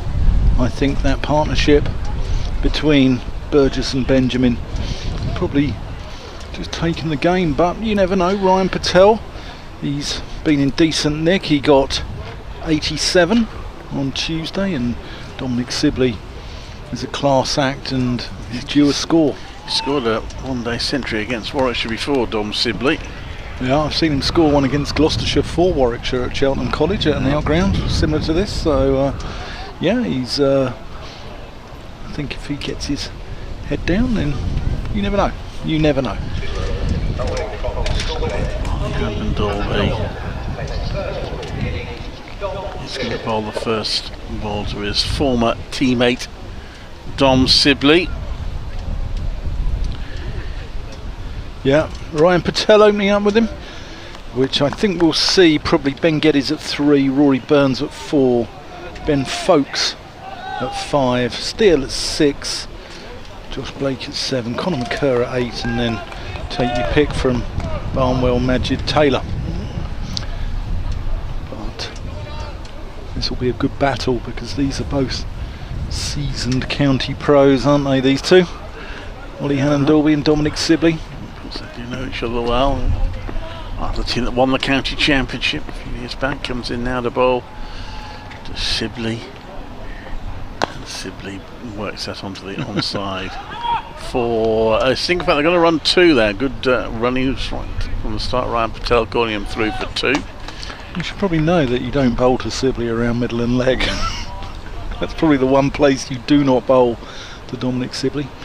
Hamza Sheikh just doing the fielding now in front of us on the deep square boundary. Yes, he made a contribution today. Good to see. Yeah, he looked a nice player. Hannon Dolby is in again, and that's played to mid-off. There's no run. He's the established person, but 8 of this team are only semi-regular senior first team players, and it is them that have made the biggest contributions this season, but there have been notable smaller contributions from the young guns. Hamza Sheikh, we saw a good cameo from Kai Smith today. Tazim Ali, I'm looking forward to that. Yeah. In comes Hannon Dolby, and that's defended by Sibley for no run. So a bit of a breeze blowing here in terms of targets elsewhere. Derbyshire all out for 260 in the end. A derby against Worcestershire, they're 7 without loss. after 3. And Northampton were going very well at one stage, are also all out for 260. That's against Durham at Chester Street. Durham won without loss. They've just started at Taunton with Lancashire 47 for 1 the day night against Somerset. That's after 13 overs. And Glamorgan look at this stage to be on target. They make it 4 wins out of 4 in this group. That's Helen Dolby comes into bowl. Sibley plays that towards mid-wicket. That's a good shot, well timed. No chance of Hamza Sheikh cutting that off. 4 runs from Sibley is getting Surrey off to a decent start here. So Glamorgan are chasing just 201 to beat Sussex. They are 30 without loss, Glamorgan. They're the only team actually who are going to play an away match at Edgbaston in this competition this season. It's one of the 4 home games that's not being played here. It could be a big match, the way things are going at the moment. And Gloucestershire a 251 for 9 against Yorkshire, a 4 without loss after the first over. Hannah Dolby in, that one's got through. It's a thigh pad of Dom Sibley, and there's no run. Reminder, the format of this competition slightly different from the T20, so 2 groups of 9 which aren't regionalised in this competition, and you have to finish in the top 3 to progress. The group winners will go straight into a home semi-final, and the 2nd and 3rd places will play each other in the playoff to decide who are the away teams for those semi-finals. So 4th place no good in this competition. You've got to get to the top 3. Alan Dolby bowls, and that's driven to mid-off, and there's no run. But well, just as Warwick's first over did, they put on 6 for the first over, 6 without loss. Yeah, I think Warwickshire got 6 off the second as well, didn't they? Yeah. So yeah. Who's this? Is this? It's not Booze, is it? I thought. It's Ed Barnard, yeah. Is that an unusual choice? No, not really. I think he opened the bowling at Chelmsford in the first game, but he only bowled himself 9 overs and he was comfortably the best bowler, so he has opened since then. He's been a good signing from Worcestershire, hasn't he? Yes, of course, captaining the team in this competition. This season's first taste of captaincy, and so far he's 3 and 3. Yeah, he's going to be bowling to Ryan Patel as a school vehicle just comes past us, and that's gone through Patel. First ball, that's a good seed, as they say.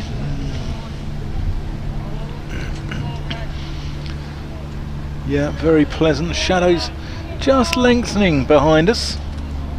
I'm not sure what way the sun's going, actually. I can't work it out. Don't know, it's up there in the sky somewhere. That big yellow thing. That's down the leg side. That's going to be a wide. Yeah. Well, that's well put, Clive, actually. We can't tell from this angle, but the amount that Michael Burgess had to dive there, just double check it is Michael Burgess keeping wicket, suggests that was pretty wide of the mark. Here is Barnard. And that's beaten Ryan Patel outside the off stump. Ryan Patel can often be a slow starter, and then once he gets in the zone, 6 the other day straight down the ground, which was just pure timing. It is Michael Burgess behind the stumps, so he took a couple of games where he played but didn't keep wicket because of a slightly injured hand. Barnard in, that's down the leg side as well. That's going to be another wide. A great start from Ed Barnard. 9 wides bowled by Surrey in the end. I've already given 2 of those back. Yeah, I think disciplines are so important, aren't they, in any form of limited overs cricket. Barnard full, Patel drives through the covers, just a push drive though, but it's going to get him a couple to get off the mark. Yeah, nice just checked drive from Ryan Patel. Didn't try and hit it too hard, didn't try and smash it. It's a low full toss. I've seen those scooped. People get under it and scoop it out to the covers as Just line and length from Barnard, and Patel plays it back into the mid-wicket region. The spires of the school peeking over the trees to have a look. It's picking up, isn't it? Certainly is. That's again defended by Patel. That completes the... No, it doesn't, because of the wides. For the wides, yeah. This is the first time actually this season that Warwickshire have been defending the total. They batted second in all 3 of the previous games. Chased 3 very different sorts of targets. One very big target, one very low target, and one what looked like a low target which proved to be pretty challenging for them, but they did get there in the end. Full and driven, but into the covers where that's Tazim Ali, I think, isn't it? Does the fielding. 4 off the over, 2 of those given away in wides. Yep, so 10 without loss at the end of the second. 312 the target. You start the innings needing over a run of ball.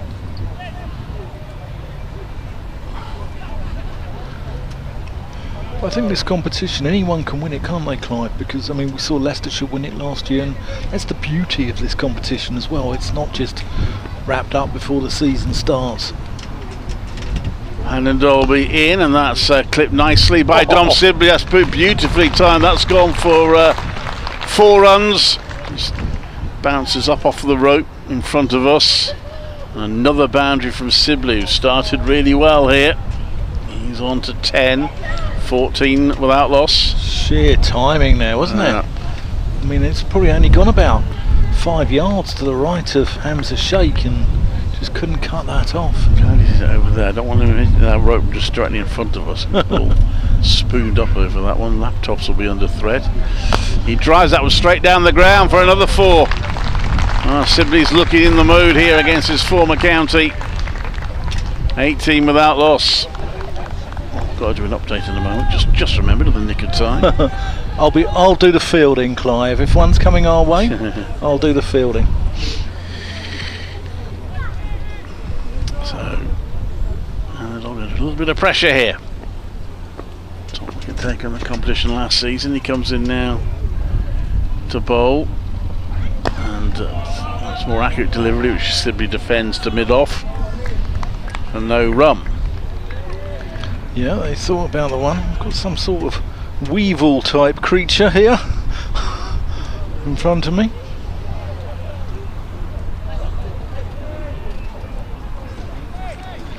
The flora and the fauna of the Warwickshire countryside. A few insects around, lots of leaves now blown onto the outfield. And Dolby into bowl.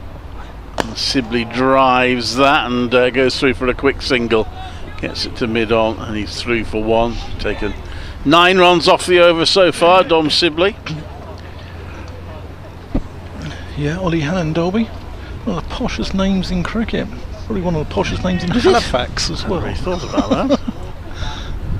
Double-barreled, but... yeah. It's got to be Oliver Hannon Dolby, isn't it?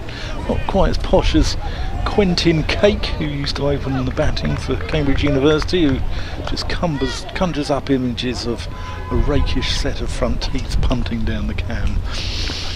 This one is driven by Patel, but straight to the field at mid-off, so he'll get nothing for it.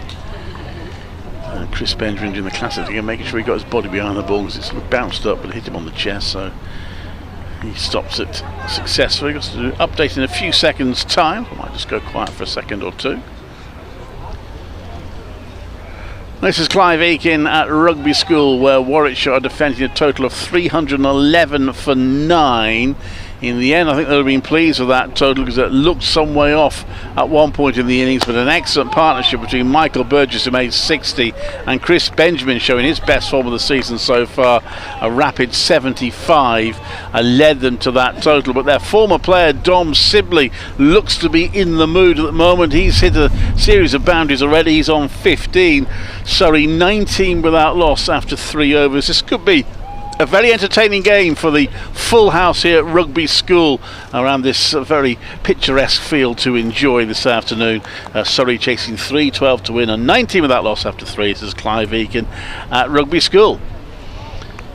It could be a very good game of cricket. These two have got history putting on feasts. As Barnard is going to continue. That's played out into the offside. See, if Ed Barnard was playing club cricket, probably be in for a little bit of stick as skipper, opening the batting, opening the bowling, wouldn't he? Getting his match fees worth. A bit different than the professional game though.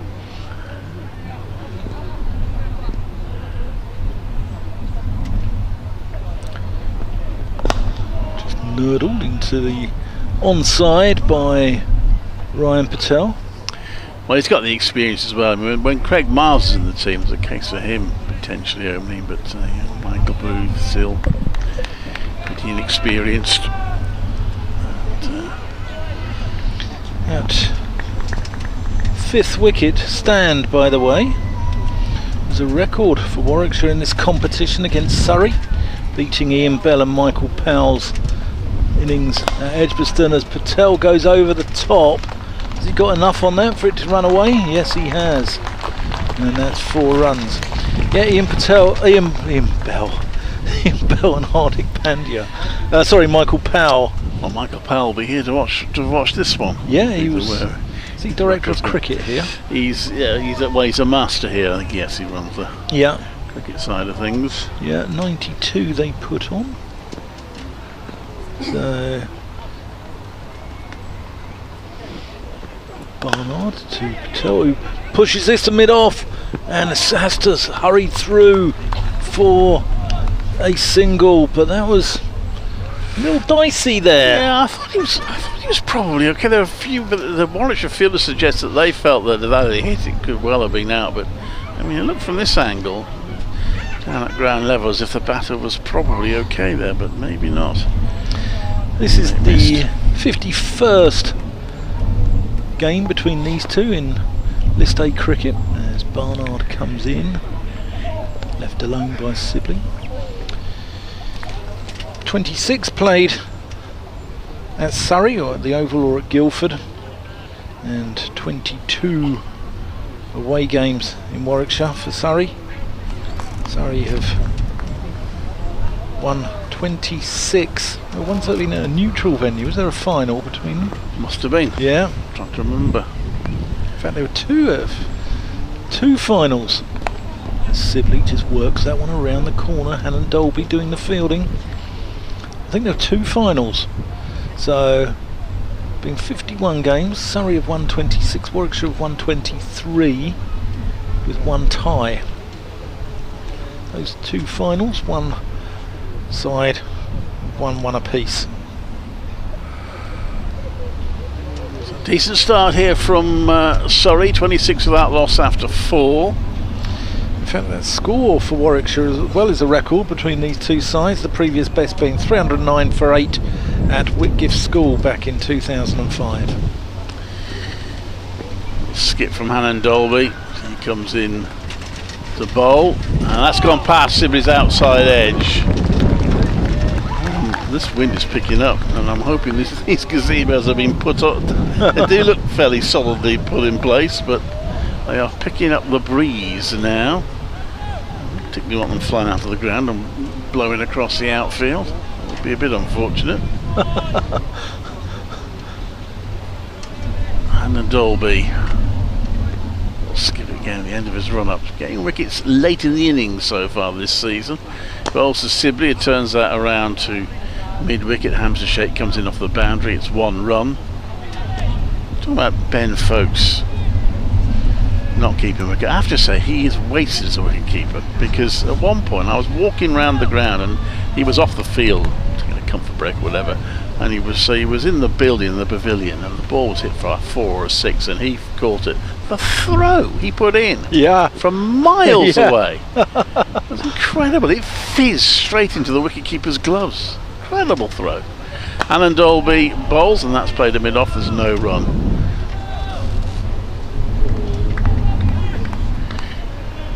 Yeah, it's just the start Surrey wanted here at the end of the 5th. Warwickshire were 25 for 1. But a long way to go. They did a reasonable job of keeping wickets in hand, Warwickshire. They lost them at fairly regular intervals until that partnership, but they still had wickets in hand. But to the end, that's pushed out to the offside. There's no run. Slower ball from Hannon Dolby. Because we haven't seen the slower bowlers for Warwickshire. They've got Warwickshire for a while struggled to get those away. Did eventually with Jake Lintott will bowl. We think that Taz Ali will have a ball, and potentially Rob Yates as well.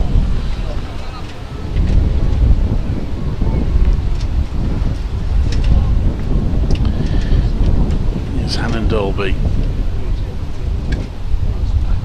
Patel leans back and crashes that through the covers for 4. Splendid shot from Ryan Patel. And Dolby just conceding a few runs here. Yeah, a little bit of width there perhaps. It's hard to tell from here, but where Patel crashed it through suggests that he gave him a bit of room to get his levers going. His 3rd over, he's got 1 ball left, he's gone for 20 runs. That time, so that'll be a cause for concern. Rob Yates is moving away from slip now to try and close the gap at mid-wicket. Try and stop this flow of runs. And Dolby to Patel, drives that, doesn't get hold of that one so much, plays it to mid-on, there's no run. End of the over from Ollie Hannon Dolby. It's an expensive one.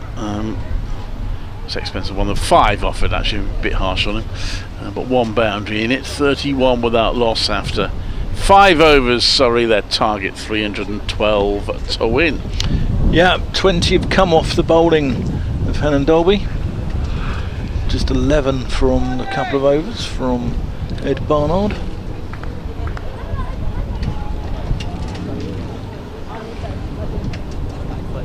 It's been interesting, sort of craning our necks around the crowd walking in front of us here, isn't it? Here is Barnard, and Sibley just tucks one off the hip out to deep square and actually walks through for a single.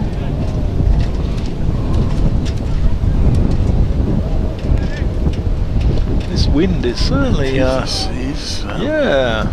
blowing a hoolie, as they say. Yeah. I just heard that expression from Sam Torrance when I interviewed him. Defended by Patel. You interviewed Sam Torrance? Did he was he alright? Supposed to be a nice bloke, he was playing in a tournament at the Belfry. Yeah. And there was the Ryder Cup to come at the Belfry, and it was a lovely sunny day. Yeah. And I said to him, I don't suppose you want weather like this necessarily for the Ryder Cup. He said, no, I'm hoping it's blowing a hoolie.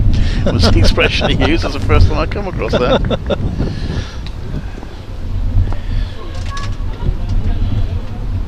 Barnard in past umpire Ben Peverell. That's been whipped behind square by Patel, and again runs away for 4 runs down towards the pavilion,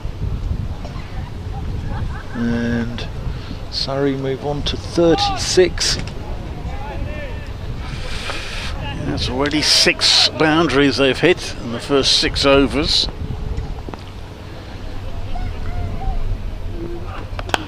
Patel just plays that into mid-off region where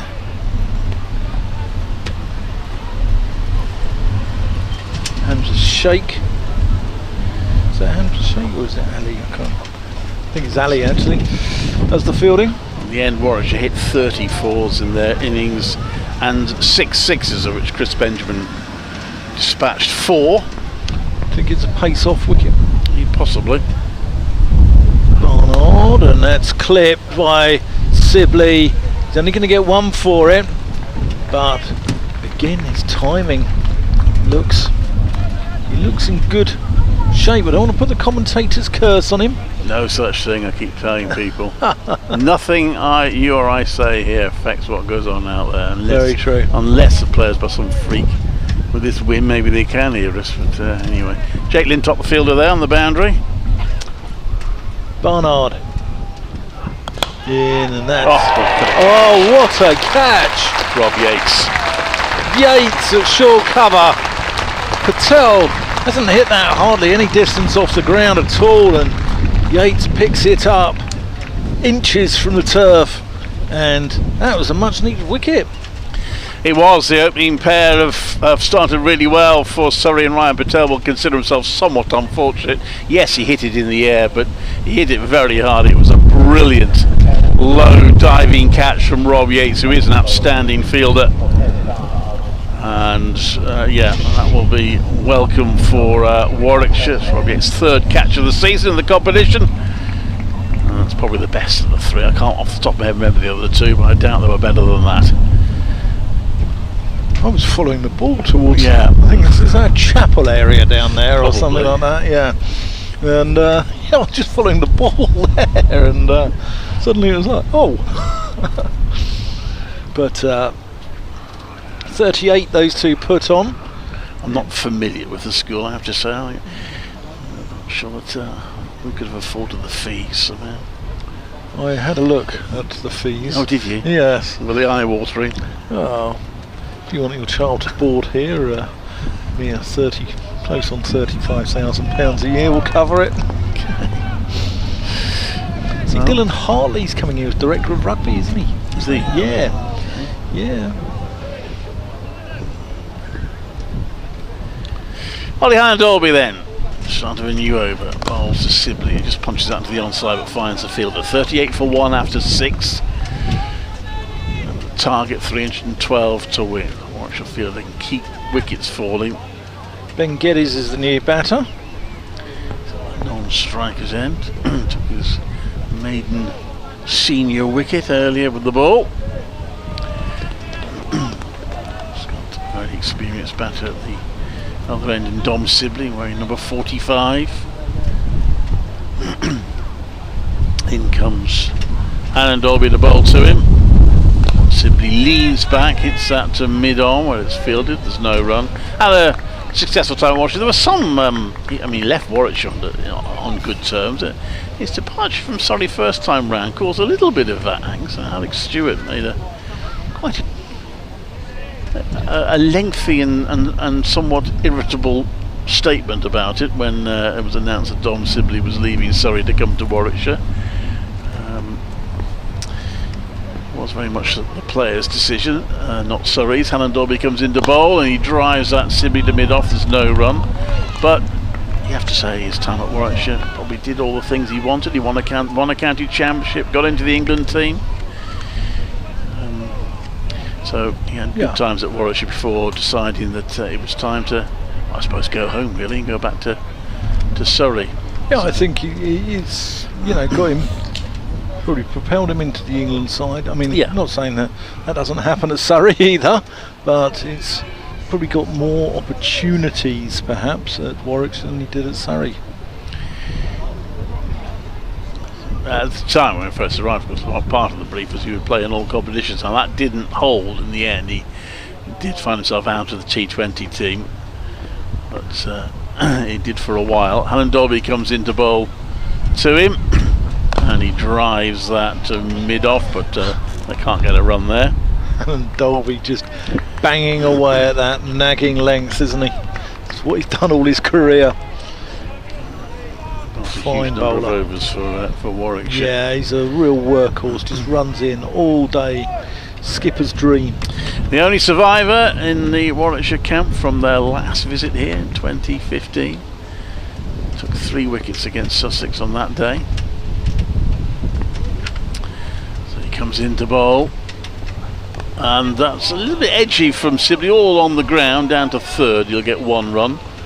Move on to 21, 39 for 1. Yeah, played it with soft hands, but I I think moral victory perhaps to Hannon Dolby. Let's get this then to strike.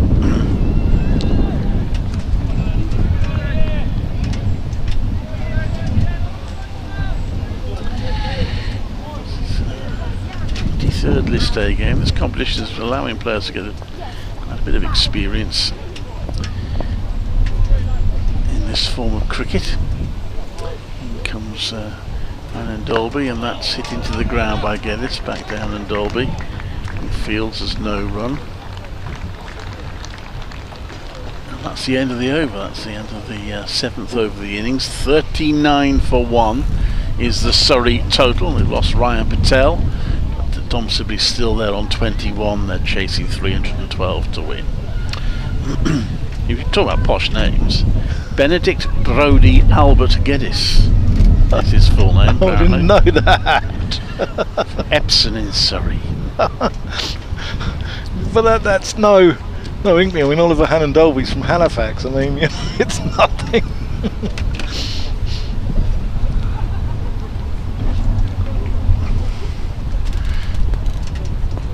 Look at Ebony Rainford Brent's full name. Barnard in, and that's beaten Sibley. That looked like a good delivery. Yeah, no slip in place now for Barnard. Sibley's been hitting too many fours to put a slip in, but I think it's the outside edge taken quite low by Michael Burgess. Yeah, I think Surrey probably wouldn't mind the extra zip of booze on this wicket. Sibley drives, picks out Yates at extra cover. So we've got in the power play, we've got a man at deep square picking up some sort of advertising hoarding out there by the look of it. I don't know what that is.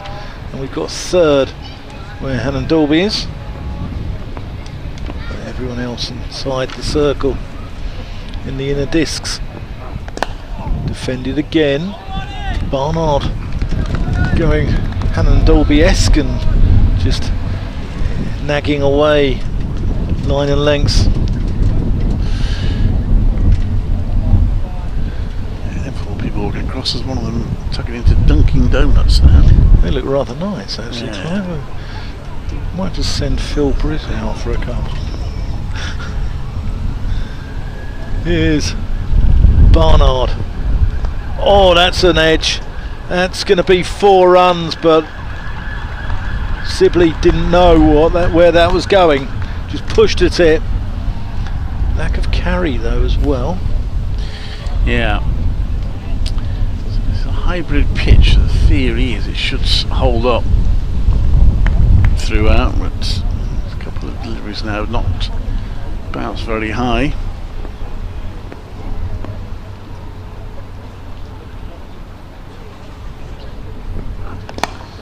Pushed into mid-on by Sibley and scampers through and almost buzzes there, but well backed up by Hamza Sheikh. Thought it was going to be a 5 there. Quickly run single. That's probably worth a shot at the stumps. Hamza Sheikh covered it well.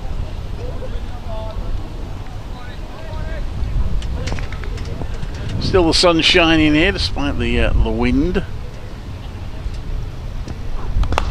Oh, that's nailed through the offside. Not a million miles away from backward point, where Smith acrobatically threw himself after the ball, but Benedict Geddes is going to get 4 runs. Yeah, certainly hit it hard and well. It was in the air. Sorry, it's Sibley. Yeah, it was in the air. I think it was first Geddes. time. Yeah. It was Geddes. That's hit it hard. Was in the air. That cleared the fielder. Once it was past the field, it was through for 4. And 4s keep coming for Surrey. Dominic Dobby will bowl the 9th over, so 47 for 1. And they started the day needing just over 6 and over. They're scoring just under that at the moment. We are, of course, in the power play. As Hannon Dolby It's into ball. He comes down the pitch, Sibley, and he's hoisted that over the top into the covers for 4. Sibley meaning business here. That's the 50 up as well. It's come off 49 balls, slightly quicker than Warwickshire's first 50. Tom Sibley now on to 29. Shannon Dolby comes into bowl, and that's played out to the offside. Oh, there's a misfield by Jake Lintott uncharacteristically, who costs a run. It's 52 for 1. Warwickshire in the power play made 53 for 1, so Surrey are going to win the power play. Won't necessarily upset Warwickshire too much, because they've actually lost all. They've lost 2 power plays and tied the other in the 3 games they've had so far, and won all the matches. So power plays have not proved decisive in those games. That one's hit into the offside for no run by Geddes. It's 53 for 1. Yeah, Sussex, sorry, I did interrupt. Sorry. Sussex wasted 70 without loss in that power play, and they were all out for 174. Wow. Yeah, Benedict Brodie, Albert Geddes. That's fantastic, isn't it?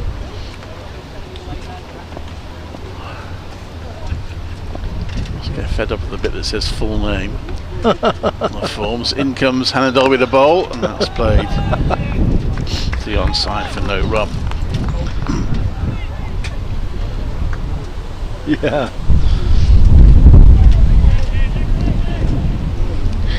Another one from Epsom. Yeah.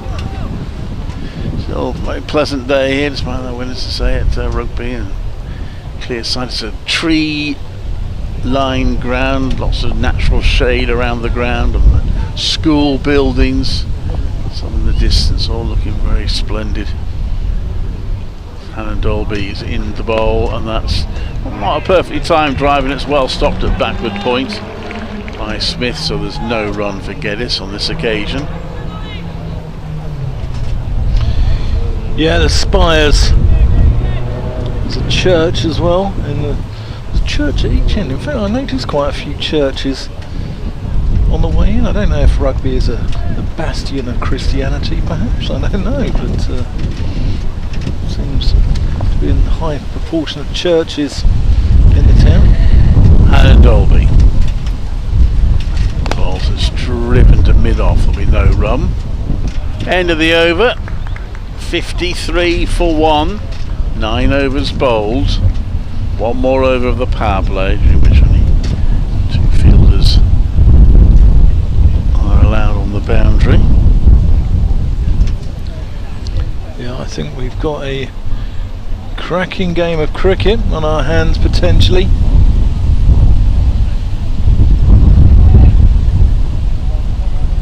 Barnard can continue from the Collingwood end, or the end of the Collingwood centre. Nothing to do with Paul, presumably. No.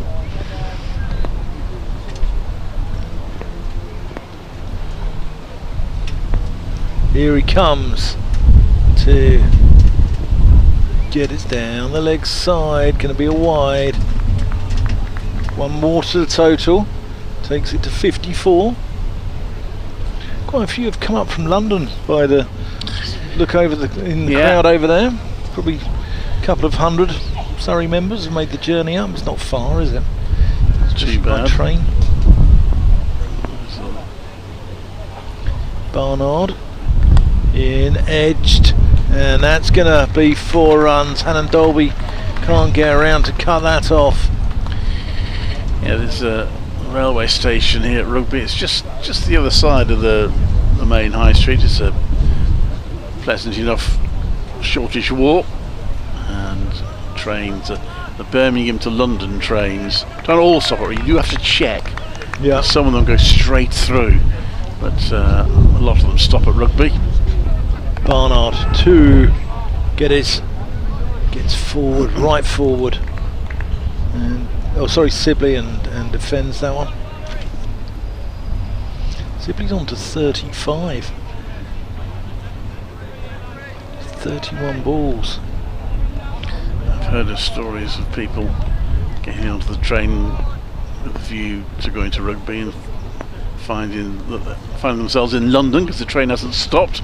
Oh, that's taken off, and Sibley actually plays that one pretty well. Takes one hand off the bat, but wraps him on the gloves. It's always worth checking if it's to stop at rugby, and not plenty do. So people travelling by train, it would be an option from London, especially. It's not doesn't take long to get from London to rugby on the train. Yeah, rugby sort of in the middle of, or just south of the middle point, as Sibley plays that into the offside. Just south of the middle point between sort of Coventry and Leicester, isn't it, I'd say? Yeah. We've got Yorkshire coming next, and they've got a bit of a longer journey. I'm sure the Yorkshire fans will make it. They travelled in numbers to the Oval for the first game in this competition. Got some good youngsters in that side. Will Luxton got runs for Yorkshire. Final game is against Nottinghamshire. That's played out to mid-on by Sibley. It's amazing how Luxton looks the spitting image of Harry Brook when he plays. Not saying he's as good as Harry Brook, but he's in that style. And James Wharton, who I think is just a wonderful fielder, he looks exactly like Joe Root when he bats. They obviously try and sort of emulate the style of those senior Yorkshire players as Sibley gets right forward. That completes the 10th over. 58 for 1, Sibley 35. Ben Geddes, or Benedict Brodie Albert Geddes, as we found out, he's on 4. And Ryan Patel, the man out, caught by a excellent catch from Rob Yates off the bowling of Ed Barnard. So we are going to see Tazim Ali some spin, and she'd come on before Jake Lintott. School then, that we've dubbed it the Webb Ellis. I can't believe that I've caught the Webb Ellis end, to be honest, but there we are. So he will be bowling to Geddes, the under-19 cricketer. His List A debut towards the end of the competition last season. He bowled 10 overs against Derbyshire.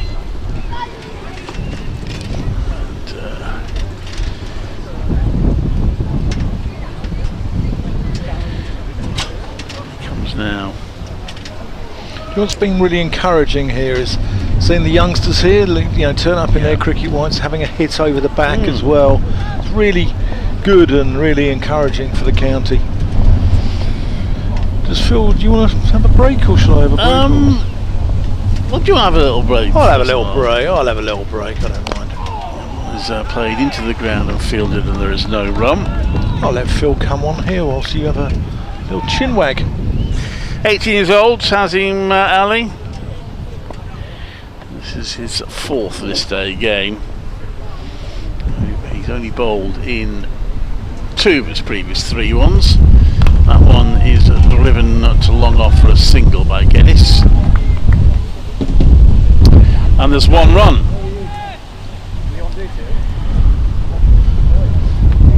Good afternoon. Afternoon. Oh.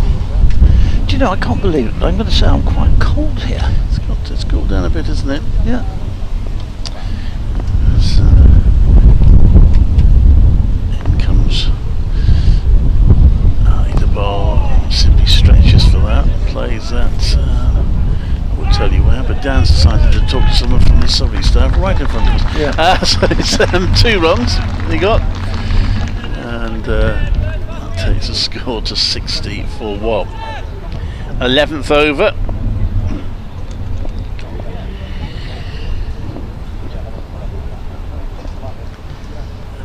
Going along quite nicely here, sorry, aren't they? Well, that one didn't come out of the middle of the bat. That's played to back a square leg. We're interested to see with the spinners on, because although Warwickshire did get hold of them later in the innings, for a while they struggled to score against them. Got the spinners' figures. Let's have a look at what they were in the end. As That one, he leans back and plays through the covers. Nice looking shot by Geddes. It will be cut off. In fact, there's only one run that's well fielded. That Lintop down there.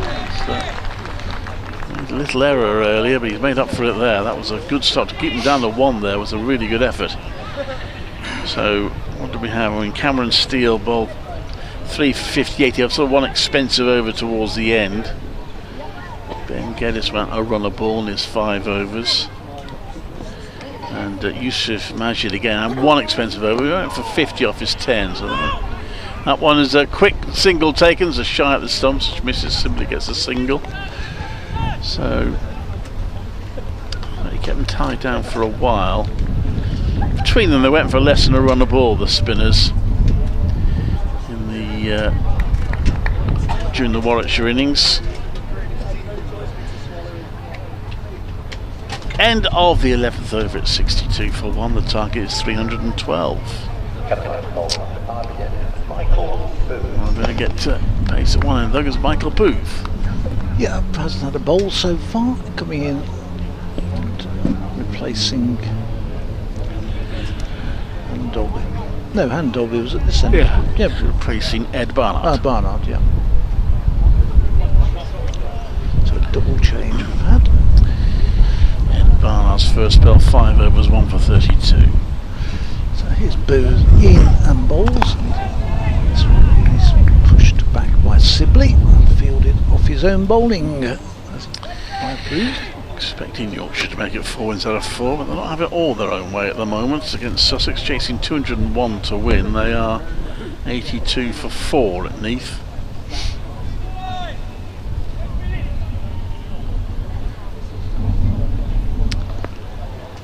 There's Booth again in bright sunshine, in and bowls. And Sibley defends that back and signed out into the offside. No run. There's 2 Surreys playing today. The Surrey Jaguars are playing the Vancouver Knights in the Global T20 Canada. Anybody we know playing? So, somebody will know has got round that part of the world, I'm sure. It's a T20 competition, I would assume. It is, yeah. Booth in bowls. This one is worked away down to deep mid wicket. They'll get the amble through for a single. Brings Geddes onto strike. He's on 6.38 now to Dom Sibley. We said right at the beginning, Dom Sibley hasn't hardly got a run in this competition this season, but against his old teammates, he'll probably end up making a score, and he's started well. Booth into Geddes. He's in and bowls, and Geddes defends, and Booth following through, fields off his own bowling. He's still registered as an overseas player, I think, isn't he? Yes. But will become a domestic player next season. That's the expectation. Was unlucky to get injured earlier in the season, which, having got into the championship side, he comes in again, bowls. This one is chopped away down to 3rd man by Geddes for the single. Yeah, watch no overseas player available in this competition this season. Hassan Ali wouldn't be around anyway, I don't think, but he's currently injured.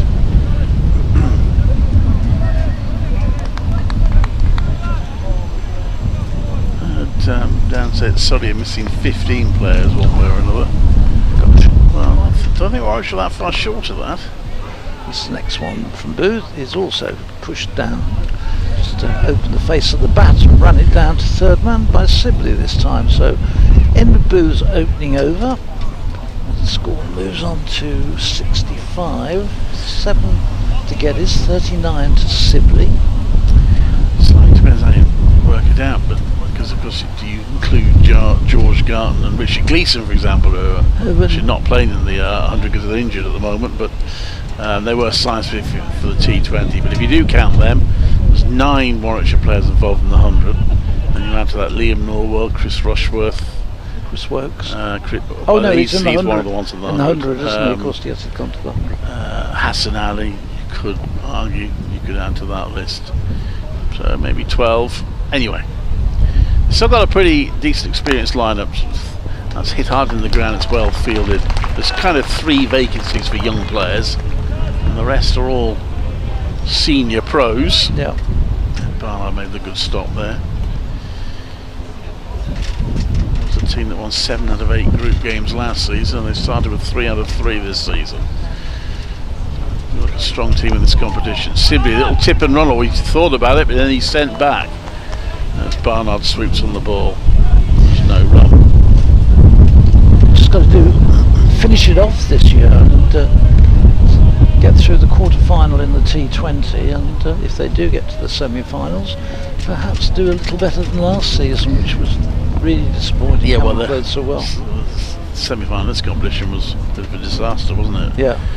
Sibley plays at the point there's no run. To be fair, in the T20 it was a close game in the end against Essex, which they nearly turned round at the end, but unfortunately didn't turn up in the semi-final of this competition. Bowled out for 90 odd by Hampshire. Yeah. By Liam Dawson, really, wasn't it? In comes Taz Ali to Sibley. Works the way onto the onside. Sibley onto 40, 66 for 1. Taz Ali doing a pretty good job at the moment of constraining the batters, and they'll be anxious not to let the required rate climb up too much. It's still very manageable, around 6.5 and over, but just creeping up a little bit. Taz Ali into bowl to Geddes, who swings and misses. Horizontal bats, well taken by Michael Burgess, standing up to the stumps. There is the slip in place. Got some bit of pace off the surface there, through, and a bit of bounce. Here's again, fatter delivery, which is too short. That was a little bit of a long hop from Taz Ali, and it's 1 bounce for 4. Good shot from Geddes, who took full advantage to hit that for 4 out of Sibley, wasn't it? And it's 4 runs. No, it was right first time. It was Geddes, yeah. Never correct yourself. Geddes. That's for sure. Anyway, he got 4 runs for that. Surrey players have decided they want a drinks break. A bit of a towel down. It's 70 for 1 after 13 overs. Nicely poised. A lot warmer out there in the middle, I think, than we're actually feeling here. Where we're located is under the trees. It's ideal for the shade, but it's a very different temperature here to that out on the other side of the ground, which is bathed in bright sunshine and has been all day. I was talking to people at lunchtime in the break when I was walking around, and they were saying how hot it was out there. Gentleman doing a painting out there as well. Oh, is he there? I heard he was going to be here. It's the same guy that was at Chelmsford, isn't it? I don't know. I believe. Right. Where is he? He's over, as we look to the ground, just to the right, over back of sort of cow corner, I would say, from the batsman at the moment. This next one, first ball of Booth's new over is open face bat down to third man for a single. So that shot being played 2 or 3 times now. 41 to Sibley, 71 for 1 the total, 11 to Geddes. And Surrey going on quite nice. We're in the 14th over here. Same stage. Theirs was 68 for 1 after 14. This next one is pushed back by Geddes, and there's no run. Andy Brown, his name is, I think. Yes, that's him. He goes around cricket grounds all over the world and does paintings.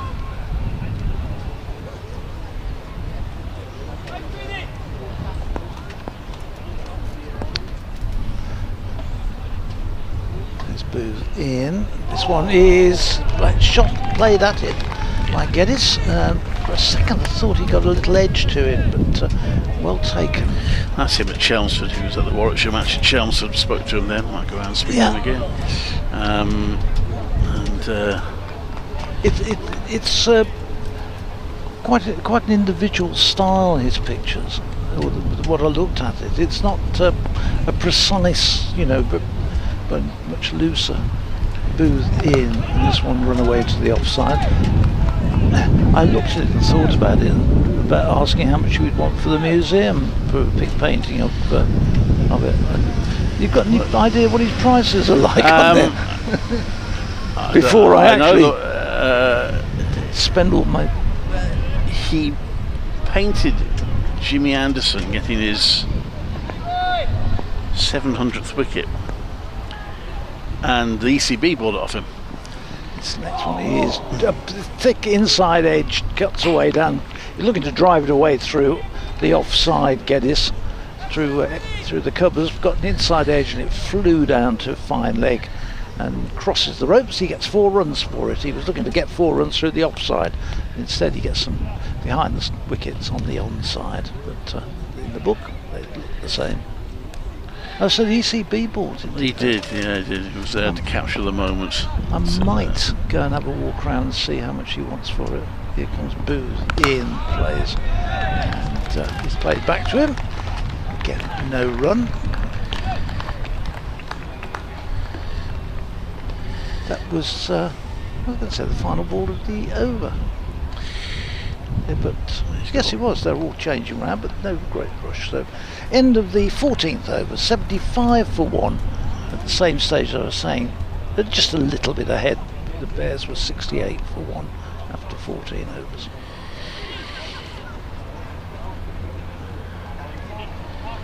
Yes.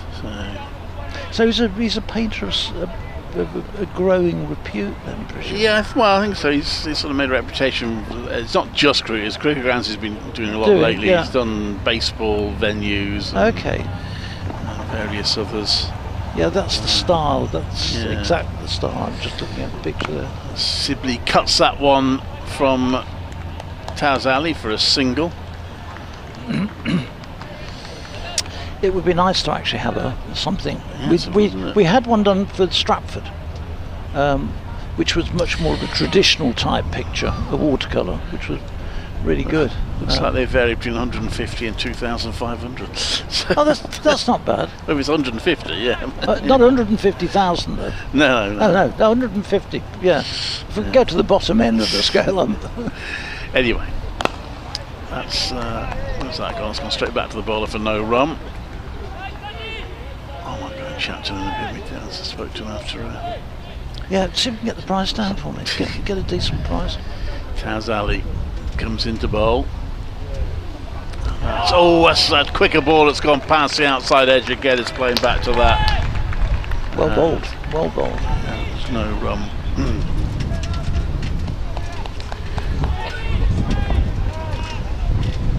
But we've got no wall space to put it on, Clive, so it might be... I'd heard he was going to be here, actually. I thought, oh, what's he have to come in and see him? But that one is cut and will be a single. They think about a second. Fielded off the boundary by Lintop. It's already going along reasonably well here.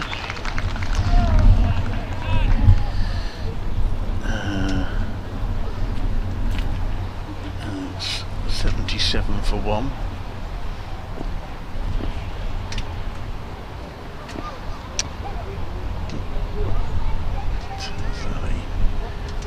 Again, and that's played to mid-wicket for no run.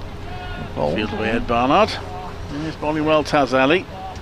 So mustn't drop it short. He saw in the last over what happens when he drops it short. But keeping it just up there is doing the job. That was the only four that's been hit off him so far. Third over.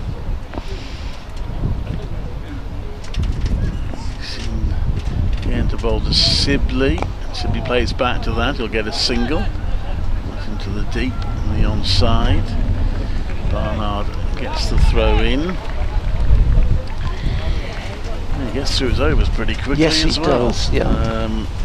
What was off that? Just 3 off that over. Yeah. So I think he is none for 12 off his 3 so far. So he said he started the 18-year-old. So 78 for 1. Sibley has moved up to 43. Booth will continue Collingwood end, as we've named it. Here he comes on his way in. See his play defensively by Sibley. Booth feels off his own bowling as he follows through.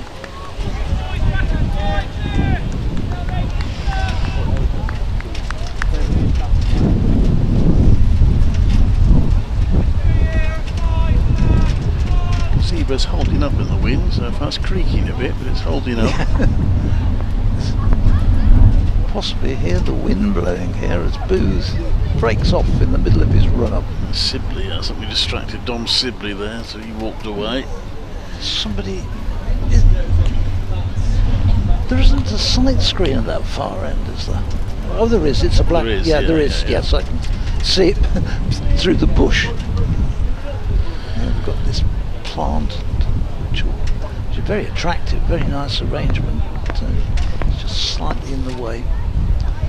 Here's Booth anyway, get back in and bowls. And, ooh, that's lifted by Sidney down to third man and one bounce just in front of Ali, who's down there, and came rushing in for it. Yeah, it looks as if it might reach at one point. Just a fraction late spotting it. I think if he'd have picked it up off the bat, I reckon he could have probably got to that, but as it was, he was just a pace too late. Anyway, single to the total. A bad luck there for Booth. And he comes again and bowls, and this one is played nicely out into the offside. Again, it's for a single out to cover point.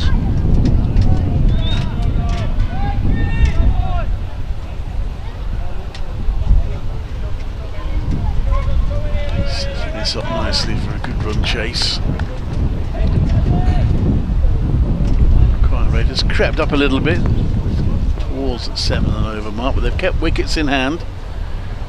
Booth in, and this one, he tries to, he was on the move, just giving himself space to play it away with an open face of the bat behind square on the offside, and in the end he had to readjust the shot and got to it and almost chopped it back into his stumps.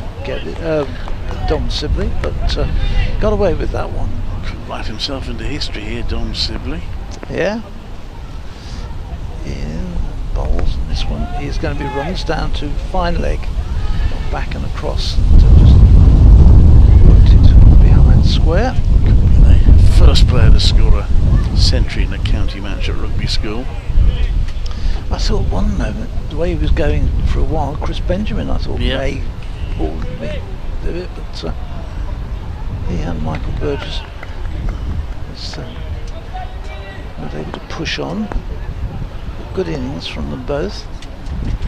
It's Booth in, bowls, and that's all in the air, lifted away over backward point and down to third man, but very well fielded down there by Ali, that's Ali who keeps them down to a single, whereas that could easily have flown away for 4, but has to be said that didn't look in total control there from Geddes, but he gets a single for it. End of another over, 82 for 1. We've had 16 overs, and these two keeping pretty much aligned. 78 for 2, Warwickshire after 16, as opposed to the 82 for Surrey. Warwickshire did have a good last 20 overs in their innings. Partnership between Burgess and Benjamin. Ali to continue his 4th over. To Geddes. And Geddes at a wide stance, drives that along the ground. Ed Barnard half stops it. It's a comfortable single. Geddes onto 18. 19, I beg your pardon. Robbed him of a run. And Glamorgan are getting going now against Sussex. It does look like Glamorgan going to make it 4 wins out of 4, so finishing top of this group and getting a automatic home semi-final without having to play in a playoff.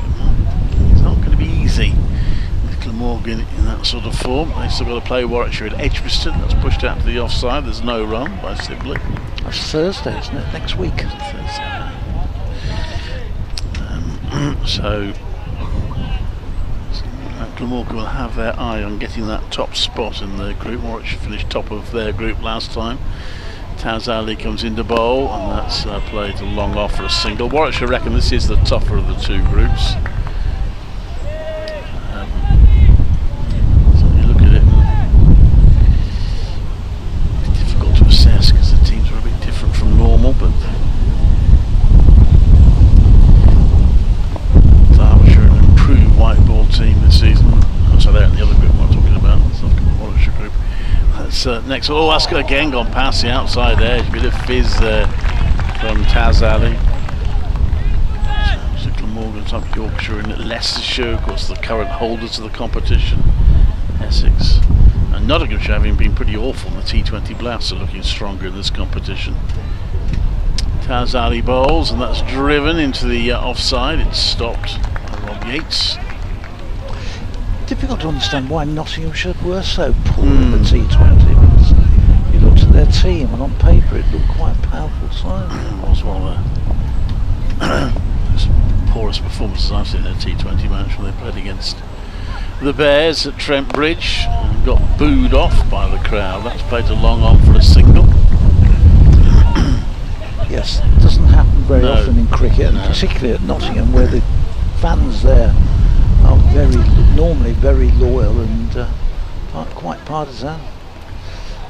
85 for 1. We've had 17 overs, and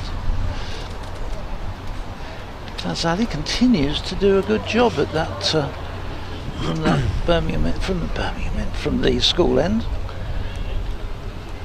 It's, I think Birmingham probably is over there somewhere. Somewhere, yeah. If you keep going, yeah. Boot to continue from the Collingwood end. He's on his way. He's in and bowls. This is worked away. Looking to get it, looking to pull it away through the onside. In the end, that's a bit of an inside edge which runs away down to backward square. And they just get a single. So used to watching and reporting on cricket, looking down on it from behind the bowler. It's very different being at ground level than looking across the wicket, isn't it? Booth comes in, he bowls, and this is played away. Nice looking shot from Sibley out to the deep cover boundary, but it will only be a single there. Talk Glamorgan up, they have now lost a 5th wicket. Not there yet, 107 for 5, chasing 201 to beat Sussex.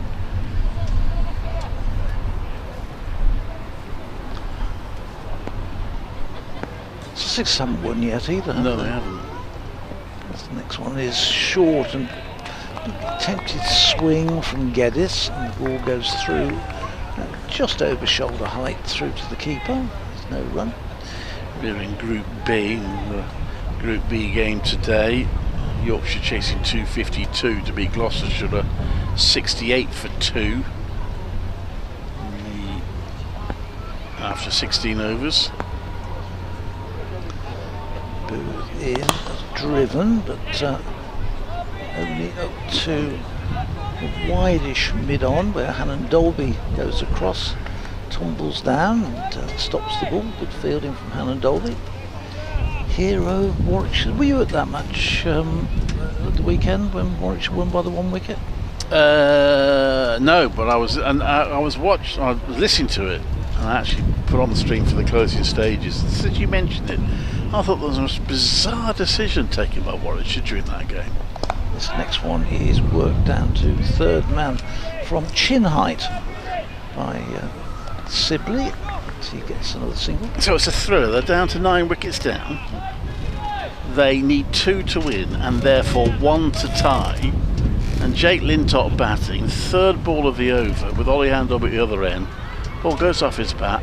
If they run a single, the worst case scenario is they tie the game. And they didn't take it. I couldn't believe it. Doing it on for no run, but and I thought, sorry, so obviously, and what happened was he didn't actually manage to get off strike at the end of the over. So instead of potentially having to face 3 balls, which Ollie Dobby would have backed himself to do, he potentially was going to have to face 6 at the next over. As it happened, he managed to get a single, and then there was a misfield, so they got the second run. But I couldn't for the life of me understand why they didn't take that single. No, I didn't. There we are. I wasn't. I didn't see the live feed because of the. We were in the. Obviously, looking after people, being polite in the museum, so I couldn't really put that on. It's Taz Ali to bowl. As soon as I've done my bullets, I'm going to bring Dan back in here. Too much for me for a while. Sydney plays a reverse sweep. It's a very mild reverse sweep shot, that one from Dom Sibley. Just sort of steer the ball to the deep for a comfortable single. No great dramas. Just at the moment, they seem quite happy just to be milking the singles, don't they? They've got wickets in hand. That's the big thing, so they can go for the big push. Geddes drives that to long off for a single. Quiet rate is now pretty much 7 and over. It will be a good and interesting run chase if they make it. I think they were too worried on the 7 Warwickshire when they really started to go. We're going accelerated up to nearly 10 and over at one stage. Next one simply pushes out to the onside for no run. Tazali continuing to be fairly economic.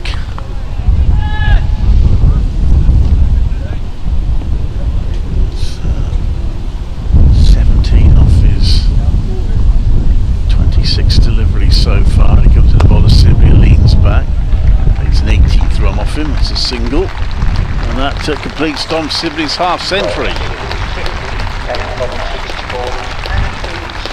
Just about to say that. So 60 balls for his 50, 6 fours. Good innings from Dom Sibley against his former county. You could have put a lot of money on that, you know. South Valley balls, and that's it back to him. There's no run. Again, well done. He continues to keep it tight.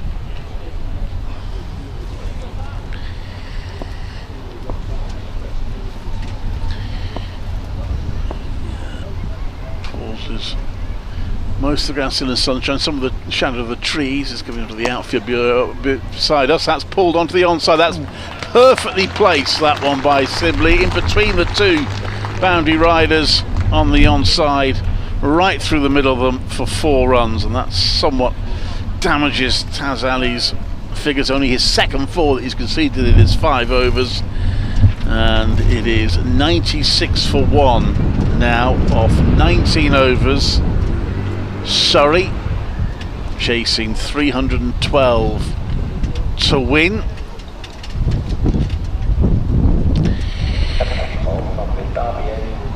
And we're going to see Jake Lintott into the attack for the first time. You'll feel, although it's not been, I did ask him whether he ever brought his school team here. He didn't, apparently, but must have been a former schoolmaster at Taunton. Will feel quite familiar to him, these sort of surroundings, I guess.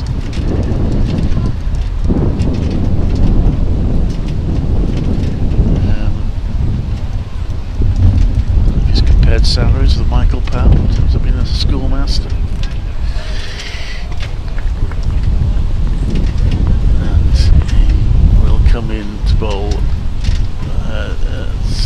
That one is swept, and that will be 4. That's a very good start off. Jake Lintott's bowling from Dom Sibley. Very nice shot. He moves on to 54. Just going to do my update in about 10 seconds time, and then we'll get Dan in. Sibley, Lintott rather, comes in. Here we go. This is Clive Eakin at Rugby School. Well, this first match of the 3 that have been played here at this wonderful venue is hotting up nicely here. Warwickshire making 311 for 9, but Surrey are off to a good start, chasing 312 to win. They're 101 for 1 in the 20th over, and it's a former Warwickshire batter, Dom Sibley, who's done much of the damage so far. He's on 55. The 1 wicket to fall saw Ryan Patel brilliantly caught by Rob Yates low down off the bowling of Ed Barnard for 16. But Surrey are setting up the foundations for what could be a very interesting run chase, chasing 312 to win. They're 101 for 1 in the 20th over. It's Clive Eakin at Rugby School. That was nearly a stomping there. There was a drive and a miss, and Bales are knocked off there by Burgess with a foot just getting back. I'm quite certain if we had a TV here, it would have gone to a TV umpire, but no way the square leg umpire can give that out. That's some triumph for Lintott, and he's in again to bowl, and he leans back and carves that into the deep for a single. Does Geddes, and there we go, one more ball over to go. 102 for 1 are Surrey, looking for their first win in the competition this season.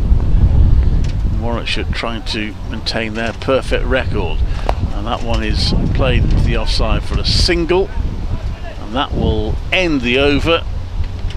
20 overs bowled, 103 for 1. Phil Britt will be joined by Dan. Thanks, Clive. So Surrey going along very nicely here, with Sibley leading the way, and at the moment Warwickshire finding it very difficult to get a breakthrough. They got that 1 wicket early on. But you can see another bowling change. Will Rhodes coming into the attack to replace Azam Ali at the school end. So Rhodes having his first bowl of the innings, and he will be Warwickshire's 6th bowler to be used as Dan Wyken comes back to join us. Yeah, hello Phil. Eventually you got on. Yeah, well, I thought, Clive's been going uphill into the wind, so I thought I'd give him a breather. I think Clive's going over to have a look at the painting, perhaps. As Dom simply comes down the wicket. This first one is turned away, scored down to deep square leg. Quick running around by Shake gets restricts them to a single, so 1 more. Yeah, that guy was with us in Hampshire earlier in the season. Oh, he Southampton. was. Clive was saying he was at Essex. He'd seen him at Essex. Yeah, he's done all the grounds. He's also done a number of baseball grounds in the States as well. Yeah, Clive was exactly what he said. Yeah, he obviously gets around a bit. Andy, I can't remember his surname. Andy, he's a nice bloke. This next one is pushed back and fielded by Rhodes. Clive did say to me what his name was, and I didn't. Andy. Very Andy, yeah. Pandy. Andy Painter. Andy Painter, that's it, like Eddie. Grandson of Eddie. Yeah, exactly. Good game lined up here. It's game on, isn't it? Yeah, I think so. Here's Rhodes again. Ian bowls. Geddes comes down and drives. Nice looking shot. Straight to deep mid-off, and there's no run. He'll feel a little bit frustrated, but used his feet well. He looks quite good. Geddes. I've not seen him play before. Probably. Yeah. Obviously, because he's not been fit.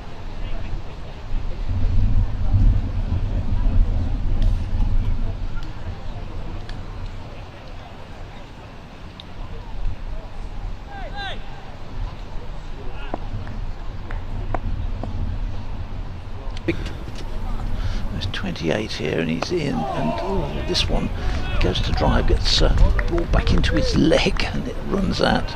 I've never seen him bowl. Never seen him bowl before, though. Right. So, gentleman's just run past us with a plank. It's amazing. We're sitting here, what you see being carried around the ground and all the activity going on. You don't see this when you're tucked upstairs in the commentary boxes. see a completely different part. Good thing about being 3 floors up like I am at the Oval is no one tends to get in my way though when I'm watching the cricket. No. This one is driven into the offside. Mind you, we were having a little word when you, I don't know, the Surrey guy you were talking to here. It was Jack Brooks. Was it Jack Brooks? Or yeah. Recognise Jack? Yeah, Jack Brooks is working as a bowling coach with a lot of the younger guys. Yeah, and doing a very good job. Here comes Rhodes and bowls, get his cuts that one away. Again, looking for a really powerful shot, but right time in. Gets a single down to deep cover point. End of the Rhodes is over. End of the 20th over, and after 20 overs, Surrey are 105 for 1. At the same stage, Warwickshire were 99 for 2. Yeah, it's pretty much even Stevens. Yeah, Jack Brooks finished up last year at Somerset. I think he's 38, 39 years old now. Yeah. 39 I think he is now. But what a wonderful career he had. Came into the game quite late, came into Northampton. He was always up there as one of the leading wicket takers in the country for about 7 or 8 years, wasn't he? And part of that side. I tell you why I didn't recognise him. Yeah. First time I've ever seen him without a headband on. That's why. That's why he looks rather, normal. Yeah, less unkempt. As that's driven up to mid-off by Sibley to Oliver Hannon-Dolby. Yes, all those years, particularly at Northampton, where you used to see him charge in with that Northampton scarlety headband on. Yeah. No, he's a top bloke, Jack. Really good guy. And, I think he's got a serious career in coaching ahead of him because, that knowledge that he's got, that sort of, that gravitas as well. That's a full toss which has been screamed through mid-wicket. Sibley walks down the pitch, meets it on the full and smashes that out towards mid-wicket, and Sibley has moved on to 61. Yeah, that was a freebie from Lintop there. You can't, if you're going to bowling this, he's got to pitch the ball. That's a better length, and Sibley just covers up and defends. Don't think anybody's yet discovered how to do a leg break without pitching the ball, have they? No. Even Shane Warno bowled the odd one, didn't he? Lintold. Sibley wants a single. Geddes doesn't, and that is because Tazim Ali steams in there from backward point. Robbie Yates was not far away from him. No. Just 2 came in on him. It's left alone. So doesn't miss off stump much by Lintold's reaction. And yet, looking at the way Sibley looked at it, he thought it was wide enough to be called a wide. Yeah. So there's a little bit of chuntering going on out there between the two. As that's square. Not driven, just pushed by Sibley, and he'll pick up a single and retain the strike. So Nelson is the score, 111 for 1 at the end of 22 overs. Sibley's on 62, Ben Geddes on 30. Ryan Patel, the man who's back in the hutch, he was caught very well by Rob Yates off the bowling of Ed Barnard when the score was on 38, but these two are putting Surrey into a decent position, although they'll need it because 311 is a lot of runs to chase down, isn't it, Phil? It's a sizable total, and you've got to keep going at it right the way through, but you don't have a chance to sort of sit back. You've got to keep that board ticking over. Here's Rhodes coming in again. It's going to be a reverse wrap, but he's got away with that one. It's Sibley. He went to do a ramp shot, and it was probably everything about how not to play the ramp shot there. Chalk Dominic. Caught the end of the bat, and he was really lucky that didn't just loop up towards. Turns out that he's coming in, but anyway, he gets away with it, and little moral victory to the bowler. This one is then driven down to mid-on. again hit the time beautifully. Some force down there, but yeah, I spoke to Dominic earlier in the season, and he just got 100 at Canterbury, and I spoke to him about, you know, does he feel the shackles are off, and he said that he's played for years with pressure on his shoulders, and he said it's not a very nice place to be in. Yeah, that's a beauty. It beats him outside the off stump, well taken behind the stumps. Just a little slower there from Rhodes, wasn't it? I think he rolled his fingers over that one. Well taken by Burgess there, standing up to Rhodes. But that one went past Sibley. There haven't been too many go past Tom Sibley's bat. Yeah, but Sibley spoke about the fear of failure, and you know, you can see that. It's their profession.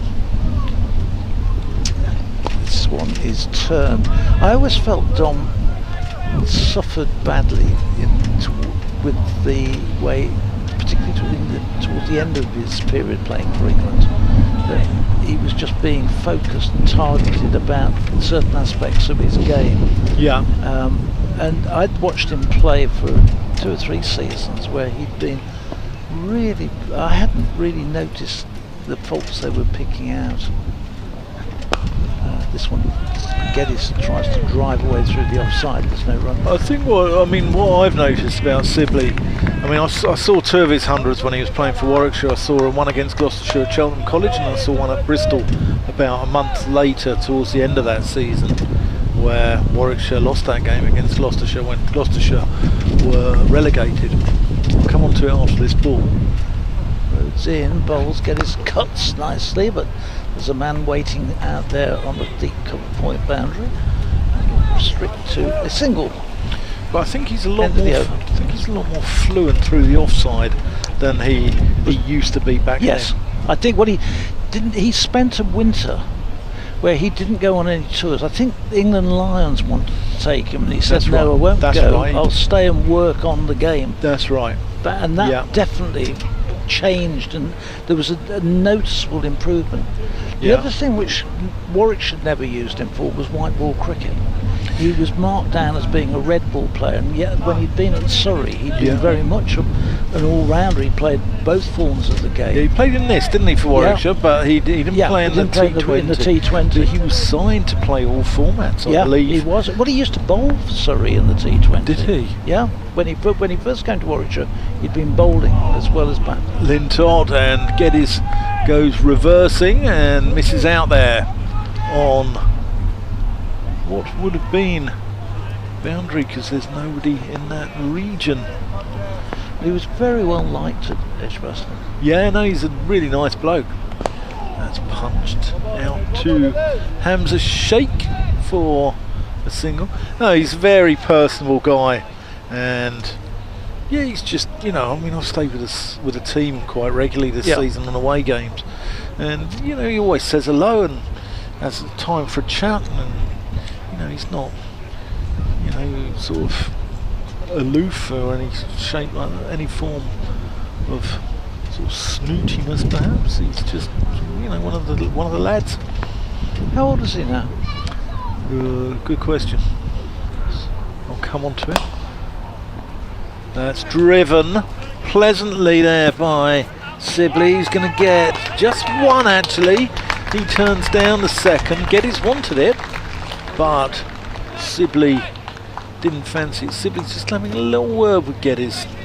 He's saying, take your time. There's lots of overs left. There's still 27 overs left for Surrey to hunt down the further 200 odd runs that they need for victory. As that's cut. Oh, spun as well, and Sheikh does very well. That snaked across the outfield, didn't it? Well, it almost zigzagged. Almost nutmegged him, didn't it? He went the one way, and the balls, as you say, bent back on him, and he corrected himself and stopped. And that ball was travelling, so well fielded there. It was a Sheikh.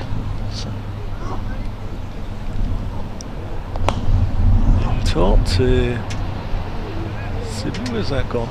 Out to mid-wicket. I lost sight of that ball completely there. Probably members of the public walking across in front of us. But hey, these are the vagaries of working on outground cricket, aren't they? Yeah, it's not been too bad, has it? say that. Someone walks straight across our path. That's gone through Hannon Dolby, and that's going to run away for 4 runs. Yeah, it's a very pleasant shot indeed. So that completes 24 overs, 117. At the end of the 25th, Warwickshire were 120 for 2. So, oh sorry, it's 121 at the 24th. So maybe Surrey might be 1 over ahead, but in the context of a 50 over game, that's not a lot. No. But you're never going to get that far ahead, being 300, chasing 311. No, Warwickshire had a lot of double figure overs though, going from sort of 36th, 37th over. Yeah, they did. The 45th, 46th. Yeah, well, you've got the overs here. Yeah, I sort of ran. I lost interest after 23, and then decided I'd pick them up again at 31. So we're now moving into the area I haven't got covered.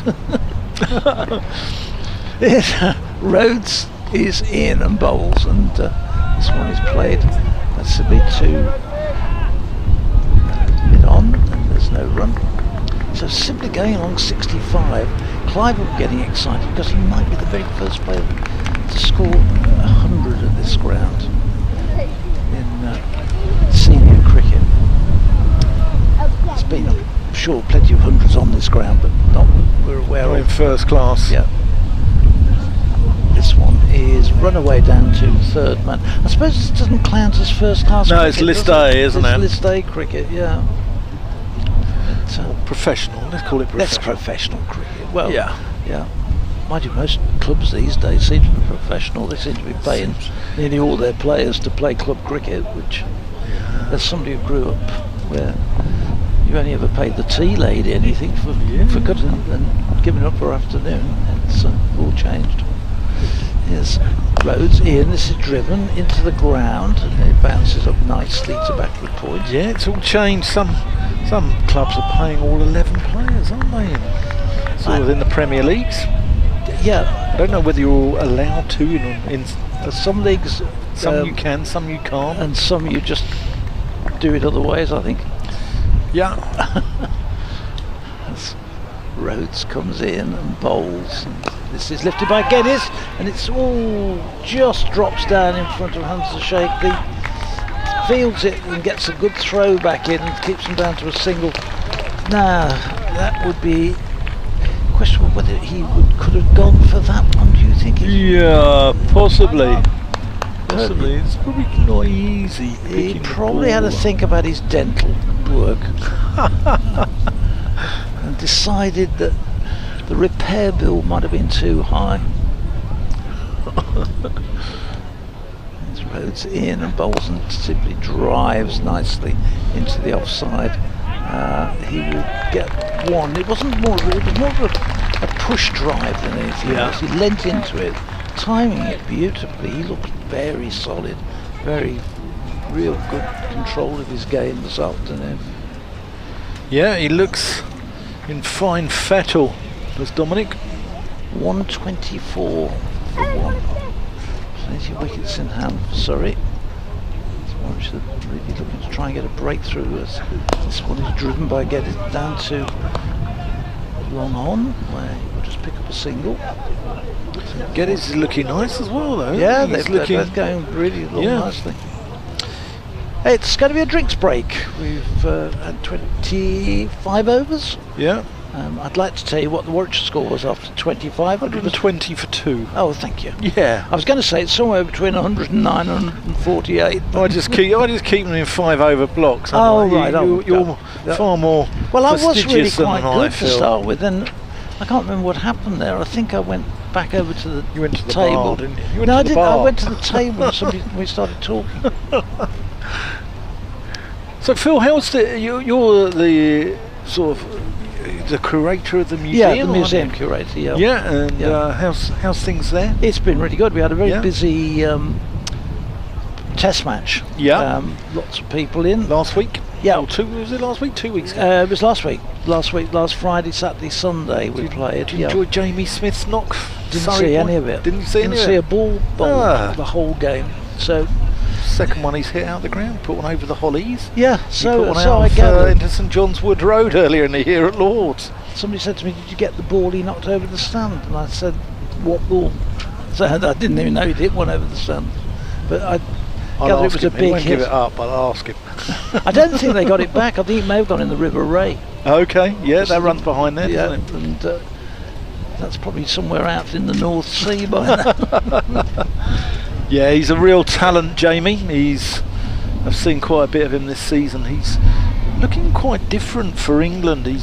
Because he's had to marshal the tail. He's having to manufacture shots, and they're going into the wicket at him, and he's sort of hoiking a little bit to the leg side. But he's far more aesthetic, far more pleasing on the eyes. Go down the ground and through the covers. He's an absolute joy to watch. I think the disappointment of the game, which I picked up from other people, this isn't me having seen it, but people generally were just disappointed just how undercooked the West Indian team had been. That they'd have come here to play in these conditions, and they really, it would have been difficult, I think, had they even had time to warm up and get some. But the way they came over, they had absolutely no experience at all. No, it's sad. It's sad, especially 40 years ago. Possibly the finest side ever to set foot on a cricket pitch. Demoralised England, demolished England 5-0, didn't they? In 1984. Wonderful side: Greenwich, Haynes, Richards, Larry Gomes, Michael Holding, Malcolm Marshall, Joel Garner, Roger Harper, Jeffrey Dozier. Yeah, you could just keep listing them off. Yeah. I think it's difficult to ascertain just how strong and how good a performance England's was against that side. Because, is it a real measure of... Yeah. Obviously, you've got to win the games there, and you can only do what you can do, but... But I think that's why they've had a look at Smith, Atkinson, people like that, because this is the ideal opportunity to blood them against West Indies and Sri Lanka this summer. Well, I think the Sri Lankan one will also be one which, again, Sri Lanka haven't had the best of times in Test cricket of late, so it'll be interesting to see how they go. Meanwhile, back here in Rugby, Jake Lintop bowls to Sibley. He could get 4 runs here. No, it's just a hand from Yates at cover. In fact, it's Ben Geddes who hits that. That little hand, that little fingertip from Yates there, I reckon has probably saved 4 runs. Yeah, I don't think Shape would have got round for that if he hadn't have just taken that the speed off it. And that's played out to mid-off, out to Ed Barnard. Problem is, looking at sideways on to the wicket, you can't get any appreciation at all of what Lintop's doing. No. With the ball. No. Or without an elevated view either. All you can see is the length. That's driven, and that's a misfield from Ali, who thumps the ground in frustration, and that's one more to Geddes, who's now on to 43, I think, or 42. Yeah, I think West Indies, though, they deserve a 3-test series. I think, their history within the game dictates that. Yeah. As there's a dot ball.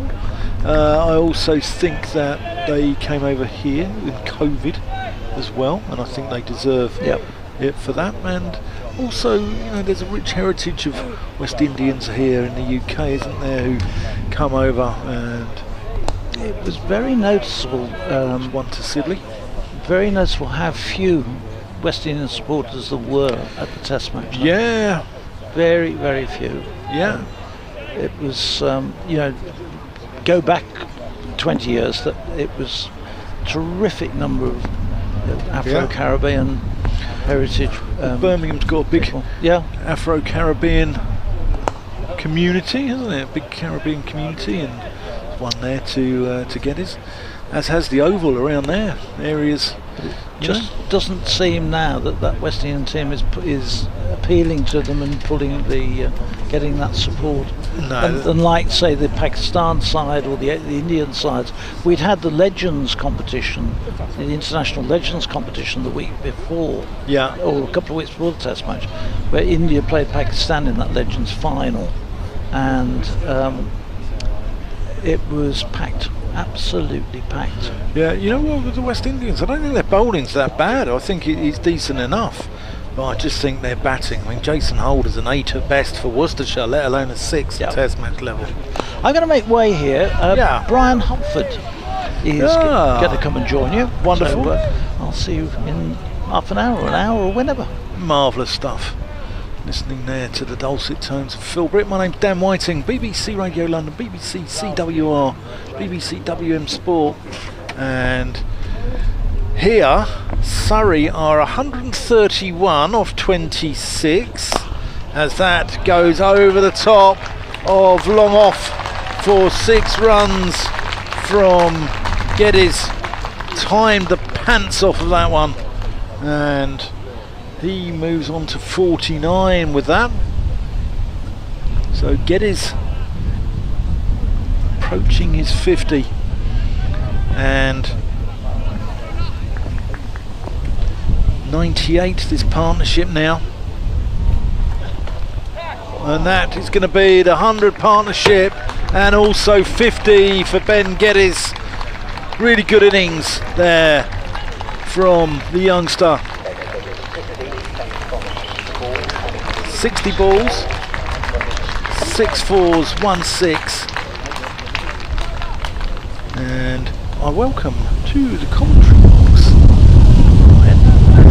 Brian, how are you? Yeah. Well, thank you, Dan. We're enjoying this very pretty accurate. I'm loving it. We've got the weather, we've got the facilities. The wind's dropped a little bit as well from behind us. And we've got a game on, haven't we? We've got a great game of cricket lined up, and it's been a while. It's probably about 25 degrees warmer than the last time I worked with you on the opening game of the season against Worcestershire versus Warwickshire. Yeah, we wouldn't have wanted to be in a little tent on that occasion, Absolutely not. Absolutely not. As Rhodes comes in. That's a leading edge just short of Rhodes. Sibley just another little word with Geddes. Just telling him play straight, play with the full face of the bat.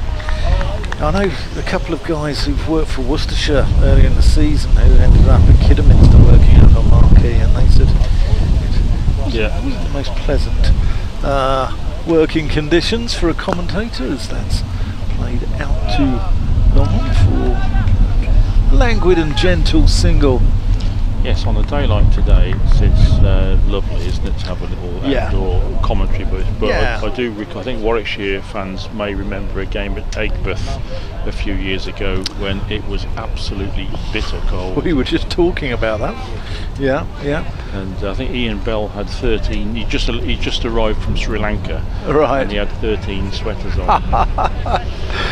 Yeah, I was saying earlier that Surrey fans who travelled down to Canterbury for the game at the end of April, where the further east you were in the UK, the colder it was.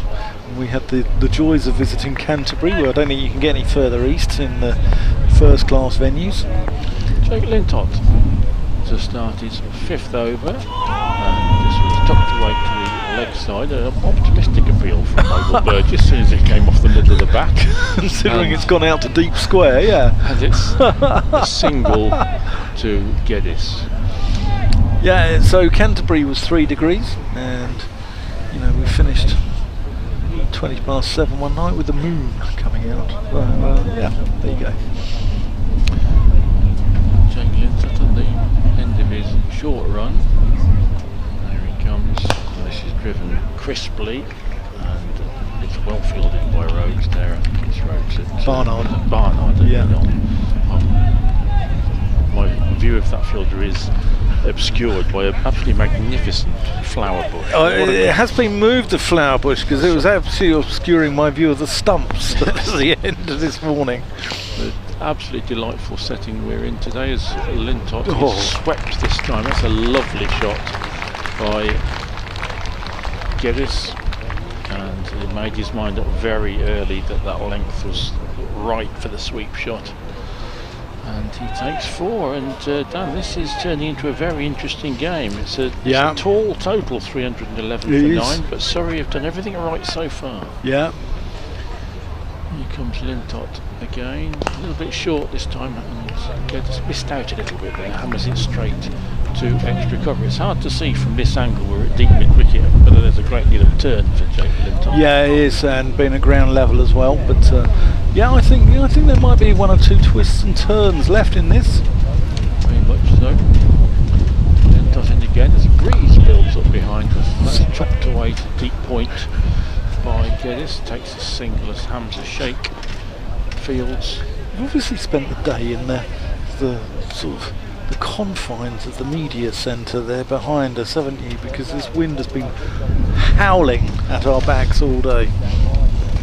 Leaves all over the outfield. It's a very, very pretty scene. Lintott is in again, and this is measured out to deep mid-wicket by Sibley for a single. It's an absolutely glorious little ground. Trees of all sorts of hues of green and red and brown all around the ground, really. Effectively, this is a sylvan bowl, this little ground. Very elegant pavilion away to our left. It's quintessentially English, isn't it? Indeed. Oh, to be in England in the summertime. And how fortunate for everybody, the game has been blessed by good weather. Yeah, it certainly has. It's raining leaves at the moment. Yeah. That's all. So I came up this morning from London. There was quite a bit of fog around, and arrived here and it was bathed in sunshine. But lots of fog around sort of Northampton, Milton Keynes, that area. Coming up the M1, but yeah, it's none of that. And when I sent pictures of the venue to the guys at Surrey for their social media, they said it looks far nicer weather there than they got in London at the moment. So too far south, isn't it, London? That's down the leg side from Ali, who's come into the attack, replacing Rhodes. Starts with a wide, leg side wide. I wonder if Rhodes might have a go from the Collingwood end, from this end.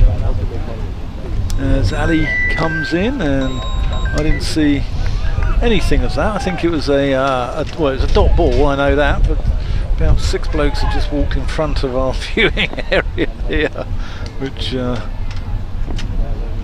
probably hasn't helped much for those listening on the radio at home.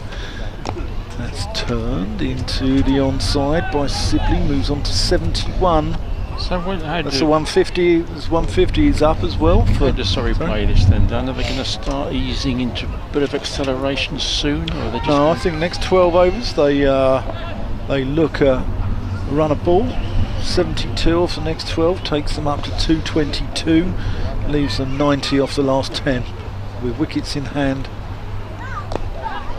There's one down the ground. Yeah, I think they've got to look at 6 and over off the, one a ball for the next 10 maybe. Wickets and then in hand are so crucial, aren't they? Yeah. This is where these two have played it so well, so sensibly. Sibley on 70 and Geddes on 61. Sorry, 71 and 61. Ali, that's turned nicely. That could be 4 runs actually. Is it going to run away? No, Hamza Sheikh cuts it off just before it gets to the boundary, but very nice timing and placement also from Dominic Sibley. He's enjoying himself on his return here, isn't he? He is. He was in and out of the white ball side when he was with Warwickshire. Yeah. But scored a century in one of his last 50 over games for them at Cheltenham. Oh, that's deft. Sibley just gets a little tickle on a paddle sweep and it runs away for 4 runs. Sibley's 9th 4. 77 now he's on. Has there been a century in professional cricket on this ground? No. We don't think there has been. So the only previous games are very low scoring affair. There's one into mid-wicket to Hamza Sheikh. I like the look of him earlier. He looks a real talent. Looks a super player. And he's impressive off the field as well. He's still only 18, but he speaks with a lot of composure. He thinks about the game, but in a very constructive way. And yeah, he's got a massive potential. Yeah, captain of the under-19 side. Yep. So we've got 100 against Sri Lanka, wasn't it, at Cheltenham College? And he made his debut as a 17-year-old and looks. Sometimes people can look very itchy and twitchy on their debut, but he just looks so measured. And comfortable. So another. The lady enjoying a prosecco out in front of us. Raises a glass to us as she passes. He's offered to some actually. Michael Booth is this?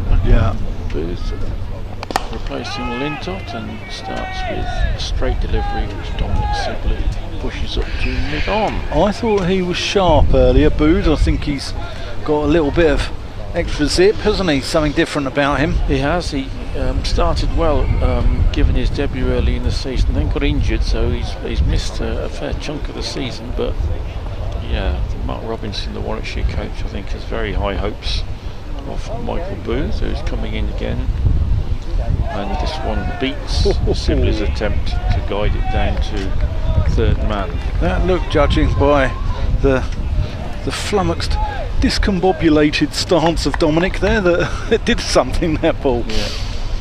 I wonder if it kept a little bit low. One or two have. Yeah, one or two have zipped. They've had to take the hand off the bat as well. Yeah. But it's been a good contest, good cricket wicket. It's really everything about this. This one is flicked down to a long leg for a single. Everything about this venue, from the pitch to the facilities to, it says, why not make this a regular? Without doubt, without doubt, because Edgbaston also, with the advent of the 100 as well, you've got square management issues, haven't you? You haven't got enough strips there to actually keep it tidy. Well, Gary Barwell and his team do an amazing job as Booth is in again, and good straight delivery which is pushed into the offside by Geddes, and they take a single. The ground staff team at Edgbaston do a tremendous job, but the demands on them are colossal, and especially now obviously the 100 has landed in the calendar, so there's pragmatic reasons for Warwickshire to come here, as well as just taking county cricket around the county. Yeah, and then, I'll come on to it after this ball. Here comes Booth, and that's pulled away by Sibley for a single to the mid-wicket. As you say, Dan, they're just easing the score along. No urgency yet from Surrey, just content to build the score, as you say, then to get a platform for a real charge in the last 10 overs. But there was a game a couple of years ago against Middlesex, which was right over towards the Hollies. The game we covered earlier in the season was right over towards the family stand, wasn't it? And then you played Durham a week later, even 2 strips further over. That's right. Booth is in again, and he's got the wicket and caught behind. Ben Geddes trying to work that one down to third man. Actually, almost the way that Sibley nearly fell earlier in the over. Sibley missed it, but I'm afraid Geddes didn't, and he goes for 62.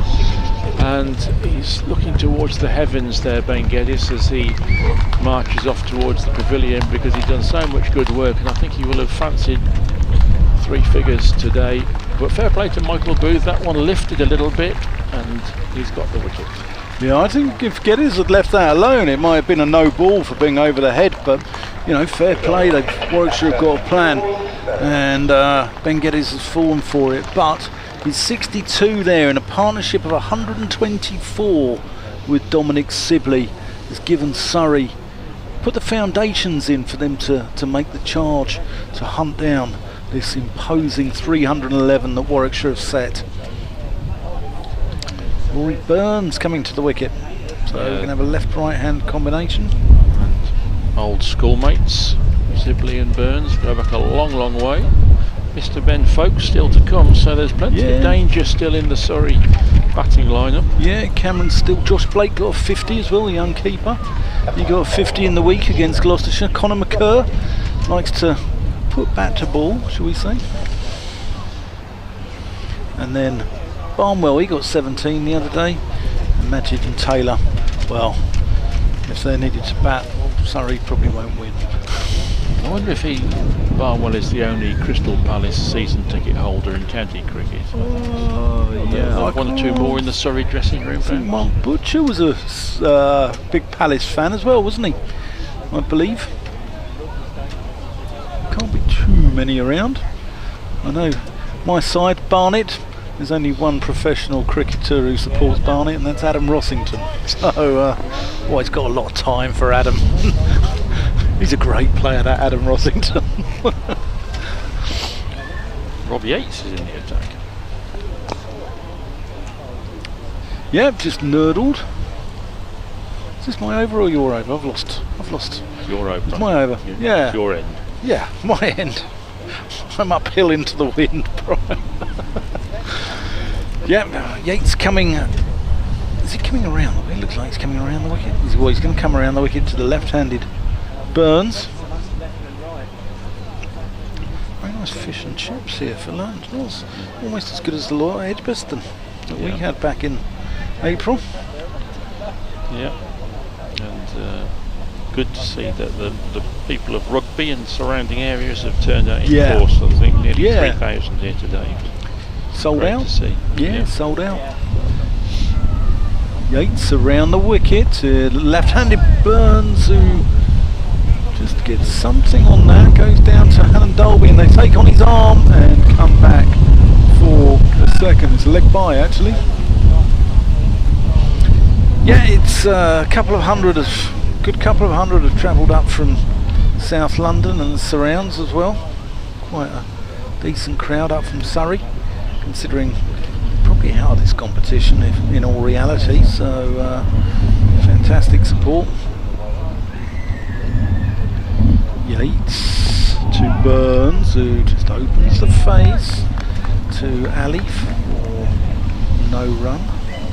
Sorry, yes, struggling in this competition, but I think they'll retain the championship. They're looking good, aren't they, again? If they don't, then I think the disappointment will be heard from.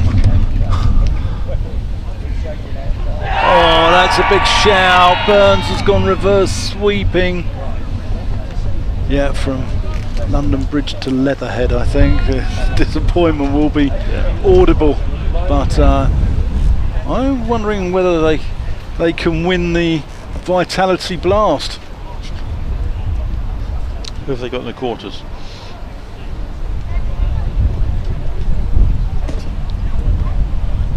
They've got Durham. They've got Durham in the quarters. Yeah, how are you? I don't know where that pen came from. Suddenly a pen landed alongside it. Oh, did you? Oh, that one is played up to mid-on for a single by Dom Sibley,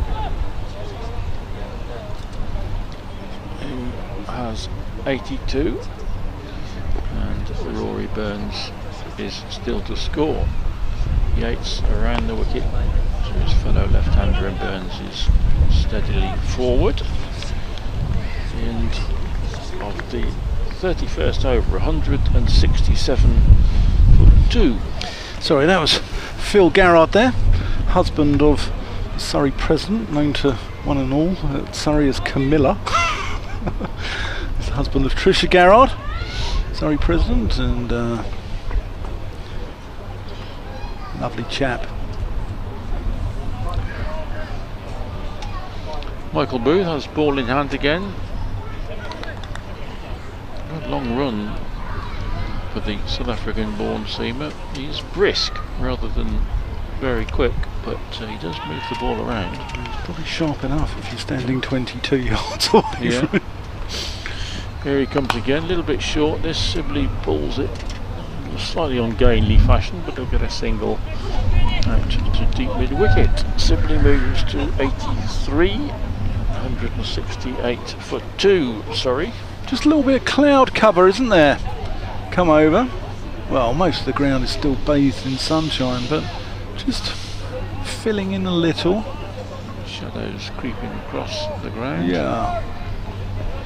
As Robbie Burns digs a deep guard. And there's a look around to see where the gentleman of Warwickshire is standing and awaits as Michael Ball comes in again, and good straight delivery. He's got nothing that Burns can do other than defend it. He still is to score. Yep, Surrey still well placed here. They need 144 of 19. If that was a T20 total, you'd fancy it, wouldn't you? Absolutely. A win here would just ignite their campaign, wouldn't it? They're not completely out of it yet, as that one is pushed to mid-arm and Burns takes a single. No, well high. It was quite sharp, Burns. Quite quick between the wickets. Yeah. The throw hit the stumps from Ed Barnard, but good bit of work.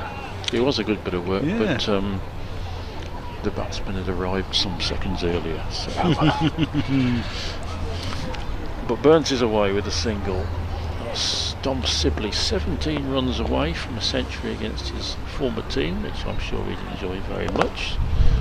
And guides this one that's down a good bit of work. To third man, short third man. The throw hits the stumps and they scamper for an overthrow. It was an impressive bit of fielding. A bit pointless though, and it cost Warwickshire a single because there was no way in the world it was ever going to be a run out. Yeah, it was young Smith. The folly of youth, eh? If that one run is crucial later on, Ty Smith will have to be brought to account. Berated. 170 for 2. Burns guides this, or tries to guide it down to third man. In fact, he's got it almost behind the wicket keeper, and he's got 4 for it. No, has he got 4? Has that gone for 4? Well, yeah, no. Yeah, it's very difficult to see where the rope is at the moment. They seem to stop chasing, that's why I thought it was 4. I saw it bobble over something, but I think... It's not, it didn't reach the boundary, it bobbled over... Yeah, he has got 4, yeah. It was 4. Yeah. Good commentary, eh? I know. I saw it bobble over something, and hadn't Dolby just sort of ambled? Yeah, that's right, and it did seem to be quite significantly inside the boundary. There's no doubt about that one. That's a glorious 4 this time from Burns, hammered square of point, and we can firmly say that is 4 runs. We got that one right. We apologise to the listeners for us not knowing whether it was 4 or not. Yeah. Isn't Brian Halford, Dan Whiting? Here. 178 for 2, 84 to Sibley, 9 to Rory Burns. 2 very talented, accomplished, experienced batsmen at the crease, and Surrey are very much in this game. Warwickshire will want to knock a couple over in the next 5 or 6 overs. Warwickshire need 1, maybe 2 wickets quickly here, and they need Sibley. That's the one they need badly. At the moment he's looking at, being the anchor, isn't he? Being the glue that's holding this Surrey innings together. 84 from 95 balls so far. Yates coming around the wicket to the right-hander, who uses his feet and plays that one out to Hamza Sheikh. So he's a very mature 18-year-old, whereas I'm a very immature 54-year-old, Brian. 179 for 2. Sibley 89 now. I noticed Rob Yates, he bowled his first over in his sunglasses. They've come off. You're right. The second, obviously that didn't work. That's reversed. Reverse swept by Rory Burns and runs away down to what is temporary media centre here at Rugby School for 4 runs. A few alarm bells ringing here for Warwickshire. There's Yeah, just a I little can see. couple of boundaries coming in the last over or two, and Surrey are playing this really nicely, just gently upping the acceleration. Yeah. Yates tossed up. Burns conventionally sweeps this one. It might get 4 as well. No, it's a great bit of work down on the boundary. Is that Booth down there, I think? Out in the distance. Yeah, I think it is Booth. And another throw hits the stumps. Yeah, it's stumptastic. And I'm going to make way for the distinguished figure of Clive Eakin. Do you want to stay on for a bit? Do you want to stay on, Brian? I can do. Yeah, I'll make way for Clive. Yeah, we'll have a Warwickshire duo. I don't want any biased commentary from you two, though. Actually, that's a big shout for LBW. Turned down by Rob Bailey. Yeah, I want you guys to be nice to Surrey as well in my absence. You know, I know what you like here in the West Why would we Midlands. be anything else?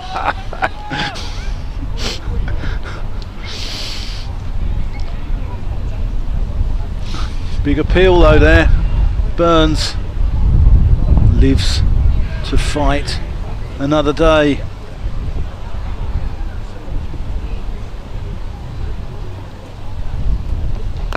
Burns walks onto the back foot, punches into the offside, but can only find Ed Barnard in the covers.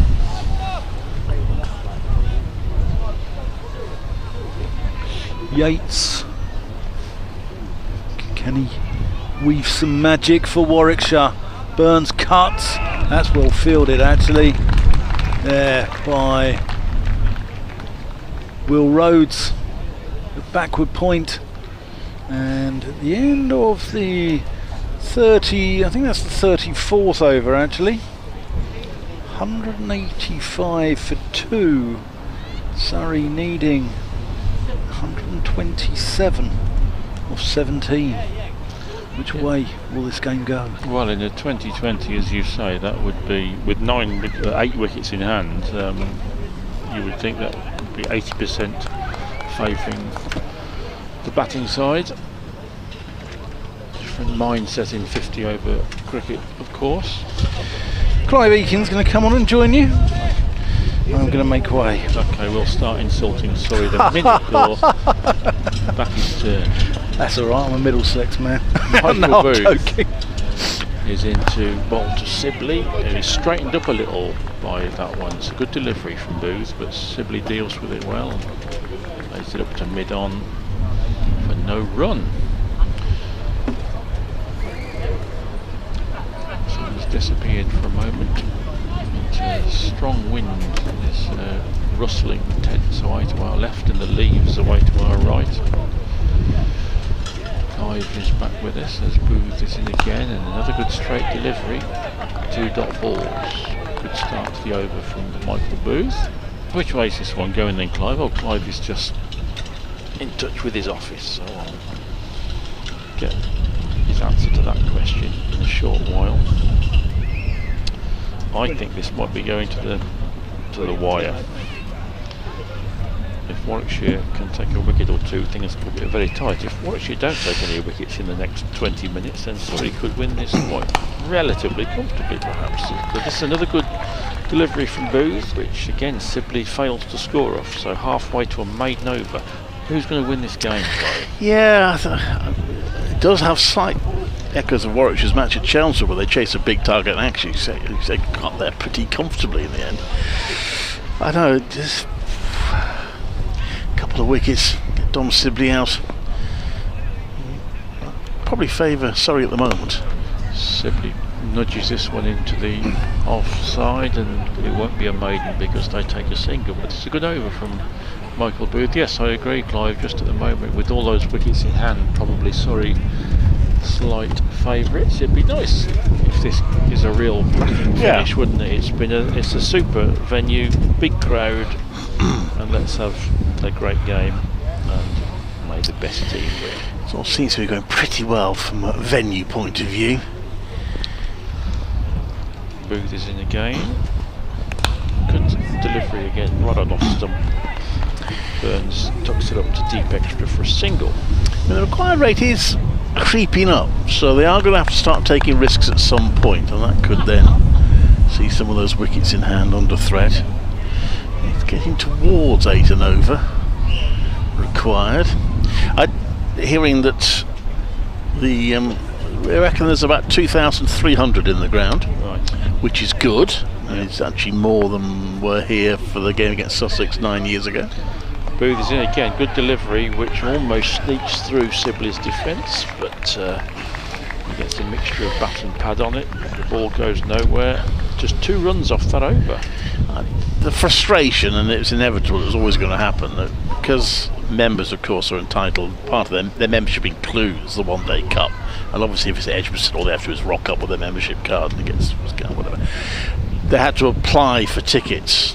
They didn't have to pay for them, but they had to apply for tickets for this one, and of course people, we better apply for tickets, and then they might not bother coming, and that's a bit of a frustration. So if you are a member and you're listening and you're thinking about the other 2 games, if you have applied for a ticket, probably in good faith, and then you decide you can't come, do try and let the county know if you would, because they did allow some people, I think, in on the day here, pay on the day, even though it was billed as sold out, to cover for those losses.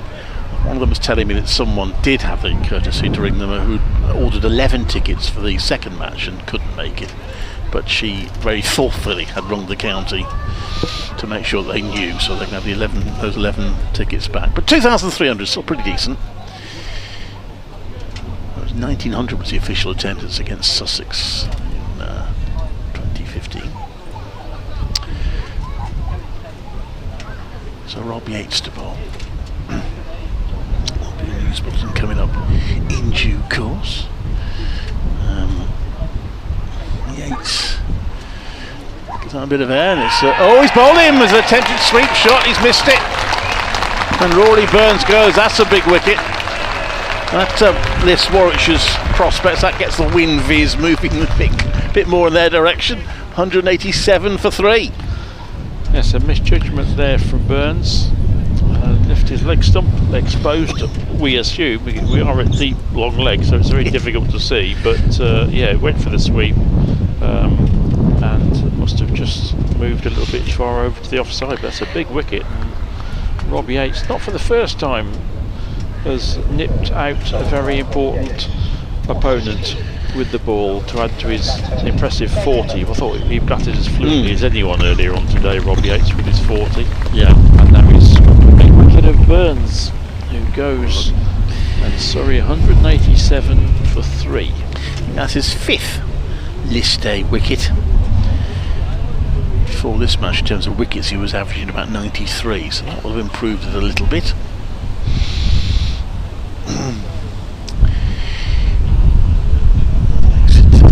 Interesting. So, a couple more of those, and Warwickshire will be back in a strong position again. In terms of, they topped the group pretty comfortably last year and got the home semi-final, all the good it did them. In terms of getting top place this time, well, actually Glamorgan are having a bit of a struggle now against Sussex. Glamorgan have won 3 out of 3. They only need 32 more to win off 75 balls, but they are 7 wickets down. 169 for 7. But if they do get over the line there, then the pressure is on Warwickshire to keep their 100% record going. So the 2 teams meeting at Edgbaston, which I think is on Thursday. Shame that game's not here, actually. Glamorgan were here for the T20s, maybe that's why they chose their game, but one not to be here. Spoke to Andy Brown, who's doing the painting over on the far side. Met him at Chelmsford. He's here. He's got quite a big canvas for this one, big area to capture. Lots of interest in him painting. He's very patient about that. Lets people chat away while he's painting. Rob Yates comes into bowl, and Ben Folkes, not a bad batter to come in. That's played on the onside for a single. I did say to Dan before, I can't believe the Surrey will just keep on losing all their games with the sort of lineup they've got. Ben Folkes coming in now. They're pretty well off. However, 1 or 2 more breakthroughs. Could be a humdinger, could be a thriller. This next one is pushed out to the onside for a single by Sibley. He's on course for a bit of Rugby School history. He'll be the first county batter to score a century in a county match on this ground. Here we go for the report.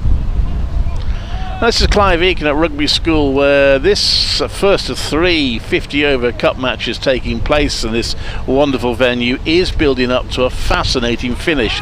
Surrey chasing 312 to win are 190 for 3, going along very nicely with Tom Sibley, the former Warwickshire player, on 86. Warwickshire have made a badly needed breakthrough in the last few minutes. Rob Yates bowling Rory Burns, who miscued an attempted sweep shot to go for 60. Before that, Ben Geddes was dismissed by Michael Booth for 62. That's kept Warwickshire in it, but Surrey still making a pretty good fist of this formidable run chase. They're 189 for 3 in the 35th over.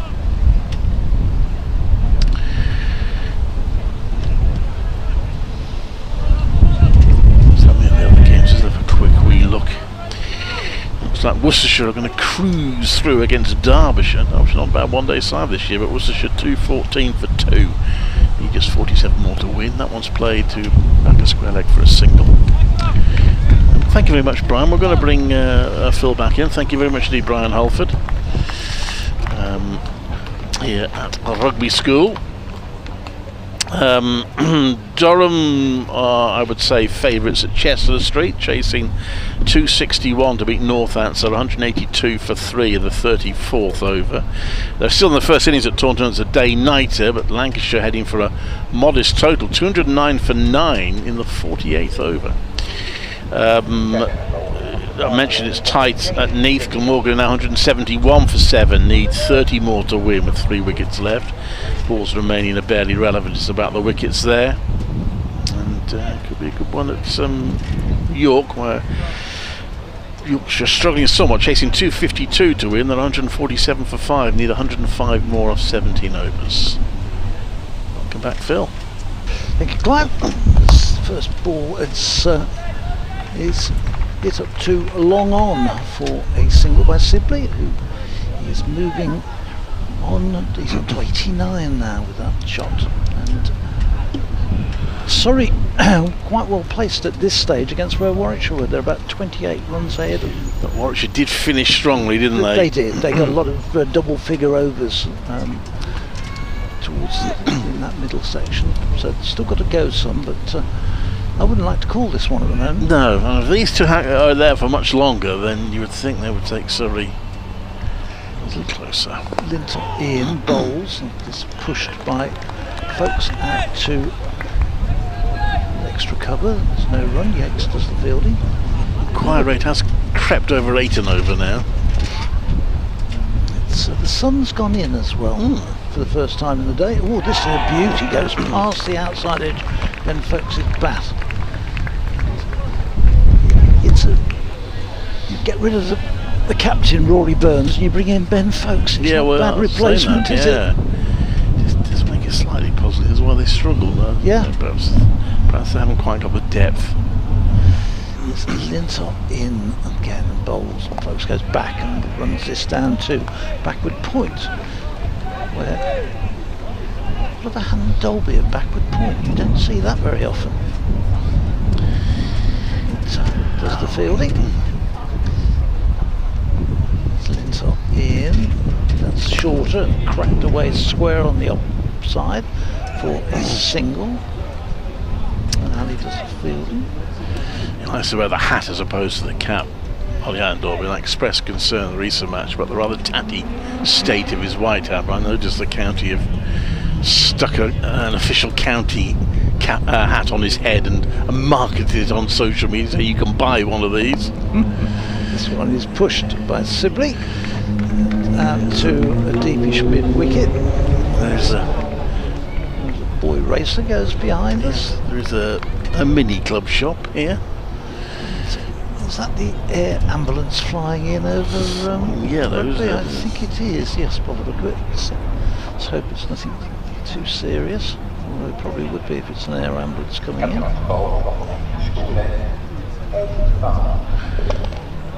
Ed Barnard.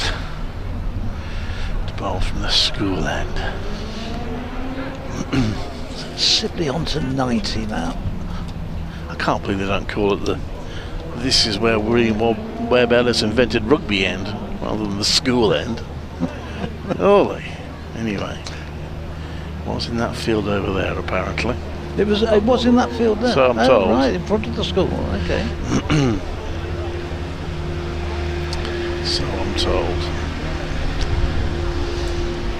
So Barnard to Sibley.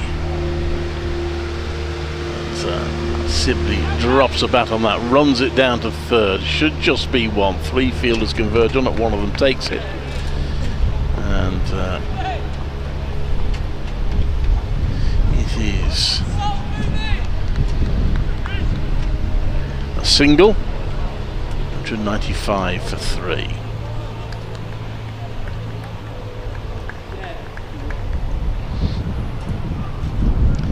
Well, the crowd staying on, although it has thinned a bit on the far side of the ground. This is in the air and out. Mistimed that one, Ben Folks. Ed Barnard strikes. That could be a big wicket for Warwickshire. And Will Rhodes taking the catch. I think comfortably. He had to jump a bit and hold on to it. Did it well. Made it look easy. And Warwickshire get their 4th wicket. In fact, just pushing forward to that and not really in control of the shot. It was lofted. Thought initially off the bat he'd got enough loft just to clear the mid off, but it was no pace to it, so Rhodes was able to reposition himself, and it was in the end quite a good catch. But big wicket that one. Benfax not looking there in great shape, in great form right from the start. He wasn't perhaps not a surprise he went, but it's a big wicket for Warwickshire. 195 for 4 in the 37th over. And now it's continued from Warwickshire's point of view, continued to take wickets. That's the important thing. And Surrey now with Cameron Steele's the new batsman. These two need to really see Surrey, if they're going to win this game, they need to put a partnership together. Well, that's depending on Dom Sibley, who's on 91. He's joined by Cameron Steele. So 44 and 45 at the crease for Surrey. Number 30, Ed Barnard bowling. It is now. The sun has disappeared. Quite cloudy. So no immediate threat. There was some suggestion it might rain this evening, so I'll keep an eye on that. There is no Duckworth Lewis on display here, so we'll be guessing that that's played a mid-wicket for no run. I should imagine it'll be pretty close now that 4th wicket has fallen. There is actually a Duckworth Lewis window there, but they're not fitting it in, are they? No. Well, probably didn't think there was any chance of it coming into play, but they might have to think about that. Barnard into bowl, and that's pushed to the onside. There's no run. Hopefully not, but just an outside danger. We're getting to the stage where Warwickshire started to accelerate and started getting taking their sort of average up to about 10 and over, and they had a good run of high scoring overs. And sorry, just be careful here that they don't start to slip behind. Barnard in, and that's carved away nicely by Steele. He'll get 1. Brings Dom Sibley on to strike. Leading the way for Surrey, Dom Sibley. Yeah, it's been a terrific innings from Sibley, 91. We were just looking at his scores in the competition so far this year, 0, 1 and 3 it's been in the first 3 games. Which have been getting better. No, it's got not actually 0 was the last one. Oh, was it? Yeah. Okay. I think it's quite the reverse. It had gone 3-1-0. Well, he's made up for it today. He's Surrey's best chance now, that's for sure. and just drops a bat on that, and smart work from Michael Burgess, who parries the ball onto the stumps, but simply kept his back foot down in the crease.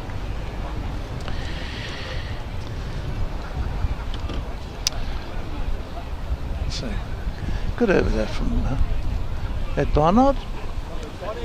37 overs gone, 195.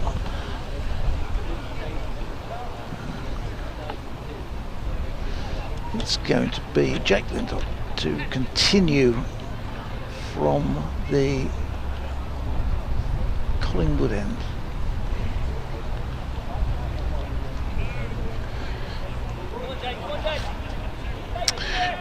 So 116 needed, 13 overs to get them in.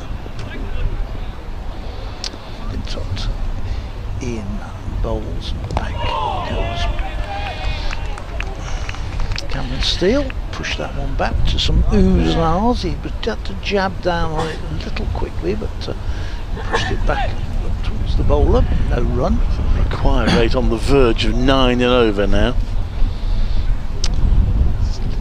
Again, he flips the ball from hand to hand. He's in, reverse sweep which goes past the bat, and well taken by Michael Burgess. So good start to this over from the top. So comes in, bowls, Steele again, big shout for LBW and given, and Steele has gone. LBW trying the sweep, reverse sweep, and Lintott strikes Warwickshire get their 5th wicket, 196 for 5, and Warwickshire bit by bit getting through the bigger names in the Surrey batting lineup. 196 for 5, big wicket. Yeah, it's just beginning to slip away, perhaps, for Surrey here. They still do have Dom Sibley out there, but he may have to start cranking it up a little bit because his partners are coming and going with alarming rapidity. Josh Blake is the new batter in. Someone needs to build a partnership with Sibley and Surrey to get there. I think a 4th defeat in a row would absolutely end any hopes. You might get away with 5 wins in terms of qualifying. You have to get to the top 3 to qualify, so you're not guaranteed to qualify with 5 wins, but I think you'd have a chance. But I don't think 4 wins is likely to be enough, so if it becomes 4 defeats out of 4, that's pretty much the end of your ambitions in the competition, I would have thought. Sorry, still have ambitions to win this one. Yes, it's you're almost in the last chance saloon on this one, to having lost all those other games. So Lintott gets his first wicket. Another left-hander at the wicket. This is Josh Blake, who I've not seen play before, so it's a completely new batsman to me.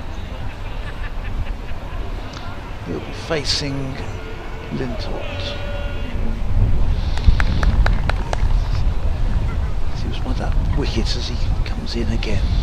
Last umpire bowls, back goes Blake and chops down on this one out to cover point. There's no run. It's only his 18th first class game, his 16th List A game. He's not played any first class cricket. Josh Blake, 25 years of age, local lad. Lintott in, bowls that short, and it's hit away into the offside out towards the cover boundary, but it'll only be one. It's the man out there fielding.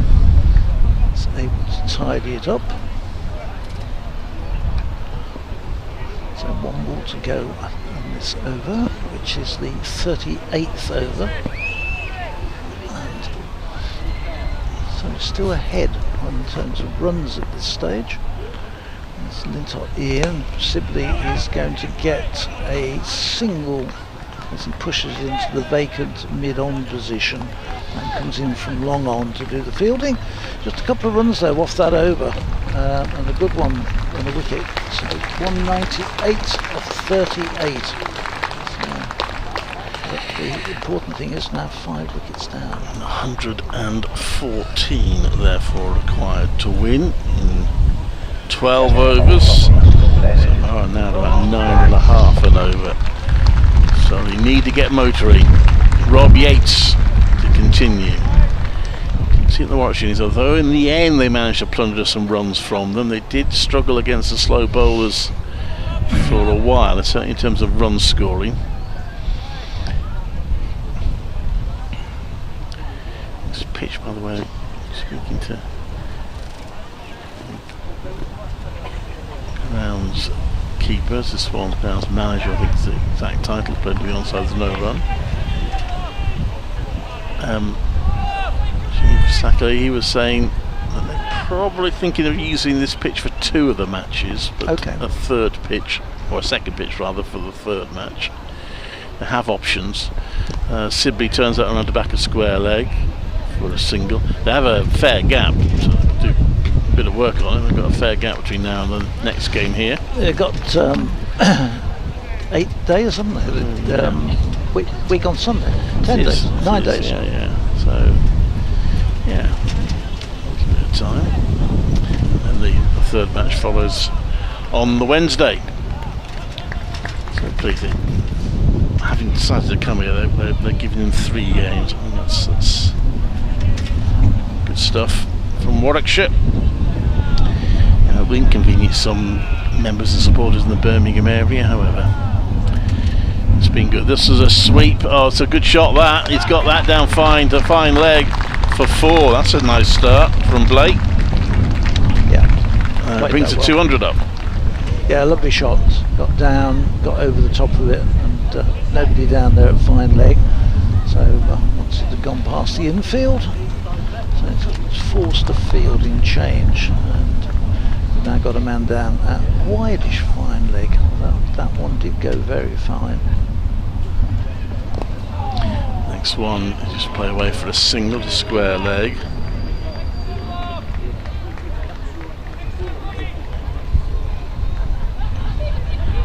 $204 for 5. The target member 312.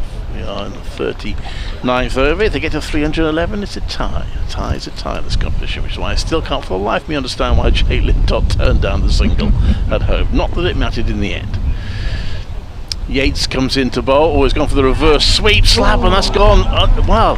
Oh, that was a catchy night, but it's yorked Ollie Hannon-Dalby and gone through for 4. It was hit hard by Sibley. Low, but in the air, I think, as it reached Hannon-Dalby, but it went right through him. I thought that would carry it actually, yeah. But I think, had it been a shorter person than Hannon-Dalby, he might have been able to have got down to that, but as it was, Ollie Hannon-Dalby not able to do anything about it. Next one, a bit of yesing and knowing between the batters. Sibley's had a few of those. I think he's been a bit frustrated at times with his batting partner's reluctance to go for runs, and he's sent back there again. 208 for 5, 11 overs to go. What have we got? 94 the target. No, 104 the target. Yes, I can say that, isn't right, is it? 104 the target. Thank you, Dan. We'll bring Dan back in 10 minutes or so. That was a better over for Surrey. 10 runs coming from that over. So there's reverse sweeps, just giving a couple of boundaries. And but interestingly, at this stage, Warwickshire were 200 as opposed to the 208 for Surrey. So that gap getting closer after 39 overs. So we've got 11 more overs here.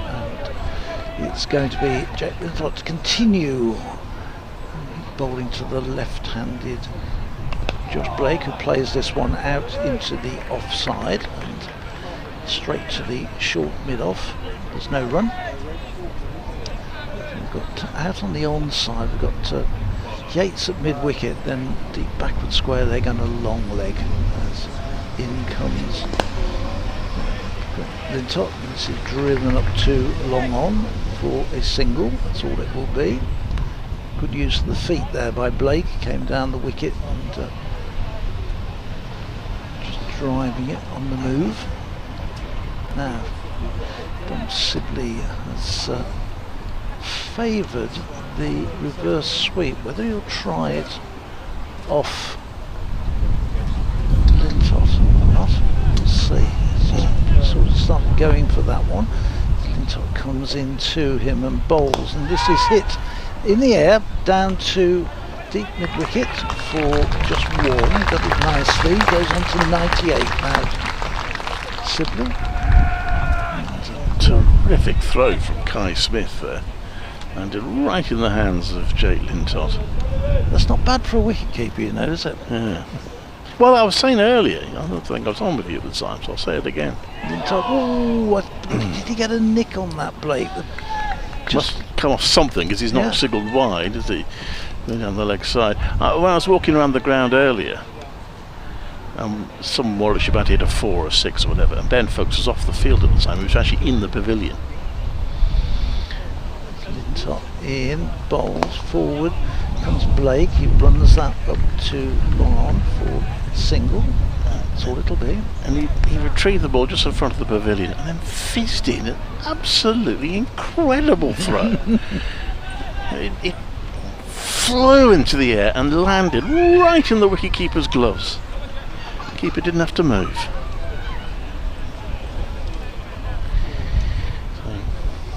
And he said to him, "You're wasted as a wicketkeeper." Ian bowls, Sibley cuts square out on the offside just for a single. Takes him on to 99. And Surrey on to 212, and another over ticks by. So 212. And after 40 overs, two scores are almost identical. Warwickshire were 209 and Surrey 212. 10 overs to go. It's going to be a tight old finish, this one, I think. Could be, I hope so, for the crowd's sake. Exactly 100 runs required for the win. 10 overs to go. I think that's 10 and over. Yep. I think that's about 10 and over, isn't it? Yep. Used to be when I was at school. Yep. So Rob Yates to bowl. They've still got Sibley there, who's on 99 and about to make a bit of history on this ground. Probably. I'd be the first batter to make a century, or the first batter to be out for 99. Yates. It is. To bowl. And Sibley plays up to the onside, and there it is. Dom Sibley becomes the first batter to score a county century at Rugby School. He raises his bat and takes the applause. The former Warwickshire player who's kept Surrey's hopes alive here. A terrific innings from a hugely experienced batter, and he's done it in 116 balls with 10 fours. Very well done. He's holding this innings together whilst he's there. Sorry, with this chance of getting this score, but almost you could have written this script before the game started. But in fact, we talked about this, didn't we?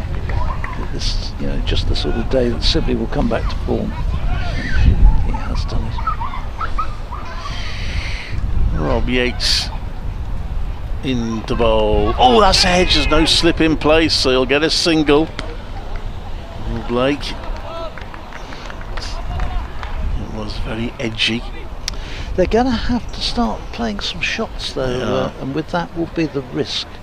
They still need 10 and over for the next 10 overs to get home, so it's certainly not beyond them, but some risk associated with it.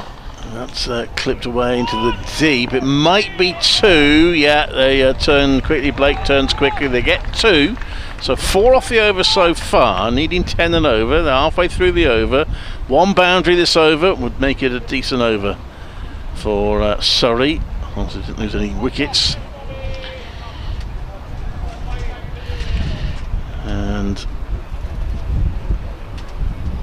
Yates into bowl. Sibley, middle it, but he gets it away onto the leg side for a single.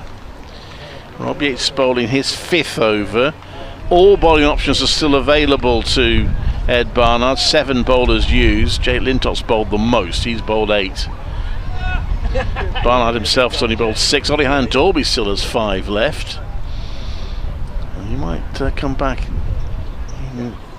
soon. That's a nice sweep shot. That will be the 4 they needed this over from Blake. Good shot from him. That's going to make it a decent over for Surrey. Yeah, that boundary in amongst some singles and just gets them to their virtually to what they need, which is 10 for this over. 221, 9 off it so far, but that was nicely hit. Yates in, and that is another sweep shot. Ollie Dalby chased it, won't get there. Successive boundary, so that's a very good over in the end for Surrey. They take 12 off that and reduce their requirement. 225 for 5. 87 required off 9. Yes, those 2 boundaries make a big difference. I wonder whether that will hasten Oliver Hammond-Dolby back into the attack. Yeah, I think probably I'd say that's we'll see if Rob Yates has done a decent job, but yeah, that will mark the end of his. Jake Lintott has got 2 overs left. He's going to bowl what will probably be his penultimate over. Assuming he bowls a full 10, it will be his penultimate over. It's quite darkish now because there's no floodlights here. He's suddenly getting quite dark. It's definitely cooled down a bit. Yeah. It's the crowd around the ground has definitely thinned out as the afternoon has gone on. All walking around the ground to keep warm. Yeah, it's now that the sun's gone, people you can see over the back, people drifting away. Here's Lintott starts a new over, full, wraps him on the pad. There's an appeal from behind the stumps from Michael Burgess, but not a great deal of enthusiasm from anywhere else for Sibley. Warwickshire could do with a good over here from Lintott to push that required rate back up again. Sibley waits.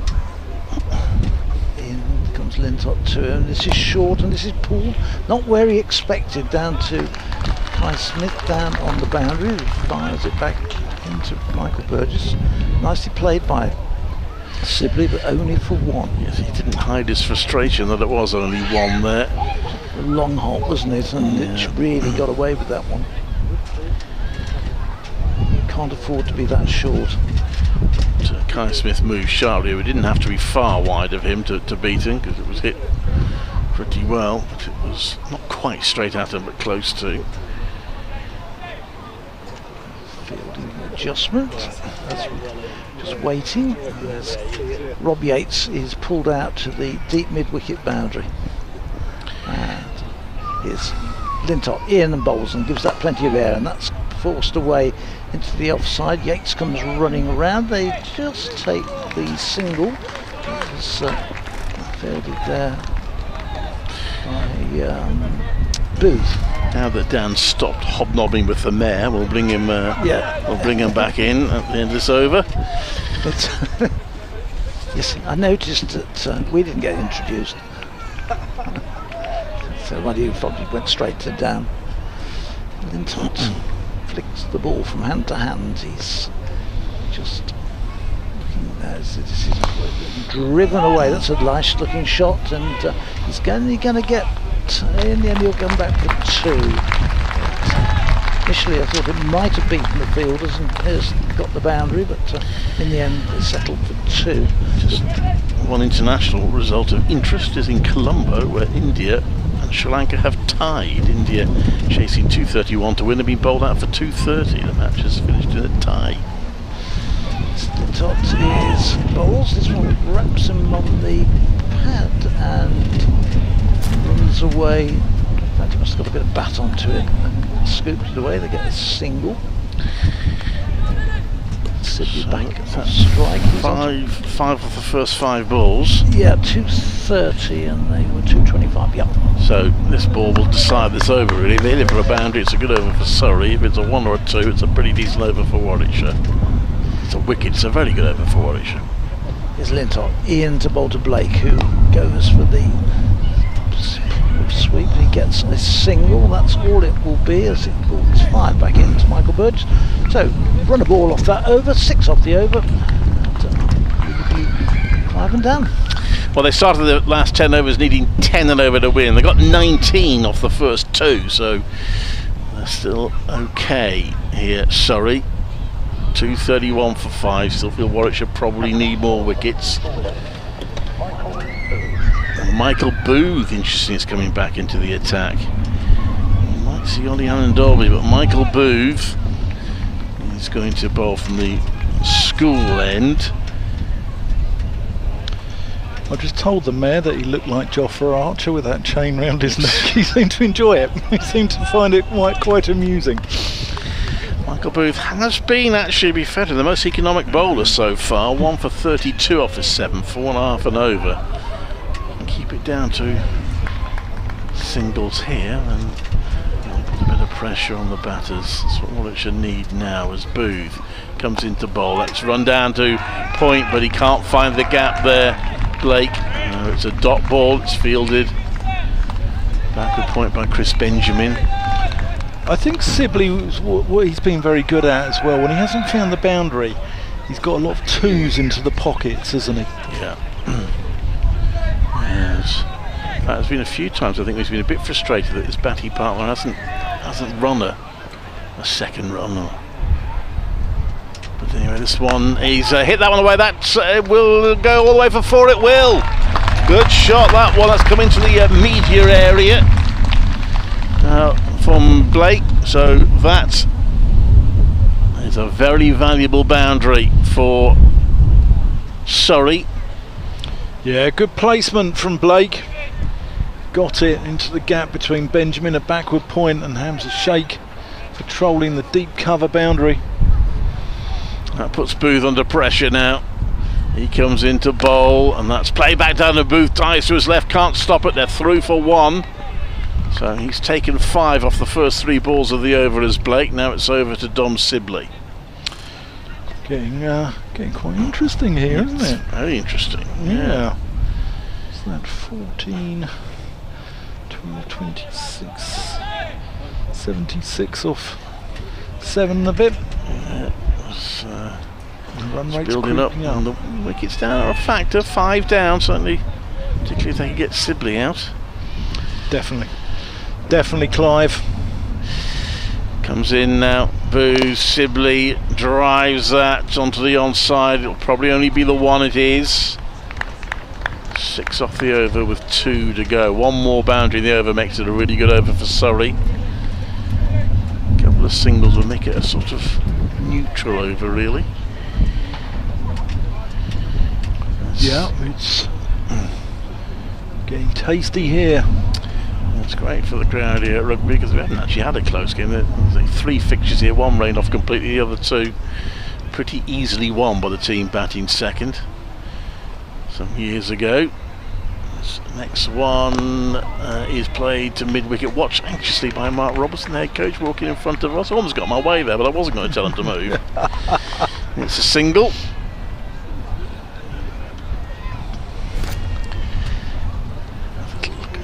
Just having a word with party, a bit of advice there. There's Mark Robinson to Chris Benjamin. No doubt Chris Benjamin will pass that on to someone when he gets the chance. I have to lower my voice because they'll hear us. And this one, Sibley works too long on again. It's a single. So they got the 1 boundary that over. It's not a bad over from Surrey's point of view, but it's not quite up with the required rate. 239 for 5, I think. Was that one? Yeah, 239 for 5. So was that 61, 73 required in 7 overs. So a little bit over 10 that over now. Yeah, at the end of the 45th, Warwickshire were 270 for 4. So I think that Warwickshire probably have the edge but by not a lot. No, definitely not. It's an absolute thriller, by the way, at Neath. It's similar to the Warwickshire's game against Sussex, actually, where Glamorgan now need 3 to win, but they've only got 1 wicket left. Ooh. Time is not an issue. They've got 3 overs left, but they're 198 for 9, needing 3 to win. And Sussex did the same to Warwickshire. Warwickshire ended up, I think they lost their 9th wicket when they still needed 2 or 3 to win. They just about got there. Here's going to be Ollie Hannon-Dolby, the bowl. Worcestershire look like they're going to canter they home. Are cruising against Derbyshire. Lancashire all out for 218 at Taunton against Somerset. Durham will probably beat Northant, so they are 5 wickets down. They need 27 more to win. Tight one at York, and Gloucestershire are probably favourites there. Meanwhile, here at Rugby, Oliver, Hannon-Dolby comes in and Sibley works him square on the offside and moves into 110. 240 for 5. 72 needed in 6.5. 41 balls. Yeah. We'll do it like the 100. 72 and 41. It's always if you can stop it being 2 a ball, then I think you're in the game. Burgess standing up to Hannon-Dolby now. Here he comes. Blake just works him into mid-wicket where Sheikh does the fielding and picks up a single. Where's your pocket money, Clive? Oh, I think I'll go for a tie. Ooh! Well, it finished a tie here, at the Oval between these two sides in 2022. So, you know, the form book suggests that you might not be a million miles away. Hannon-Dolby. That's gone down the ground to long on. Yes. Surrey need more than singles at the moment, though. I would say, I think it's in election terms too close to call, but if I had to pick one side, I think it would just about be Warwickshire at the moment. Yeah, I don't know. We don't have access to a screen for the WASP or the wind predictor. Because I hate those things. Yeah. Well, got no loyalty, have they? They're fickle. Exactly. Don't support one side or the other. As Blake looks to work that one away and just can't get it away, and Burgess comes round to tidy up. Sibley just imparting some wise words of wisdom, bit of experience. Bob Robson's getting involved. He's coming over down with the Hamza Sheikh now. Looks like he's enjoying himself. Yeah. Hannon-Dolby, that idiosyncratic run of his. Blake's gone up in the air. That's Sheikh under it and makes no mistake. And Josh Blake departs, and he goes for a well-made 26. And Hannon-Dolby strikes. Warwickshire 242 for 6, and that is a blow to Surrey's hopes. It is. I chuckle there because Mark Robertson, right in front of us, he came around, he had a word with Hamza Sheikh, and then he carried on walking. Then he saw the catch coming to him, stopped and watched it, and then I don't know what he said to him in the first place, but he turned around and said, well, what did I tell you? Obviously, maybe he predicted that there might be a catch coming his way any moment. He might have done. Yeah, I reckon he might have done. It's very well taken, Hamza Sheikh. It was an awkward one. Had to judge it right, ran underneath it, and took it calmly. And more importantly, it's a dot ball. Correct, and off this over so far, there's only 3 come off it. Yeah, 70 and 38 balls now required. It is creeping dangerously close to that 2 a ball, and once it gets above that, then it becomes very difficult. Yeah. Not impossible in the modern game, but very difficult. Conor McCurr is the new batter, walking to the crease. He's not a man known for chewing up the balls, let's say. Well, I said Glamorgan needed 3 to win. I said the overs didn't come into it. Well, the 48th over was a maiden. But they have just scored a single, so they now need 2 more to win with 11 balls to go and 1 wicket left. 1 to tie. They've had some good games of cricket. There was that tie with Gloucestershire at Cheltenham College, wasn't there, in the county championship with Glamorgan? Match that, yeah. kicking myself actually, because I could have gone to some of that. But I didn't get around to it. Gloucestershire have also had a tie in the T20 against Surrey. I've still never covered a tie in the Championship. No. I've come close once or twice, but never quite had the tie. I'm waiting for that result. Well, the Liam Norwell 9 for that, how far away was that? They won by a few, I think, but might have been low double figures in the end. Hannon Dolby to Conor McCurr, who runs that one down to third. Booth's doing the fielding, and that's a really good over from Oliver Hannon Dolby, showing his experience, showing his nous, and just 4 off the over, and the important wicket of Josh Blake. There was one that was very close from Warwickshire played Nottinghamshire. Now I might be getting my matches mixed up here, might be combining 2 matches into one, but I have a feeling that was the game where the scores were tied at the end of the first innings, and they were very nearly tied at the end of the second, and it had been looked up and they reckoned that it had never happened if it had finished a tie. Right. It would have been the first time in the history of first class cricket where the 2 teams were tied at the end of each innings. Wowzers. But in the end, Notts got their 9 wickets down, so there we are, spoiled the story slightly. Ed Barnard brings himself back on. He wants to find a finish here. Glamorgan have won, by the way, so it is 4 and 4 from them. As the need for Warwickshire to win this, that's driven out into the offside for a single by the new batter, who's Conor McCurr. Yeah, the odd cry of "you bears" coming out from around the ground as well. Yeah, that test happened when the bar's been open for a while. 244 for 6. 78 required. No, not 78, 68 required. Sorry, I'm adding to the burden there. Simmy's gone for the ramp shot, and he's executed it really well this time, and it has gone all the way for 4. He had a rather comical attempt at that shot earlier in the day, where the ball actually hit the toe of his bat and ran away from him, but he's got it right there. That's a good shot. Yeah, good innovation from Dominic. 63 suddenly required. And a bit of pressure on Barnard. It was a second ball of the over, wasn't it? So that's the thing, it's always good to get your boundary early, and it puts the pressure back onto the bowler, doesn't it? This sort of cricket is a game of cat and mouse. Second guessing who's going to do what. 34 balls left, 63 required. Barnard, he's gone for a slap. There's an appeal for LBW. It's not out.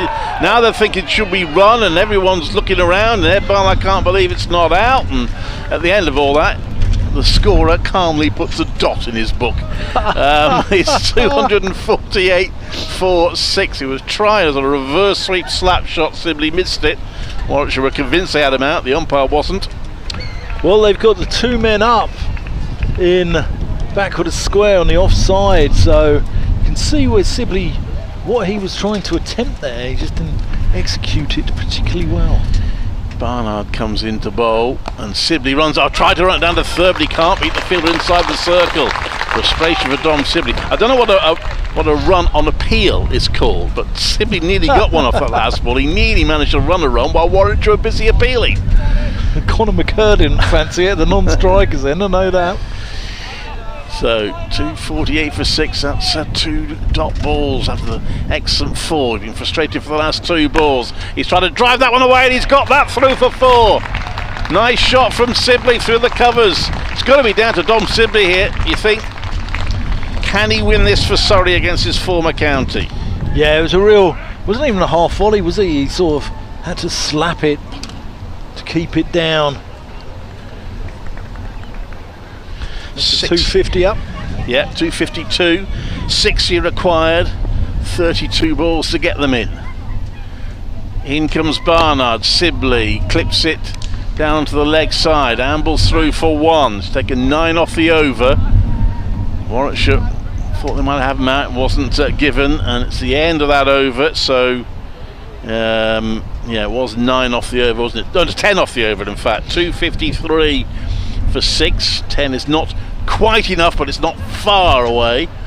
What is it now? 47, 59 required in 5 overs. She's getting towards 12, isn't it? Yeah, so at this stage, Warwickshire were 270 for 4. Surrey 253 for 6. So they're 17 runs behind where the Bears were. But, you know, it's Warwickshire got, what, 41 off the last 5. Yeah, that penultimate over was a particularly productive one for Warwickshire. Yeah. Didn't do quite so well off the final over. Yeah, they lost for the 4 wickets, didn't they, in the sort of pursuit of quick runs. Jake Lintop, this will be his last over. Interesting. This, I think, could be the one that Surrey had to target all of them really, but this, I think this will be the one they've got in mind. 1 for 49 in his 9 overs so far. Here he comes. Sibley's gone huge. That's massive. It's a 6 to start off with, and dropped by the gentleman in the crowd. I think he needs to get down the club for a bit of fielding practice. But that's a really good start to the over, and it wasn't a great ball from Lintott. It's a half tracker, and Sibley latched onto it and moves into 1-2-6 and gets off strike 6 and works the single. Interesting decision to bring Lintop back on for one. He didn't have to. He's got other options. Got Hannon Dolby with 4 up his sleeve. Barnard with 3. Ali 4. Booth 2. Rhodes 6. Maybe calculated just keeping the pace off the ball was the answer, but simply timed that last shot superbly. I think Conor McCurr might target the same area of the ground here. I'm not a psychic, I'm not even a physic, as Del Boy would say, but I think he might be targeting that area. No, he's cut that one. Good job you don't charge. Well, it's too far outside off stump. He's just got away with a single. I reckon if it's pitched up, he'll target that cow corner mid-wicket area. 51 required of 27 balls now. Lintott just tossing the ball from hand to hand, and he comes past umpire Ben Peverell. Sibley lays that one out to long on, just 1 off that. Singles are victories for the bowler at the moment. Yeah. He's come back well after being hit for 6 off the first ball of the over. We still have work to do here, Lintott. 50 off 26. Lintott in. McCurr goes out to long on just for a single. 263 now. Just 4 and a bit overs left. Surrey still needing 52. They need a boundary here. Sibley, what's that gone? It's gone over Burgess's head. Oh, it's all happening here at Rugby School. Ball's, I think, gone off the pad onto the bat of Sibley. Burgess didn't have a clue where it was. It's just literally gone over his head. Sibley set off for a single. Hannon Dolby's had a shy at the stumps, and all I know at the end of it is 263 for 6 at the end of the 46th. Dominic Sibley 128 not out. Conor McCurr 4. Surrey need a miracle. Yeah, maybe slightly short of a miracle, but they need a very, very good finish. Yeah. 49 then required in 4 overs. 46 has just gone up there now. And Michael Booth to bowl, 48 to tie, of course, so 12 and over to tie. Yeah, I think the crucial one was the wicket Ben Geddes, because, you know, I think Geddes and Sibley were cruising, weren't they? And Booth bounced him out. Booth bowling, and that's slapped. Oh, it bounces just short of the field of the covers there. I've got through 4-1. Conor McCurr really wound up to try and hit that one. Big wide stance, threw his whole physique at the ball. Didn't get it away in the end. The ball just died in front of Will Rhodes. I don't think he picked it up. I think it was mistimed, wasn't it? He sort of crossed it a little bit. 48 needed off 23 balls. Dom Sibley on strike, 128 not out. It's been a terrific innings for Dom Sibley. It'll be tough on him if it doesn't lead his team to a win. And he's going to hit that one high and away, and that's going to be 6 for Dom Sibley. Straight 6 down the ground. And he is keeping Surrey's hopes alive here. Hello, where's that come from? He's played that off the back foot, more or less, down the ground. He's just muscled that. Straight, gun barrel straight. 42 in 22 required. Booth again, injury decision, keeping Booth on. But, this is his 9th over.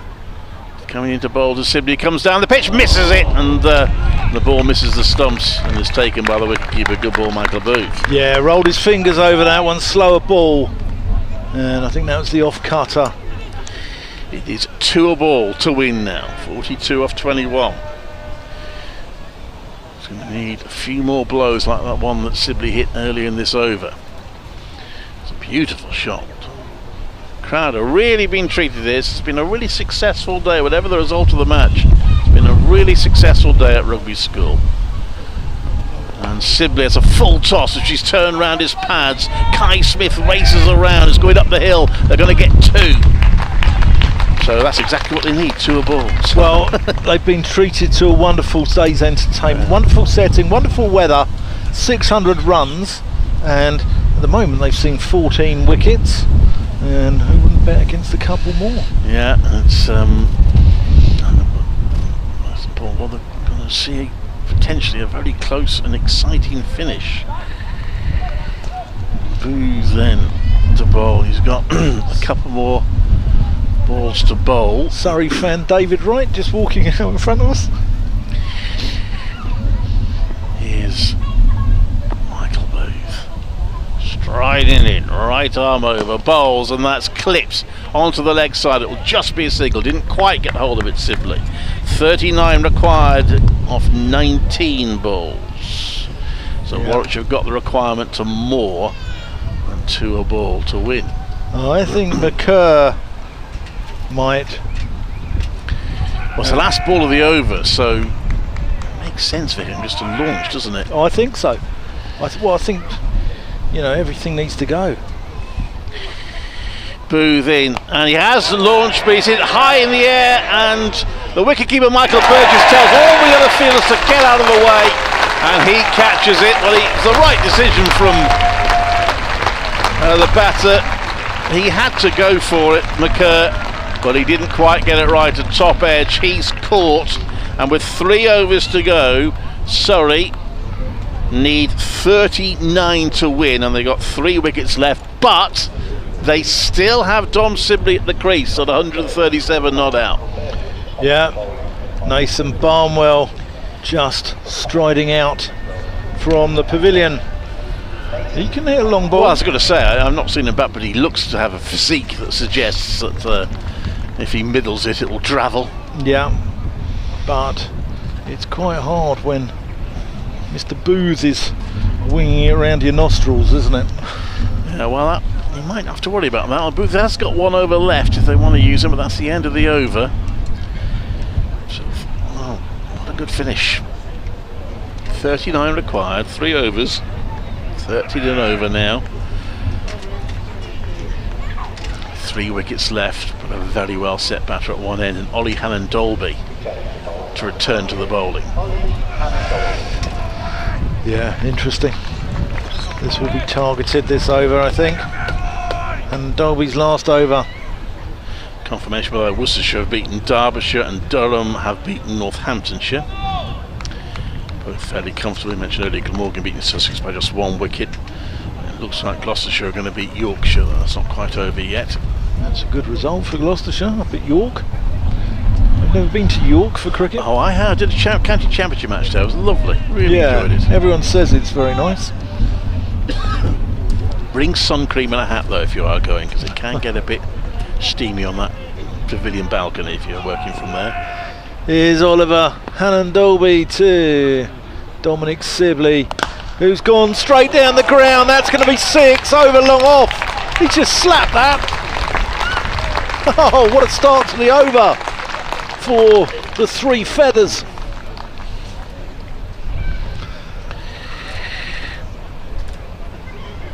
We welcome to this is, by the way, on 5 Sports Extra. Yeah. And what cracker we've got on our hands here at Rugby School. Hannon-Dolby and Sibley's gone huge. That's massive. That's almost over the trees. Well, 2 6s in consecutive balls from Dom Sibley takes him to 143 and leaves Surrey suddenly needing 27 and 16 balls and possibly looking favourites. Wow. Tremendous hits from Dom Sibley. 285 now. 27 to win. And Hannon-Dolby's got to go block hole, hasn't he? He's got to go block hole. Well, what a finish. We're here at Rugby School, for those just joining us on 5 Sports Extra. But this ground last used 9 years ago. It's had 3 fixtures here previously. But here for the first of 3 fixtures this season. It's a wonderful setting at Rugby School where the sport of rugby was born.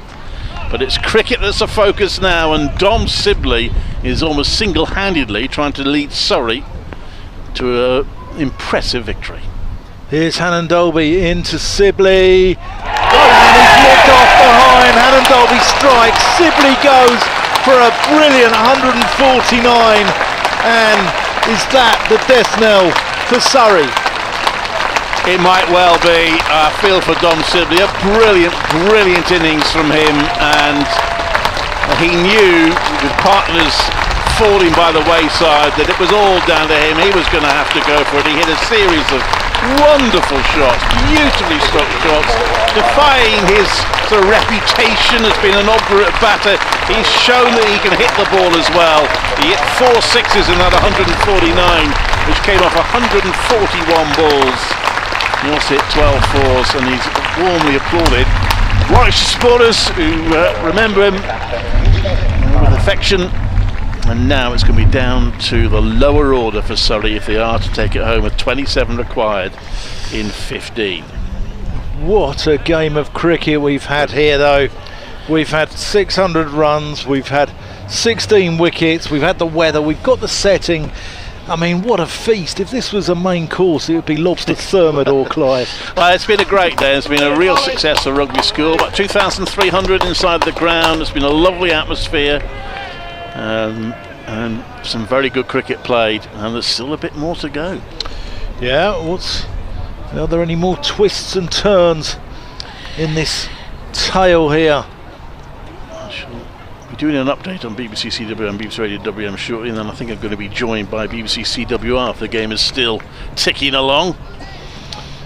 Yeah, Hannon-Dolby just biding his time here. Yusuf Majid just eyes up the field, having a look. Where's he going to go? I think he needs to throw the bat. Here's Hannon-Dolby in, and he works that one out to long on, where Smith does the field. No, sorry, it's Yates does the fielding. I guess it's a case now of not necessarily have to go for 6s straight away. They want to try and get it down to something in the final over that gives them some sort of chance. Right, you've got another minute and a half. Carry on for a bit. I know exactly what time I'm going to be on, so don't worry. Right, Nathan Barnwell.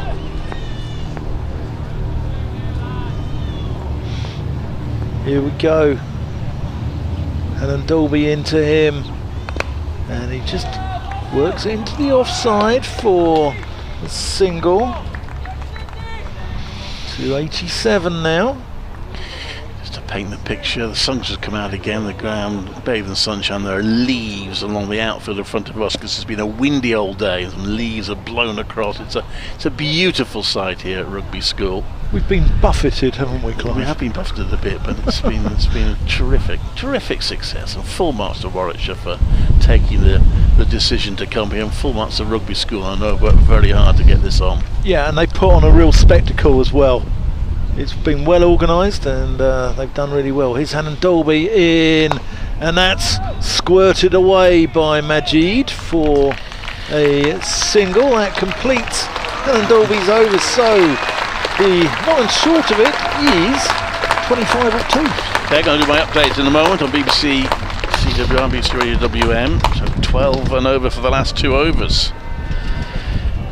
Exciting stuff. Update coming up.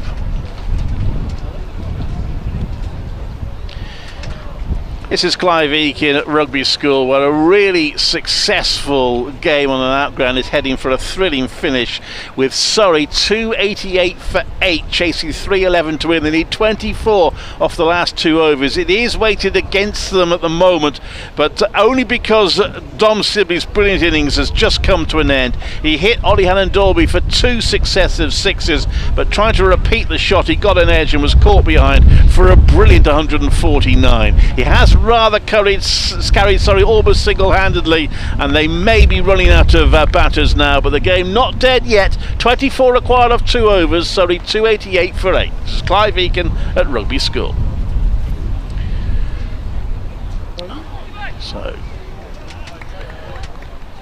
I think I might be joined by BBC CWR in a moment, but it's going to be Michael Booth to bowl his final over. His last over was quite expensive, but he's going to bowl his final over, and that's hit as an edge. It's an edge that will be stopped down at 3rd, and it's 1 run. 23 required in 11. 289 for 8. It's just now Rob Gurney on BBC CWR to introduce me.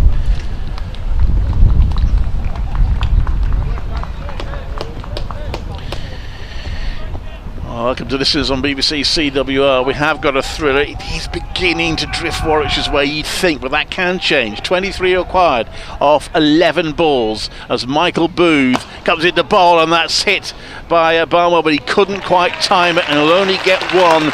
22 in 10. And this is been a really good day at Rugby School. The first of 3 matches to be played here. Got a little while for the next one. Yeah, what a fantastic venue. If there are tickets available to any Warwickshire fans for one of the games, get your hands on some. It's the next one. Oh, he's got hold of that, has he? Has he got enough on it? Barnwell, it's gone into the outfield. Oh, has it been caught? Oh, it's an extraordinary relay catch. It was initially Rob Yates who dived for the ball and clearly felt he wasn't going to be able to hold on to it, so he lobbed it up in the air, and Ed Barnard, close by, took the relay catch. I say he took it. The umpires are discussing it. Barnwell's just wondering, and the umpires are discussing. Well, they've asked them, I suppose they've done the only thing they can do. There's no TV replays. It looked all right from here, so they've just checked with the fielders that that's been taken, and the fielders have said yes, it is, and so that does then count as a dismissal. I think actually it was Michael Booth with the initial catch. Goodness only knows who they're going to credit that catch to. I think it's Barnard. I think they're going to give it to Barnard. It did look as if Booth had got it, but obviously he wasn't confident of that, so he lobbed the ball up in the air, and Barnard was on hand to take it. Yeah, who was it? Yates down there, I think. Well, I thought it was initially, but I thought I heard the Booth's bowling. Of course he is. Yes, what am I talking about? That's why I mentioned Michael Booth. That's the second time that I've corrected myself, and I shouldn't have. I'm discombobulated, Clive. It's all action here. I've lost. I've lost the plot here. I'm like, well, it's all happening. It's been good. It does look as if Surrey are going to come up short, and it will be 3 defeats out of 3 for them, but they put on a really good performance here Warwickshire, a good side in this competition. They made 311 for 9. They actually struggled to score at a fast rate for the first 30 overs or so. They were ticking along okay, but they weren't really scoring at a great rate. But then a big partnership between Michael Burgess, who scored 60, and Chris Benjamin, 75 off 51 balls, led them to that score of 311 for 9. 62 for Ben Geddes, but he was together with Dom Sibley. Surrey probably looked favourites, but one downside for Surrey is once Ben Geddes was out, no one else really has been able to stay with Sibley. Josh Blake did pretty well for his 26, but other than that, not much, and it was all left to Dom Sibley, who eventually ran out of lives. And that one beats the bat. The number 12 batter, James Taylor, prods of that, misses it, and it's a dot ball. And Daniel Whiting, this looks like it is slipping Warwickshire's way. I'm Clive Egan. Yeah, I think so. I think the end could be fairly nigh here, but you never know. There's another twists and turns in this tale. So here's Booth to try and finish it. Let's hit along the ground. They'll get to single James Taylor. One more run, but balls running out for Surrey, never mind wickets. And they still need another 21 runs to win, 20 to tie. We've got 7 balls left. Needs a couple of top edges to fly over the outfield. And well, he's hit that hard, Barnwell, but straight to a fielder, so he'll only get a single. That's the end of the over. Good over from Michael Booth. There were 24 needed at the start of that over, but with the help of that slightly bizarre catch, he has probably pretty much sealed it for Warwickshire. Just 4 scored off the over, so they still need 20 to win off the final over. Not impossible, but Ollie Hannon-Dalby is going to be extremely disappointed if it happens as he prepares to bowl the final over. Yeah, Booth finishes with 3 for 54 off 10, and he's been excellent today, hasn't he? Been really good. Yeah, he's playing as an overseas player this season. He'll be qualified English next season. And he does look a decent talent. He's picked up a few wickets in championship matches as well. He had a bit of an injury problem earlier this season. Looks to be one. I think winkling out Ben Geddes was key. Split that partnership up of 124 between Sibley and Geddes, and that was key, I think, for Warwickshire. But you never know. Can Nathan Barnwell, as the Libertines sang, is it time for heroes? Oh. He's gone huge there. That's 6 off the first ball of the over. Nathan Barnwell. Oh. Well, not over yet. 14 required. By the way, Yusuf Majid's dismissal has been confirmed as an Ed Barnard catch. He went for 3, but my goodness. Needing 20 off the final over. You hit the first ball for 6. You give yourself a chance. Well, strange things happen. Don't know, it's a funny old game, as Jimmy Greaves used to tell Saint back in the day.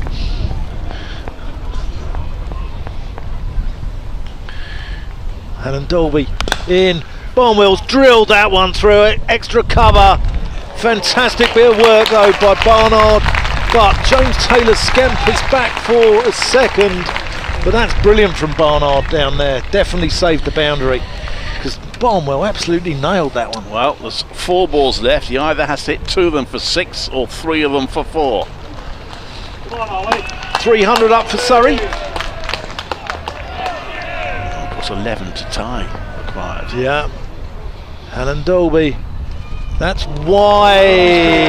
And he's got his hands on his face, Hannon-Dalby, as he realised what he's done. Well, maybe he's sort of not agreeing too much with umpire Ben Peverell's decision. Well, we're in the happy position here where we haven't a clue, because we're not in line to see. We're a deep extra cover. There's no point in us arguing with the umpires here, because we haven't got any sort of view to make a call on that. What a game of cricket we've had here though at Rugby School. Hannon-Dalby into Barnwell.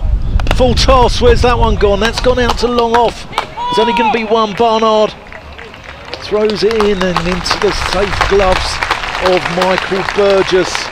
That's good bowling, they won't mind that. So it's going to be down to James Taylor. 10 in 3 required. So if he doesn't get the ball away, then he'll try and scamper a single and give Barnard 2 balls where if he can hit a 6 and a 4, he can win the game.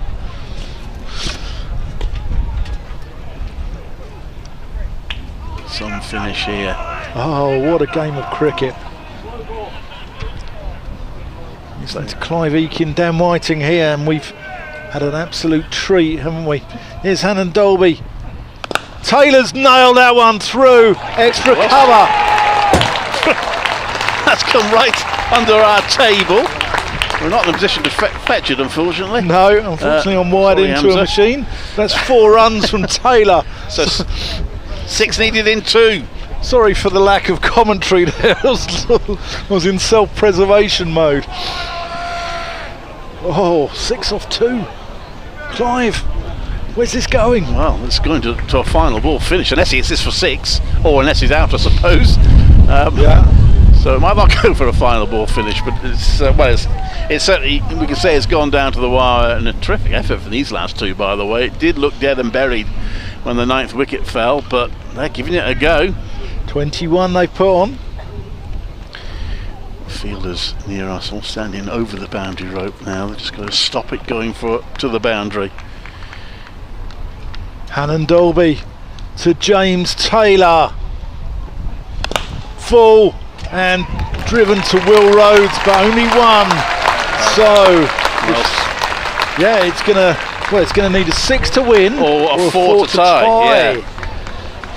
Well stopped by Will Rhodes. That had to stop that cleanly, make sure there was no more than 1 run. It does bring Barnwell a strike, so it does go to the very final ball. So I think Hannon Dolby's got to go 4 and outside off stump here, hasn't he? As long as he doesn't go too far outside off stump. Exactly. That's the issue. What a game of cricket we've got here at Rugby. Sounds like a bit of an idiot, man, doesn't it? But yeah, the town of Rugby I'm talking about. The birth of rugby union happened over there where I'm pointing. The adjacent field to this ground was the field where William Webb Ellis is said to have picked up the ball and broken the rules and given the birth to a new sport named after the town. But there's the cricket that's absorbing this. It's all down to this final ball of this match. 6 to win, 4 to tie. The crowd applauding Hannon Dolby like a long jumper coming in. Here we go.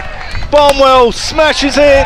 It's only going to go for 1, and Warwickshire win by 3 runs. A fantastic game of cricket here. And Clive Eakin, what a game. What a game. A terrific game, a terrific day. I'm so pleased for Rugby School because the 3 previous fixtures they had in the mid-noughties, 1 was rained off and the other 2 were pretty one-sided games. So to get a really close game in the first of 3 matches this season is terrific, and full credit to Surrey. I feel a bit for Surrey, who haven't won a game yet in this competition, but an absolutely brilliant innings from Dom Sibley, and then a really good effort from these last 2. Let's give them due credit, because needing 20 off the final over, they weren't a million miles off getting them. Nathan Barnwell and James Taylor. Ollie Hannon Dolby mighty relieved, I think, in the end to survive that over. I bet the pressure on him at the end, but you know, he's an experienced campaigner, isn't he? And he held his nerve, and Warwickshire deserved their victory, but the crowd here have been treated to an absolutely wonderful game of cricket. Both sides have played their part in it, and it's been absolute pleasure to be here all day. Thanks to Phil Britt. Also, and Brian Halford have been on earlier. So there we are. There's 2 more games we played here this season. There's a little bit of a wait because Warwickshire's next home game is actually at Edgbaston. That's against Glamorgan, but their last 2 home games are back here. So a week on Sunday they'll be playing Yorkshire. At the moment that's billed as a sellout, but I would encourage you to inquire if you want to come, because tickets may become available. And then there's about 300 tickets left for the game against Nottinghamshire Outlaws the following Wednesday. But there we are. It's been a really terrific day. Warwickshire make it 4 wins out of 4. They join Glamorgan on that mark. Surrey yet to win, but they will take a lot of positives from today. But Warwickshire win by 3 runs. So from us here from Rugby School, we'll say a very good evening.